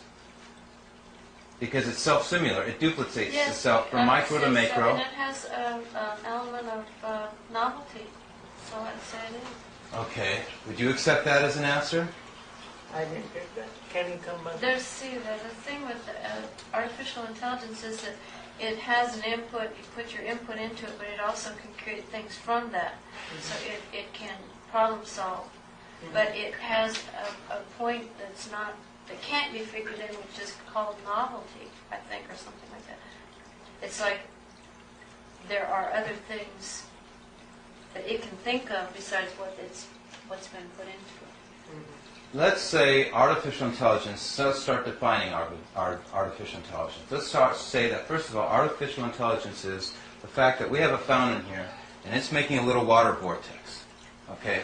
But we have a tornado, and it's the same intelligence, but on a bigger scale, a vortex. And let's say we have a solar system, which is our galaxy and our planets and the suns, and they're spiraling in a spiral of a vortex. System, which is our galaxy and our planets and the suns, and they're spiraling in a spiral of a vortex. Would that be artificial intelligence? One definition? That it can be the same principle from small to big, big to small. Okay? And we do know that those three knowledges were the same. So let's look and see if this does the same principle. Though won't be too easy, but here are 7 times 7, 49 tiles. It's the same tiles. 1, 2, I think I better show it here. Can you erase what you have? Yeah, over this there? I hate to say it, I can't. It takes a special spray and it takes a lot of elbow effort. That's the problem. I'll try and work right over here. How's this? That's good. Why don't I change colors? Well, I don't know how well it'll come off. Should I go to black? Let's see what happens It with doesn't it. come off. But it's not. No, I mean it comes off. I mean, It can go off on this one. It's just true and false. It either is or it isn't. I don't know. Here we go. But well, that's the. It's not on or Got to start way up there. That's the novelty. That's the unknown. Okay. Remember the pattern that really made this? We did the multiplication series and everything, but really the most important thing, I think, is these doubling circuits and the 396, 39, and the, okay, everyone follow me? So we have two things, the doubling circuits and the 396, 693. Really three things, but I'm just, well, it'll come off. Should I go to black? Let's see what happens It with it. doesn't come off. But it's not. No, I mean it comes off. I mean, It can go off on this one. It's just true and false. It either is or it isn't. here we go. But well, that's the. That's not on or off. Got to start way up there. That's the novelty. That's the unknown. Okay. Remember the pattern that really made this? We did the multiplication series and everything, but really the most important thing, I think, is these doubling circuits and the 396, 39, and the, okay, everyone follow me? So we have two things, the doubling circuits and the 396, 693. Really three things, but I'm just lumping the doubling circuits together. Okay. So and remember it's going 1, 2, 4, 8, 7, 5, and it's making this pattern over and over again. Okay, I think this will be kind of fun. Okay. So I'm going to draw. It's kind of hard for me to do. How many have I done there? Okay. 1, 2, 3, 4, 5. Black's pretty hard to see. Black's Do worse. you have green? No, I should. I wish I did have green. I think I better buy a green. Okay, let's do red.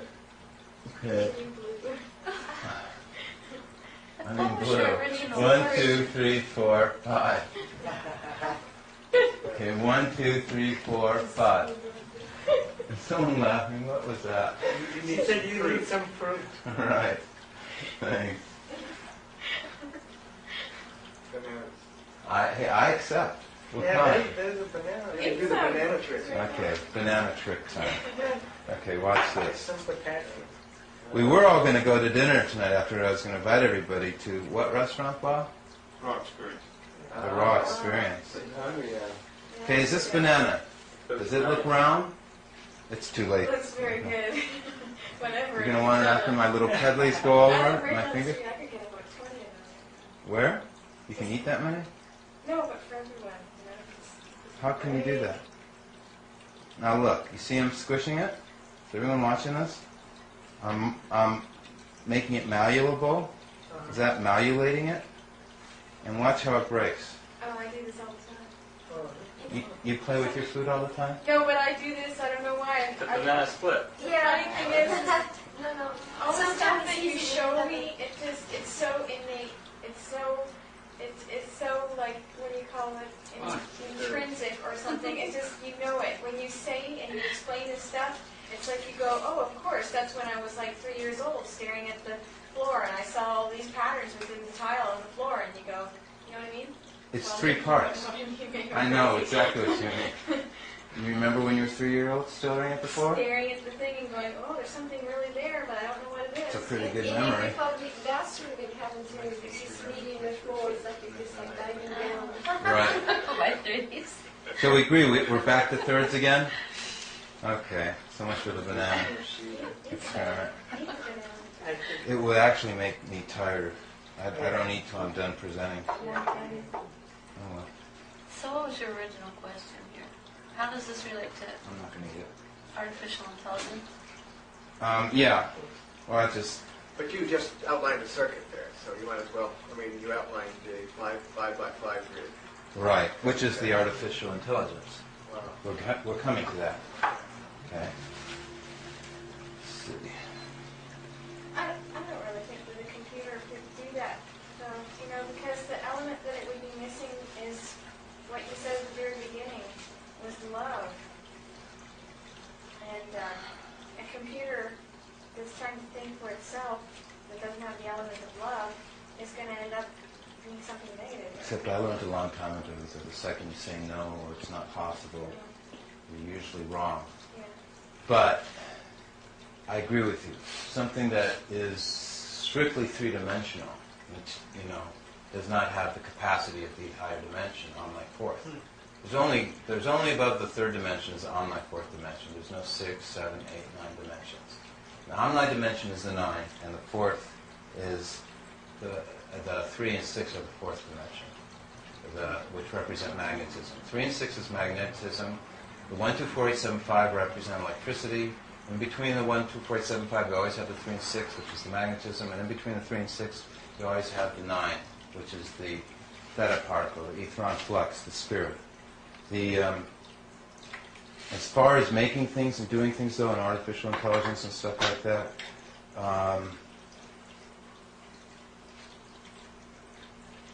I really cannot comprehend anything that cannot be done using this.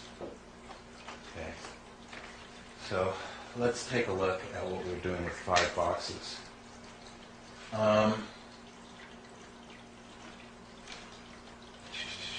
This was the number 5 was right in the middle.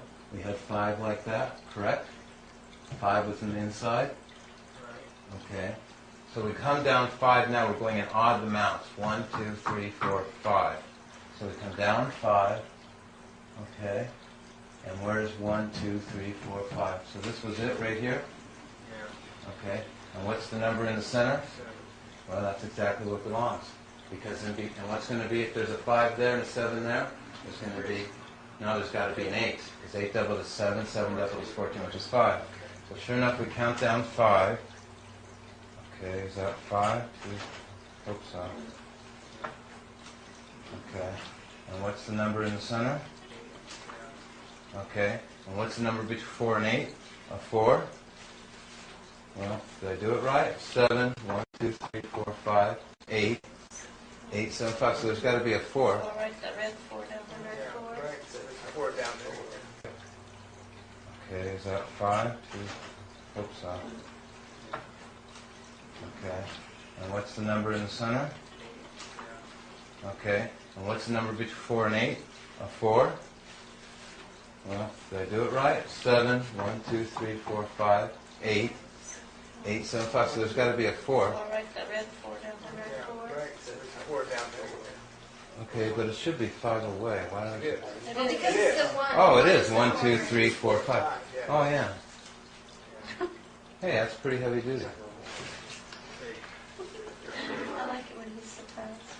Yeah, it's like his invention. And So the center numbers are moving by that. That's right. Hmm? The centers are moving. It's still alive. Yes. And if you just What are you saying, Charlie? Say it real loud. The center numbers are moving according to our circuit, aren't they?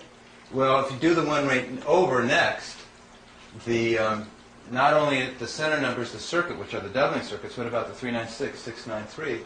They'll actually have the pattern, which is this it here? 5, 7. So we'll do right here, 1, 2, 3, 4, 5, 1, 2, 3, 4, 5, and then the center one.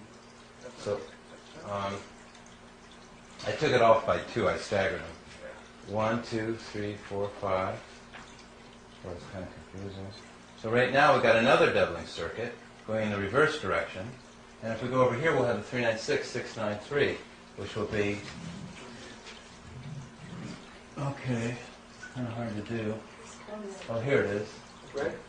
Okay, so here we have a 6, right? Jackfruit even. And it goes like this. Oh yeah, that's called phyllotaxis in plants. It's the same pattern. And here's a 9, 1, 2, 3, 4, 5. It's making the whole thing with the spaces Right, and so everything. That's the self-similarity appearing, isn't it? Exactly. And you could do that with 6. You could do that with grids of 6, couldn't you? No. You couldn't. So you chose groups of 5 on the Because side, right? we've already covered groups of 3, Right. and we haven't covered groups of 2, but every one that we choose has another wisdom. 1 will always equal the number in the center. What do you mean? One box always equals the number in the center. It's, in other words, I'm going to go 1, then I'm going to go 2, then I'm going to go 3. 2, which is a square. Again, we're just doing squares. Oh, I got you. Yeah. Okay, which is 2 by 2. okay equals 9. 4 plus 3 is 7. 7 plus 3 is 10 is 1. 8 and 1 is 9. I can take any 4, 3 and 8 and 4 and 3, which is a square. Again, we're just doing squares. Oh, I got you. Yeah. Okay, which is 2 by 2. okay equals 9. 4 plus 3 is 7. 7 plus 3 is 10 is 1. 8 and 1 is 9. I can take any 4, 3 and 8 and 4 and 3 equals, what's it equal? 18 9. equals 9. Right. So even numbers will always equal a 9. What do you mean? Even squares. So 2 by 2 is 4 by 4 is Right. 6 by 6 6. by 6. But 1 by 1 is an odd, and what is a 3 by 3? 3 by 3 was making this whole pattern of the 9 at the center, and But it did come to 9. But of course I hadn't taken the 3 by 3 and put it off to the side and seen which one what it would have done. Going, What is a 4 by 4? 4 by 4 would have been a 9. Let's do a 4 by 4. Okay? These four groups would have equaled 9. Okay, what's a 5 by 5 do? We just did it. Equals the doubling circuits and the equal potential major Well, group. 5 by 5 is a doubling circuit. Right. And the 7 by 7s. Here's 7 by 7s, doubling circuits. Here's here's 7 by 7s. Here's 5 by 5, and they make the same pattern. How about these 9 by 9s? What happens there? 9 by 9s. Yeah, gives you the, It's real deep, serious stuff that you have to be a genius to understand. what- Huh? yeah. Can you tell I'm me? not the genius. Oh, you don't know. It goes 3, 9, 6. I know I should say I'm a genius, but I just have to be a genius to understand. What It, that? huh? Yeah. Can you tell I'm me? not the genius. Oh, you don't know. It goes 3, 9, 6. I know I should say I'm a genius, but it's that profound. It turns from doubling circuits and all this stuff, it turns into 3, 6, 3, 6, and then it goes 9, 9, 9, and it all means something, and it's all modeling the higher dimension, and it's just too deep. Have you done 11 by 11? Probably not. I think I was happy doing all the analogies and all the different variations, and I was going to leave it for people like yourself to do. Well, I'm sure I'll try it. Okay. Yeah. Well, it takes a Well, lot I of need- paper, yeah, believe me. well, I wish I could get a chart like that, because then you could play all day with it. A big one? Yeah, that was really erasable. Yeah. A whiteboard? Well, if Yeah, you pay the well, shipping, I'll get you I'll get you one this big, a I whiteboard. could probably. But you got one at school. Well, you know, one of the things I ought to do with my class is have them make this. Right. See if they can make this, they understand it, Take a picture of it. right? If they can understand it and explain it, they can win the Nobel Prize because they'll explain it to the world, But if we which I wanna haven't work done. with it in class, they should be able to. I should be able to explain it to them, and they can make it up and put tape on a whiteboard. And so And we should- figure out all the axioms. Yeah, we could play with it a long time. That's right. Do you want to explain to the world? Yeah, but no, I don't want to explain to the world. You will. I want you to explain to the world. No, you can. You do it much better than I do. Just like- Well, that's kind of you. But the problem is, see, what do you mean I explain it much better than you? Well, because you know You think I'm going to be able to explain madness. in TV sets going vertical and horizontal with the Z thing going back and forth? You did it right here. Every one of us have people that circumambulate around us. Okay, we each have our own world of friends and stuff like that. And there's only certain people that will understand, identify, and relate to you. Yeah, you need experts in their field to get into this, who then could adapt it to their field and see the patterns appearing in their field, who really have done a lot of experimentation, like the biochemists, getting into this and starting to see patterns in their You see, okay. That's what he said. I'm saying that, and I'm also saying that that I can't do anything more because, like the experts that he's talking about, I don't have the books, you know, the money to buy these books to study these topics. I don't have the teachers. No, I'm not even going. Connections with them. You'd rather, so you just like to plant the seed so it can grow out. The dandelion. Yeah. Is that what you want? The only work that I'm willing to do further on this, per se, is either the periodic table of elements, computers, or biology, modeling genetics. Because my ability is to do stuff that's pretty much impossible for people. Okay, figuring out things that are impossible. And I think the genetics, these are all codes and traces enough of it that people can start figuring it out on their own. But I know those are tough ones. And so I really don't mind approaching those and using my abilities and powers. What I really don't want to do, though, is well, I don't know what I don't have the strength. I just don't have. I'm that spread out too thin. You know, I don't travel to the mainland. I don't. They offer me to pay my airfare. They pay my hotel. I can't handle it. It's just too exhaustive. So my goal is that you guys do it. Okay? You About go. 15 minutes to take. Okay. So, the law of numbers, passing on the energy, is the same as a concept, same as all the laws of physics. It's all connected. It's seeing the harmonics and the vibration. You ever seen that before? Oh, you've never seen one of those? That was one of my favorite toys. Wow. What is it called? What is, I don't know what it's called. It's an office. It isn't an office. Okay. I guess we'll go to the brain. Why not? I told you I'd come back to it. We're down to our last 10 minutes. There's the alphabet, there's the numbers. It's a system used by billions of people. I'm not going to go into that deep. I think we'll go into something that I can teach you that no one else will say. This is neuron migration. I call this life-giving biophysical harmonics. I think I'll go into... There's a lot of facts, a lot of bases that I could explain that by. But I'll just tell you how I know it. Okay. The brain, okay, you don't teach children. Mary Works, Marlene's good friend, works at, what's the name of the school?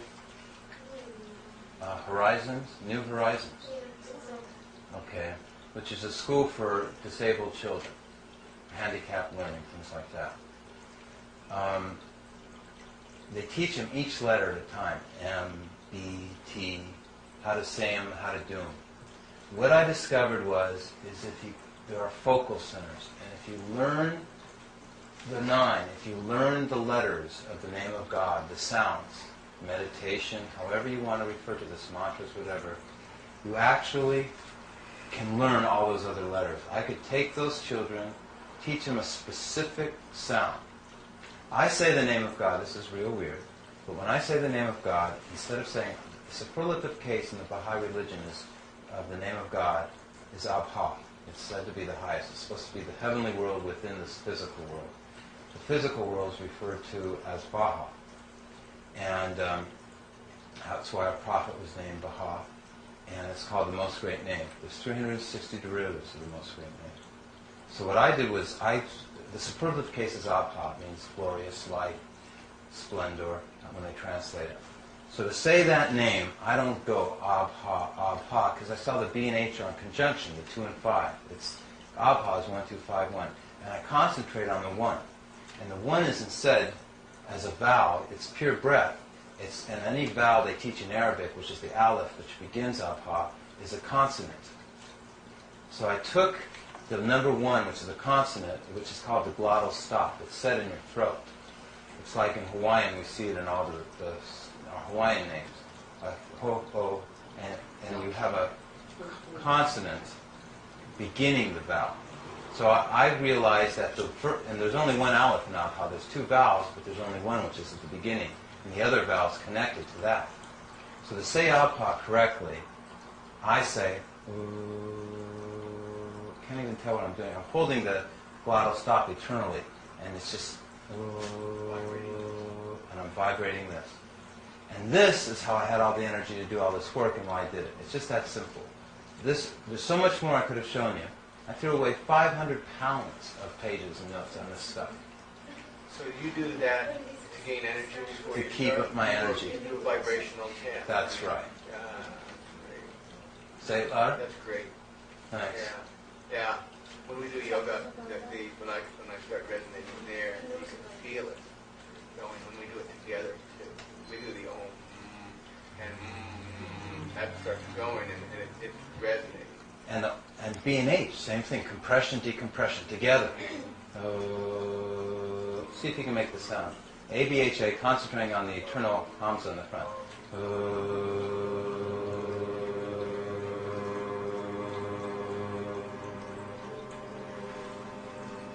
Wow, you guys are good. Yeah, you have to stay low. You Wow. Say that again. You gotta stay low, right, so you catch it.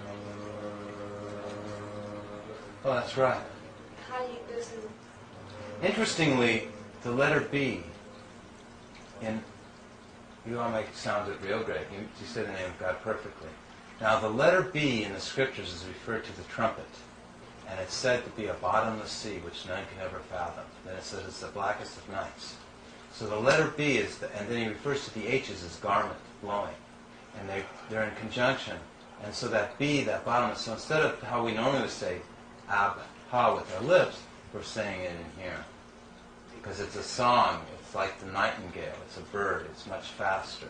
So the ah, the ah is guttural, but the way we're... So the B becomes, the B and H, I'm doing it all at once, the B and H just become the tube, the shape. Just the, that's the 1, 2, 4, that's the 1, 2, 4, 8, 7, 5, that's the coil that doesn't, that stays, but the 3, 9, 6 is the energy it's releasing, which is the 1, but the 1 in the Aleph, which represents the vowels, actually taps into the 3, 9, 6. I don't fully understand how, Charlie. Well, Yeah, and that's exactly right. And that's what we're modeling here, this equation. That's the last half of this equation, which is 5, 1. sounds like like it's like the source, the ah, and the B would be the receptive, the 2 in the I Ching, which would be the earth, and then the ha would be like the soul breath, which is the connection, or something like that. You know what I'm saying? Yeah, I do know what you're saying. And they, It's like om.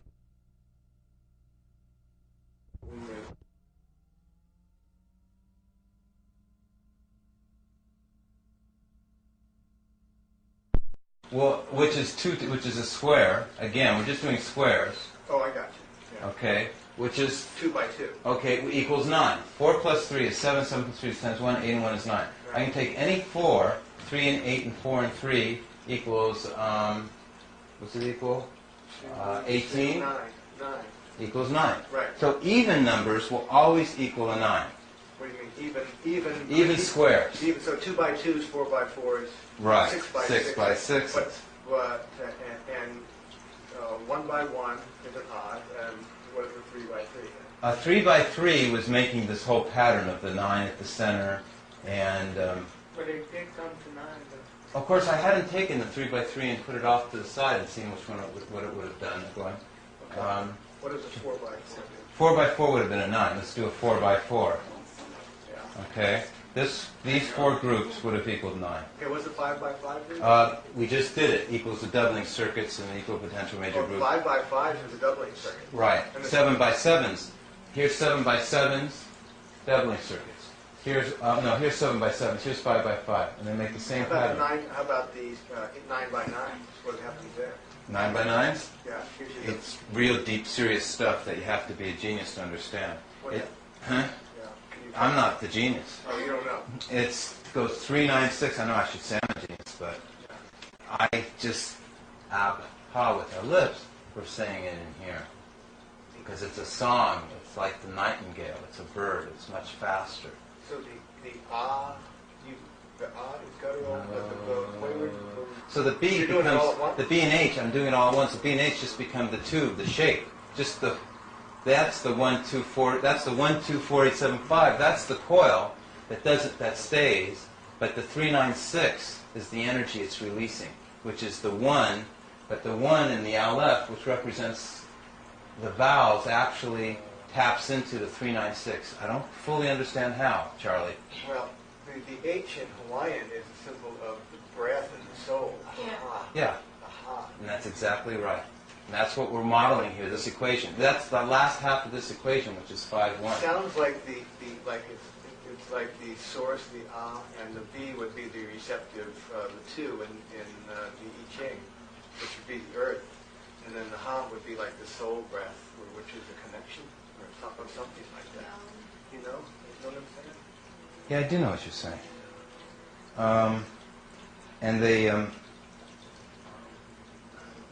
like om is like alpha, here's the 1, 2, creation, preservation. 5, 1 for Abhan is 2, 1, 5, 1 Baha, which was 3, 6, which equals 9. It was always the 1 connecting back, the 2 and 5 connecting back to the 1, which was the whole equation. So the whole equation of this whole toroid coil, everything we've seen this evening, is 2, 1, 5, 1. And that's an anagram, too. It's Oh, I didn't show you the anagram. Remember I said I was going to show you the anagram?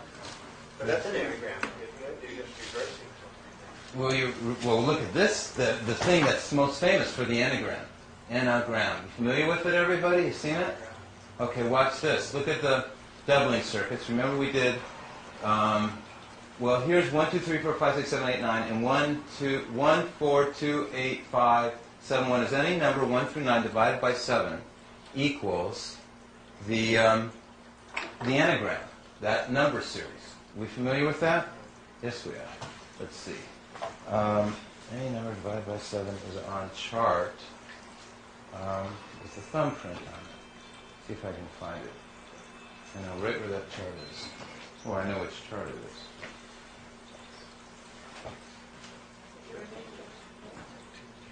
Are we talking mod 7? Hmm? Are we talking mod 7 We're- now? Are we talking what? Modular 7? Like remaining? No. Take 1 Yeah. and divide it by 7. Oh, you get... Here it is. 4, 2, 8. I like a guy who does it in his head and gives you the answer.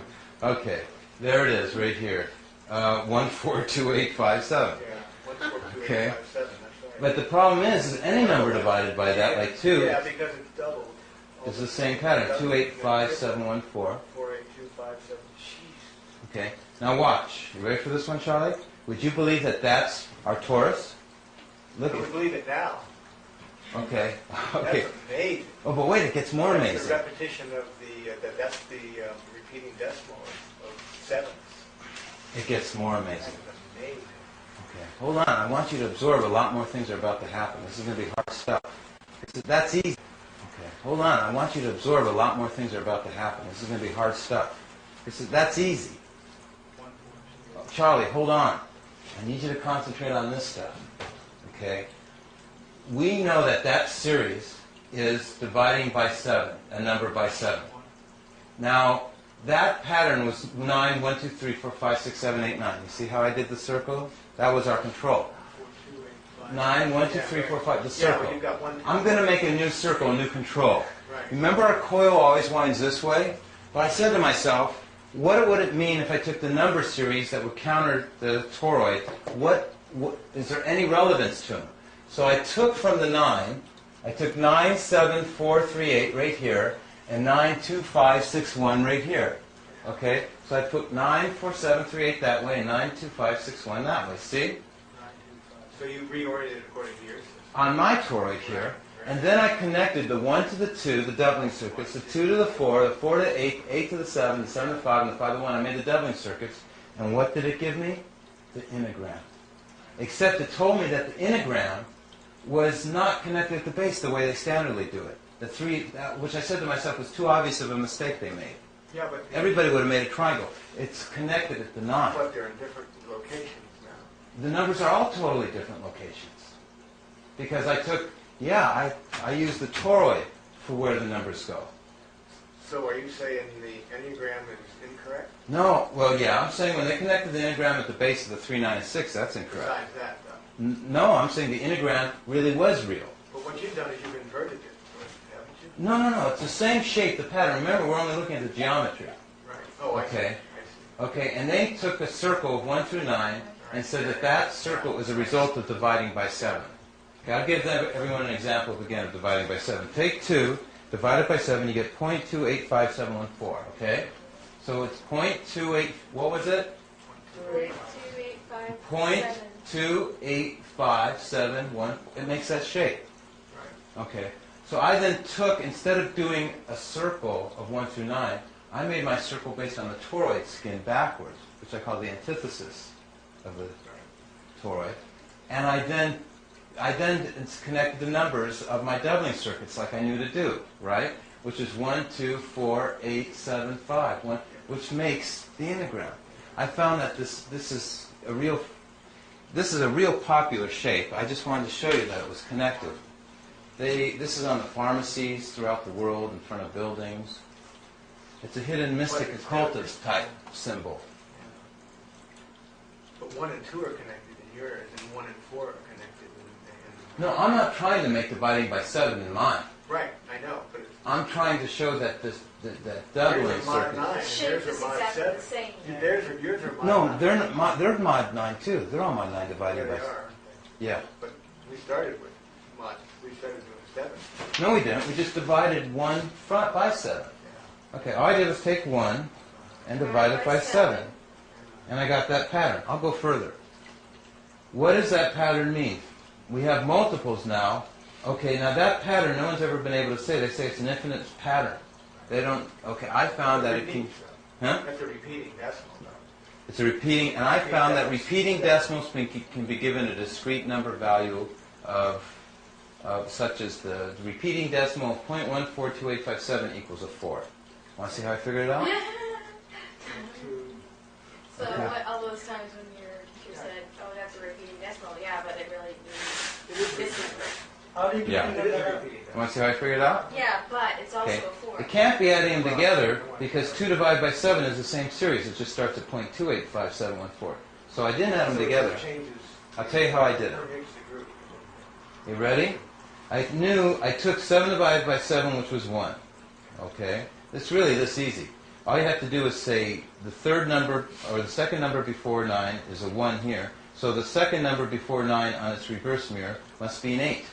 So if we divide a number by 7, 1 through 9, which is our control, if we take 7 and divide it by 2, we get an 8. We also know that 8 divided by 2 is 4. So if this is a 4, then this number over here must be a 5. Okay, and then I said, well, if 0.142857 equals 5, I have a 1 right here on the other side of the decimal that I'm adding to 142.857. So 1 plus 142.887 equals 5. That would be 1 plus 4. It's kind of like weird algebra. Yeah. So I then take 142.857 and say that's an equal to a 4 up here. And sure enough, multiples of 5, the last number will be 4. 5, 10, 15, 20, 25, 30, 35, 40. It's too easy. Okay. So sure enough, this is multiples of 4. And because I did dividing by 2, which is multiples of 5. 1 divided by 2 is 5. 2 divided by 5 is... 2 divided by 2 is 1. How did you get 5 again? You got 7 divided by 7 equals 1. Then you said 8 divided by 7 is what now? 8 divided by 7 would have to... All I did was go divide 4... Where's the multiplication I was using? Oh yeah, dividing by 2. Because 2 and 7 are my polar numbers. Right. So I went over here, and I knew that I could divide by 2, because 2 and 7 are mere opposites. Yeah. Okay, and it would give me the reverse multiplication series in the opposite direction. Because I don't have a repeating decimal and dividing by 2s, I had 5, 10, 15, 20, which is 5, 1, 6, 2, 7, 3, 8. So I knew that dividing by 7 must be the reverse mirror, which is 4, 8, 3, 7.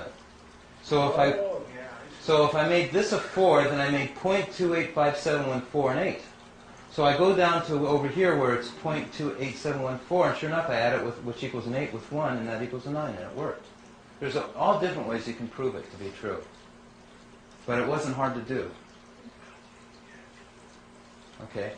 So these patterns all mean something. All this stuff's connected. Anyway, I just wanted to show you how we get onto dividing. We got on it by the integram. We got onto it by the shape. Okay? Dividing by 7. Okay? I just wanted to show that I had cracked the code to the integram because I like to tie in different things to the Tora. To the integram because I like to tie in different things to the Tora. Yeah. I just saw a pattern like that in celestial influences theory. Did I say that at the beginning? Theory of celestial influences. I was reading down the board today. It's an old book, and it's a theosophist. And he was taking the circle of 9 and putting planets on it, and he was doing all sorts of macrocosmic overlays on that same thing. Okay, Charlie, we're going to start with you. Macrocosmic overlays, that's exactly what we were just doing now. Yeah. He was doing that too. But nobody does it with the decimal system. He didn't have it connected the same way as you. Nobody has it connected to numbers. That's the trick. Bringing numbers and geometry and surface topology and particle physics and spirit and biologics, everything together in computers. Now, let's start with the remaining time we have. Can we interview each person? We don't have much time, but 2 minutes. I should have given you guys a long time ago. But how much, let's see, any comments that everybody has on this that you want to I guess, take the camera off me, and we'll start with somebody. Somebody. Okay, any volunteers?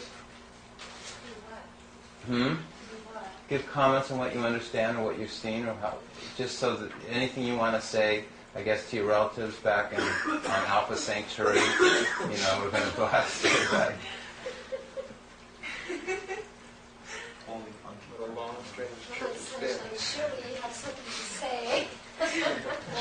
That's supposed to mean. Charlie said what? Get what Charlie What a long, strange trip it's been. Yeah, what a long, strange trip it's been. It's going to take a while for me to assimilate everything, but surely really intriguing. Very Yeah. exciting. Very mind-blowing. Yeah. This has so much richness to it. Really profound. Deep. You know, Okay, yell your comments because they're not to me; they're to the people who are going to be in I'll say something. the acetate world of the film. I'll say something about the kids I teach every day have to be subjected to the technology of math, which is so boring that I have to teach it. And I can try to make it interesting, and to some it's interesting. But the real interesting math that I've taught this year has been in dynamical systems, fractals, chaos, because it's so philosophically relevant to them, and that's what they want. And this has that same kind of richness that they don't get in mathematics in the high schools, because we have a mathematics that's driven by science and technology that is an established magic, so to speak, from the 16th to the 20th century. And this sort of stuff is usually taught to college mathematics majors. Stuff like this would be taught to college math majors, but they would have to do it in a way that even makes that boring. But its numbers theory is very interesting, except it isolates itself usually in the universities. It doesn't ever have any connection to real world sorts of things. And this stuff, you can see the layers forming, and like a good metaphor in poetry. It's just all the stuff that is there, and it hangs together in a cohesive whole. It's phenomenal. And you can do it at different levels with different kids. That's why it's rich. That's what I wanted, was to hear a response. I guess, so, are we going to continue with this? Are we going to do it? Yeah. Yeah, because I mean, this can make someone that's even just having a bad day feel great. You know? That's kind of it. It is, because when you think about it, it's like everything that you've explained to us gives meaning for our lives, for us as individuals, for everything that we see, everything that we do. It all comes back to the cycle, the flow, and just makes it so real, you know? It's like, I'm just happy that I was here. I was supposed to have a huge party today, and it got all rained out, and then... You know what I mean? So it's like, thank God I was here. I told you it was a blessing. It was. Your birthday? Yeah. Oh, happy Oh, Thursday. Happy birthday. So I just think it's if you break it down, you can't explain it to people. You know, the concept of the flowing that you were showing us, you know, at the very basic beginning, and to me that was the most important thing, just because it just showed how everything is connected, and it proves it. You know what I mean? Just proves it. Yeah, there's no point in warring when you're all connected, is there? You know, when you say I feel somehow innately at home, even though I don't even pretend to understand the math and the hard part of it. But innately, I own it as soon as I see it, and I see the pattern that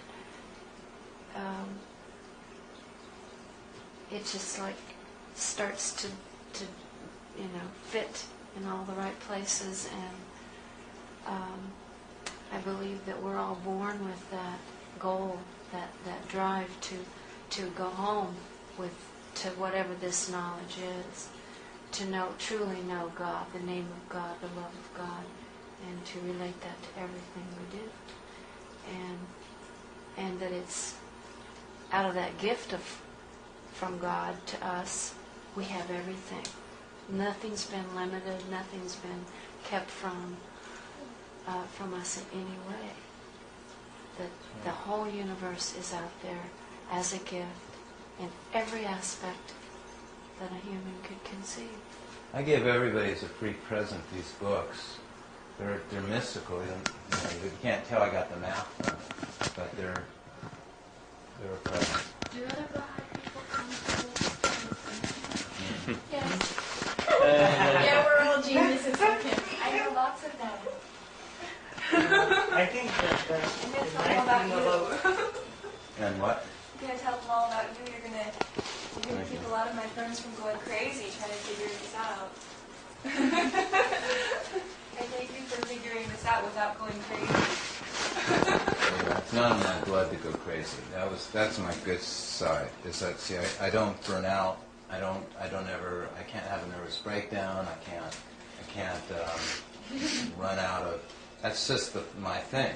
Is that I make that sound, as me and Charlie were talking about. We're all been doing it. I just So I wasn't my fear. I didn't have any fear of that.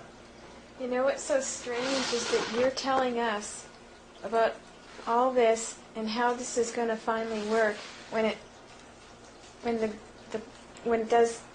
energy in this way gets invented the way it's supposed to happen and eliminates petroleum stuff and all that. And you're wondering how you're going to get the money for a whiteboard or whatever. And it's just like, that just blows my mind. That's like, you don't have to worry about that because it's all just going to come. Because you can't contain this now, like you've told too many people. It doesn't work that way. Yeah, it does. It does. I told It does. people when I was a little kid. Yeah, but it takes time. It takes 25 years to become an overnight success. Yeah. And, It's all moving at the right speed. Naturally, it doesn't matter. It says over and over again in the writings that it's just the will of God that these things shall come to pass, and that we don't really have a choice. That the kingdom of God is going to be created whether we want it or not, individually. And this will be used because it's in harmony with the vibration of the Lord. So, thank you. In this Don't point, worry, your work won't be wasted at all. This is the foundation for, building the whole new society. And He gave us the key, which is 9. It's vanished. If you think about all the billions of people that live by an oil lantern, how many whales were boiled to light people's rooms, it can easily vanish again. It really takes an incredible amount of effort to keep it alive. Don't you think this kind of stuff has been done before, or as you talk about the concept of circle, don't you think that Simba did it in The Lion King. somebody in the past must have done something similar to this nature, and it got Not even similar, they did it. yeah, it got vanished, and then I'm just picking up the clues at the scene of the crime. That's all I'm doing. But at least the great thing about your work is at least you're seeing that until now the mysticism was like totally detached from ordinary masses Yeah. but now you are combining those two things together Right. and making it known to people which is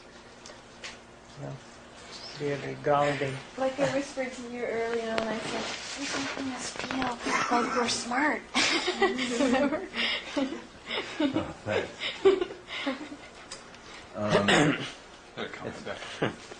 Well, just in this day and age, there's a growing movement that people can see to interweave science and spirituality, and it's due to the fact that, due to the duality, there's in this gap ecological, sociological crises that have escalated because of the misguided calendar, the misguided mathematical, numerological, astrological systems, And so what this is focalizing is, especially because the Baha'i faith is a faith that is, not a particular faith, it's a whole faith. It's something that incorporates the teachings of all the religions. So what this, that you're sharing today is doing is very clearly and concisely bridging that gap. And in that fulcrum point, which is, where the 9 is the energy that you're asking us to, here's this gift, go and take this and apply this in whatever way you can, whatever way God calls you to share this with, because it's basically the science of the holy name, and it comes through in all of creation, and you're giving us the formula for what we already know, what already exists, so that we can, take the seed and sow it.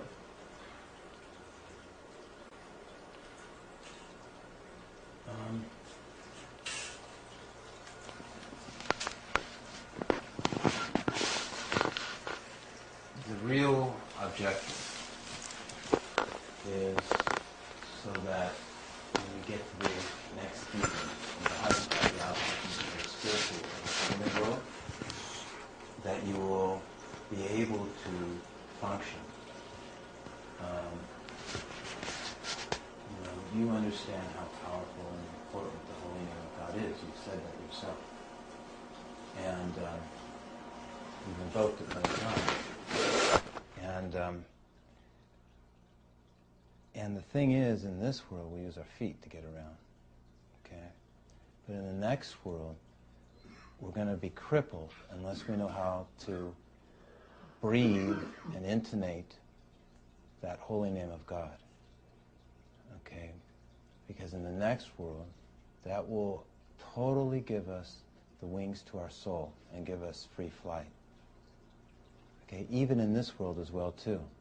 All our psychic states, paranormal states, we should never ever sell ourselves short for one altered state.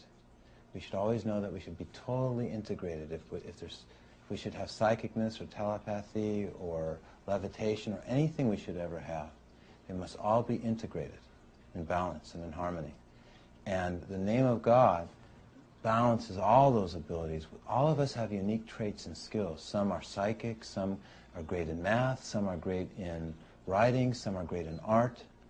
But when we take all of these aspects of our brain, okay, by the name of God, it makes all these parts of our brains working together where one part doesn't atrophy and another over-accentuate.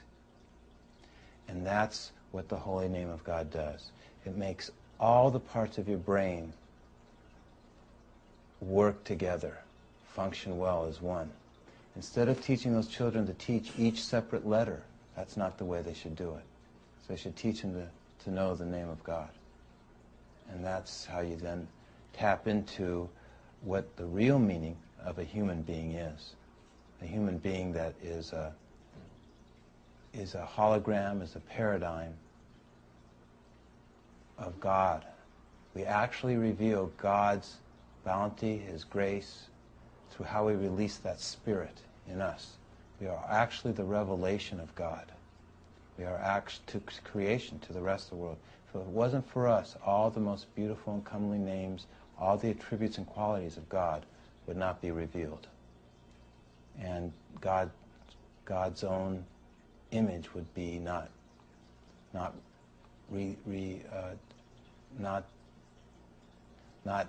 distributed throughout the universe. Not reflected throughout the universe. Thanks. How about this coil? If it doesn't have any resistance, why it only produces twice as much energy as It's much more. The reason is they're making out a filament strand and it's insulated. They're not doing it correctly. The next coils are supposed to be made out of glass, but it's very difficult for us to make them, and we're struggling, and it's expensive. And I've met with people to make them already, but they already tell me that it costs money to experiment. So this is a very slow process I'm going through. We're looking at months again, or years, before I get this off the ground, depending. Do you need some more investors? I know a couple millionaires you gotta meet. Yeah, I don't need the money, but the people who make this, I'm going through, we're looking at months again, or years before I get this off the ground, depending. Do you need some more investors? I know a couple millionaires you're gonna need. Yeah, I don't need the money, but the people who make this, there are real bills that they won't work for free. If we can't find people who will donate their engineering skills, if we don't know engineers and talented people, then we have to hire people. But my first goal was for everybody just to contribute what their skill is. I've done it so far based on the no strings attached, free gift, participation type situation. If there's any investors that want to, I don't beg, I don't solicit for money at these talks, and I always continue to teach for free. But as long as they're not into it from the fact of return, let me put it this way. To keep them from being greedy about it, I won't promise them any money in return for whatever they invest. I won't make any, I won't try and lure them or entice them. If they want to make it without me, they can get my book. It cost me $40 to print this book. And they can make it on their own, and they can even omit me, okay, if that's their desire. But if they want to see it made with my resources and my skill, then this is what the book looks like. It's a big thing. Then yeah, I would definitely know where the money is most appropriately used, because all the people that I work with are very talented, very skilled. I'd also would compensate certain writers, certain artists. I would actually compensate Charlie and Judy because they're teachers. And I would actually offer them a publishing agreement, because I have a publisher, but he just wants the draft, the final product. I have a CD-ROM company, and I would actually ask them to produce teaching materials for schools. So you guys are the guys I'd use the money for. I'd pay you guys to do the work. So, me, I can live on without money. I'm okay, because I bought a new tent. And all you need is fruit, so. I need is fruit, yeah. But I'm going to go to Kmart and get another one, too. So I have two. That way I'm expanding. Living room, bedroom. Okay. Just be like this. Thank you very much.